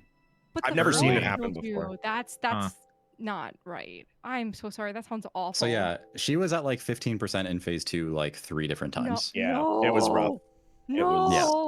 Wow. No. See, I ultimately went for that because I was like pretty much locked out of incants unless I had a metric frick ton of runes. And I'm like, Yeah. well, there's something on the board that would give that to me. But let's just like the Altus Heroes Grave. I specifically said that's absolutely disgusting. You're amazing. It's like the right play in that situation. I feel like it's just the right We play. didn't even think of it being a hero's No. grave. We And, were like, just thinking no. we were cataloging which Crucible Knights that Bree had to go for because her didn't count. underground one I fell actually off the asked. map. Yeah, I was like, wait, what one can she do now? I was like, not And sure. we're like, Crucible he duo, fell. but I we was didn't bad. even think it was a hero's grave at like when we were talking about it. Profanities were said when my Crucible Knight fell at one hit. Yeah. Yeah, like That's no terrible. That is so. Yeah. So FrogCarSpin and Itzerino both, like I said, I have the in the general chat, I have the first board up on there, so we can talk about that a little bit just for context. 'Cause that has been a while, and that first match was already insane. There's a lot that was happening. With Itzerino, That might have been the. Sorry, go ahead. No, go ahead. Go ahead. No, my bad. My bad. Okay, Keep going. With Itzerino starting off pretty strongly early game wise, 5-1 with a lot of squares already on the board, lots of pressure. What was the conversation for you guys to keep that momentum going and like looking at the board, right? I think you guys had an early diagonal, if I'm not mistaken, as well as column 2 were like the two big ones that you were kind of like throwing at FrogCarSpin here. But not going for the incants only square, the center square. What was the idea? Was it the same as game 2 where you like make a bunch of threats but just keep making more threats, or was it more, hey, let's try and actually commit to a line? I mean, we were going for the column 2. Like we were just greedy. Like honestly, we just greeted for it, and we were like maybe 20 seconds behind on the Worm Drake Dragon Ancient Dragon square. Like I was like right up to, I was almost at a Geel, and he would have gone down like really quickly. You killed Lanciax first. Yeah. And and Lanciax trolled me as well. I died once to Lanciax, and okay. Yeah, she went into the like really bad spot. You know where that knight is? That like Same. She went there and got stuck and would not stop breathing fire at me. I'm like, stop it. What happened? So then I was like, I'm just gonna have to fight her there. I don't have a choice. You fought her there? Yeah. Oh my god. That's crazy. She was already pretty low HP, thankfully. But I guess for FrogCarSpin then on that same token, like seeing those threats appear, like what was the conversation, I guess, for you guys being like, hey, because there was some response, I would say, to the threats, but also there was a lot of dabbling as well in other squares and kind of like playing the majority game already off the rip, even though there was some big threats being made. What was the, I guess, conversation on that for you guys? Well, the column that they did, we wanted it from the start too. The 0.05 second snipe on Tolier's concoction was rather unfortunate. Yeah, that was the best TLAs I've ever did in my life, bro. Like, you did great. I did an extra jump after dialogue and picking up the Tolier, so I couldn't inventory quick enough. Is that what happened? What happened? We were asking. Yeah. I forgot to ask you that because you were ahead. So there were two things. One, my torrent didn't dismount when I was near Moor. And then the second, I didn't get the grace. So then I talked to Tolier to get the concoction, and on the last dialogue I pressed A last, which made me buffer a jump. Dude, that's why you gotta mash with Y. You gotta mash through dialogue with Y, man. Mash with Y on the last. I talked about that after the game with myself. Yeah. It was just me. It was just me. I'm like, I gotta make sure to do this right. But yeah, that was unfortunate. And then I thought that if I went for Moonrathil and CBD went for level 80, we were cooked for like the rest of the game. Yep. So I felt like I had to do level 80 before doing anything else. So Tom, how many matches of bingo have you ever done where Miracle level 80 was your first square? Just wondering. I was the second I saw that, I was like, I wonder if that's the first time. Yeah. This is the only one. This is the only one. Very interesting. These boards were wild. Both of these they were really Yeah. good boards. I think basically for us it was like if we get the block, then it's like, how do we build our own threat, and or like just set up for the longest game possible, because that's what it's going to come down to. Yeah. But like building a threat with what we had available was really nasty. I'm so sorry, Josh. I literally said during the game, I'm like, oh God, Josh has to do the Golden Bridge in Mountaintops. I'm very sorry. Because like that. Oh, it was fine. It was completely fine. Okay, I'm so happy you're better than me. Because Yeah, I just jumped when I heard the arrows, and it worked out. You're amazing. So yeah, with board 1, that was pretty much like the whole play out, I would say, which was insane. If you have the time to watch it back, obviously watch it back because it was very close. How close was Somber 9? Semi. Okay. It was semi close, I would say, for Somber 9. Close for what? Oh no, it was not close. So I had I baby jumped in the Hallow tree, and I fell. Oh. But then when I fell, I landed on a wall that then I was slipping off of, and then I was like, oh God, am I gonna die? So then I quit out, but then I was still on the wall, and then it was a whole. You had to port back? That's terrible. I didn't even go for a +9. I just went for a +8 at that point. I got the runes and I was out. Couldn't get the Somber 9 stone, yeah. So, and then I checked the Greatsword chest, and you went with just the Colossal. You were so speedy. That was like one of the fastest +9s I've ever seen, Josh. You should look at the line I took for getting past the Avatar, because there's an extremely precise line where you can YOLO jump, not wait at all, and he doesn't aggro. You're awesome. You're so like extremely precise. Speak Josh only. This is a Josh only. We'll definitely check that out. Yeah, no, that sounds awesome. Because I was crouching. That's why I baby jumped.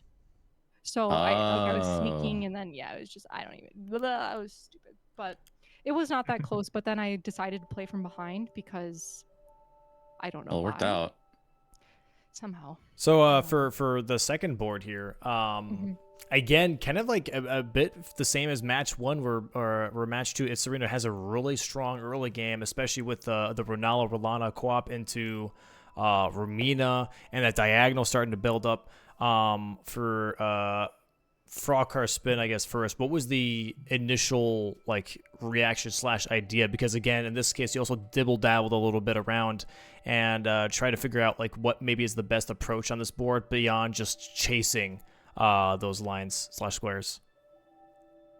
If I didn't have a Bellerod incident, I would have had Dancing Lion. The lion was pretty unfortunate. That mob was just he had it out to get me, and I didn't quit out. I got deathlighted by Dancing Lion with the, like 40% HP left, so we both had incidences. Yeah, you went for the Deathblight one. Mm-hmm. No assist either. I was impressed. Oh no my God, assist. you're so good, CBD. Holy smoke. Yeah, it was actually a huge time save because we weren't sure how the damage was going to play out, but CBD's damage was actually really, really solid for that fight, especially because it was after Romina, so obviously all those levels really helped out. And that was a really, really nice incredible fight. Really. Wow. The question I do have for that though is like you guys had the diagonal, I guess, Itzerino, and then didn't really go for Vari's Bloody Finger. Was that a conscious decision to like just have that as a pressure point and then like move around the board instead?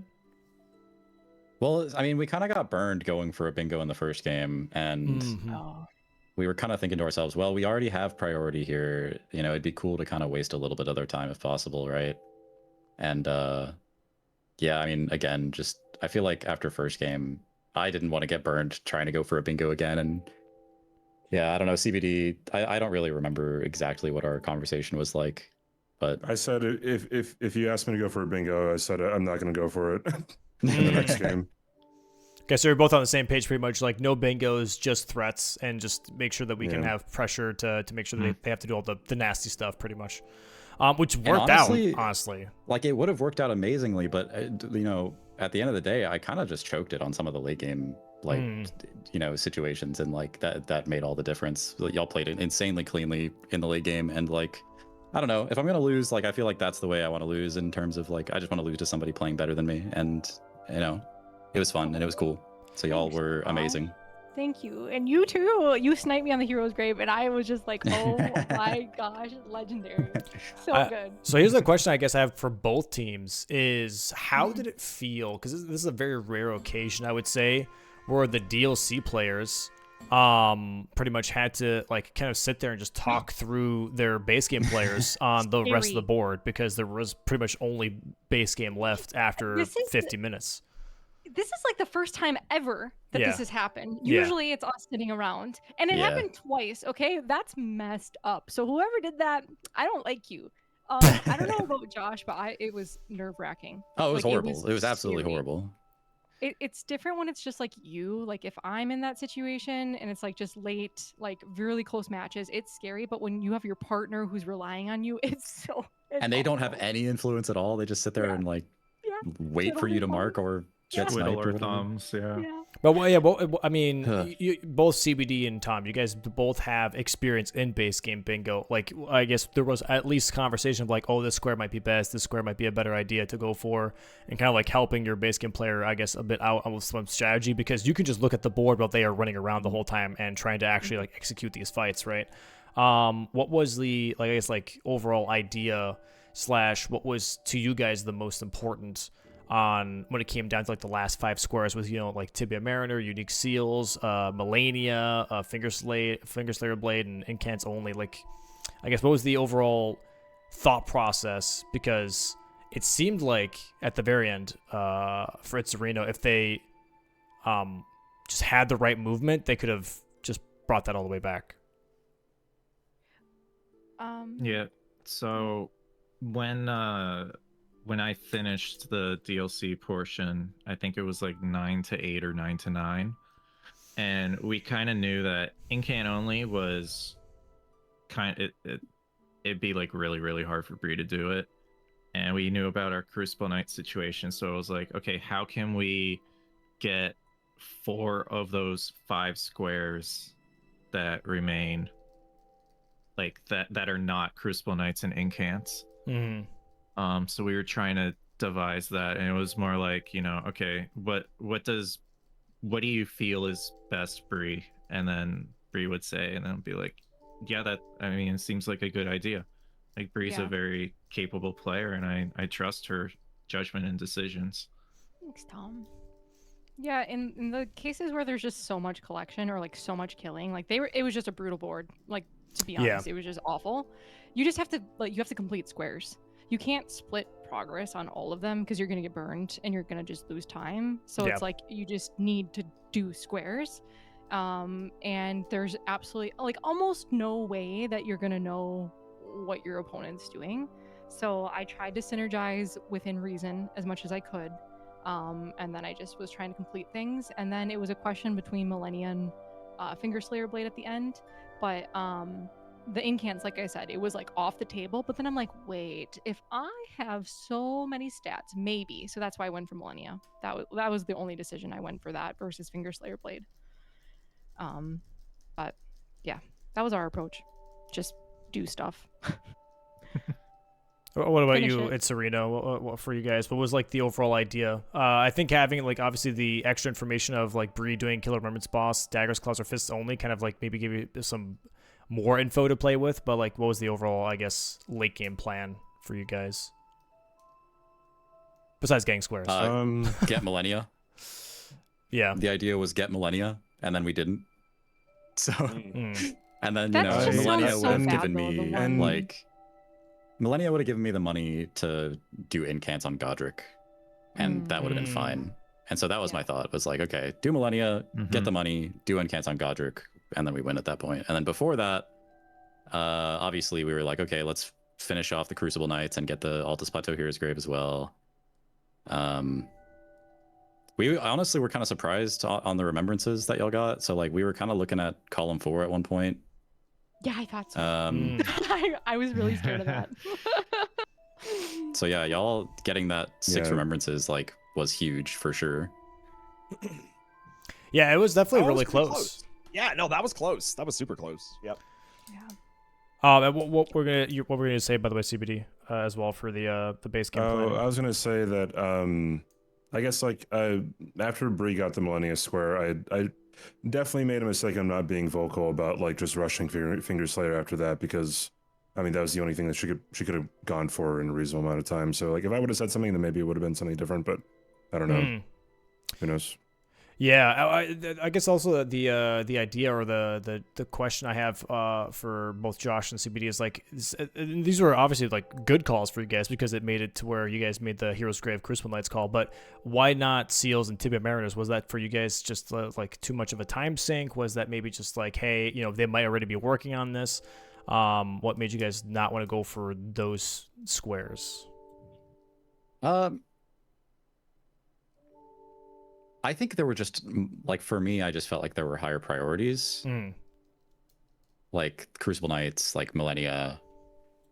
Tibia Mariners, I was kind of like, I don't really care for this square that much. I think, like, it seems like a fast square, but it's kind of not. And I feel like the other stuff on the board was just faster or more efficient. But I don't know. That may have been the wrong call.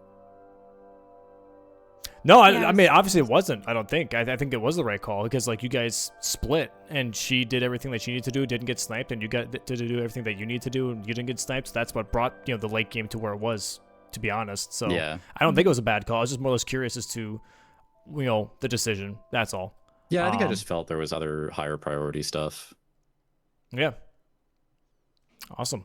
All right. I mean, that's all I have. Any questions between the two teams at all between you guys? Just one. Josh, what did you kill Renala with? Did you go forked hatchet? No, I did the. Well, it's a great hammer. It's great horn hammer. The horn, yeah, great horn hammer. I did that, and I got it to +6. You did. No, I got it to +9. I got it to +9. You did. Yeah. Wow, my time really was because of my graces that I got later. Wow. What did you? So did you go for it as well? Yeah, but I was like, I got a +9. And like I got extra graces that I probably didn't need, but I just with this board I'm like I want to get a little set up, but it's what like stones did you get? I went to Stormhill and then I went underground, but I think if I would have gone Liurnia route for the stones, it would have been better. That's what I did. Yeah. I did the gazebos.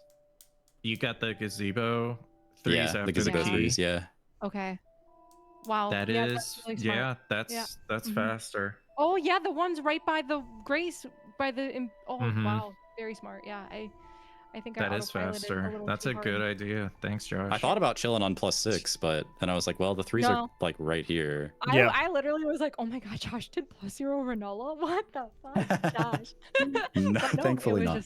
Dude, kind of felt on that the final way. summon, like on the final summon, she was stalling. She literally, she had like 1 hit left, and she was just standing there, just throwing out normal attacks, not summoning. I did get 4 unique summons though, which I thought was kind of funny. It'd be happening, man. Don't talk to me. Don't talk to me. I've only ever gotten 4 unique. Every time I've done the square, I've only gotten 4 unique. Don't do it.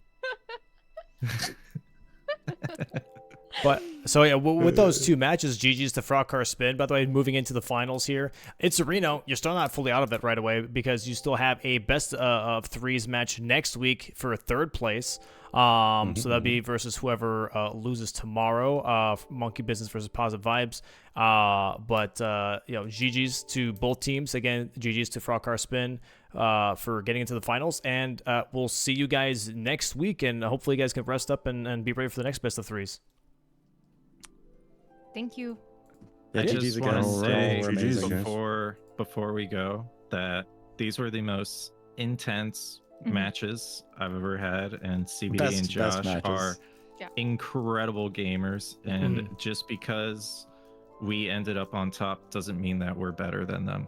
Everybody's like just as capable in this league, and I'm just happy that we can show you guys these amazing matches. Yeah. You guys were amazing. I very much appreciate it, guys. You guys played very, very well. Both matches were insanely awesome. Like I'm very happy of these best of 3 matches so far. So thank you so much for playing. You guys will like watching them back, that's for sure. Yeah. Maybe. I promise you will. You will. All right. Take care, guys. GG's, guys. GG's. All right. Have a great Saturday. Bye. GG's. All right, and with that, Swed, that is the end of Saturday. Dude, thanks so much for commentating, End of Swed. Saturday. Oh man, it was so much fun. I love doing commentary. I would love to do more. If you ever in the future need me, don't hesitate to reach out, chat. It has been a blast. Thank you for having me on the commentary with you guys, watching these awesome bingo games with Domo. And I want to quickly say thank you to Mr. Domo for putting on this awesome season, doing all of this work. You do not understand, chat, how much goes into this stuff. You guys just see the main product. Everything going on in the backgrounds, you have no idea how much this dude does. So give yourselves up to Mr. Domo. Give him some love. Make sure you're following for tomorrow's matches. And yeah, again, Domo, thanks so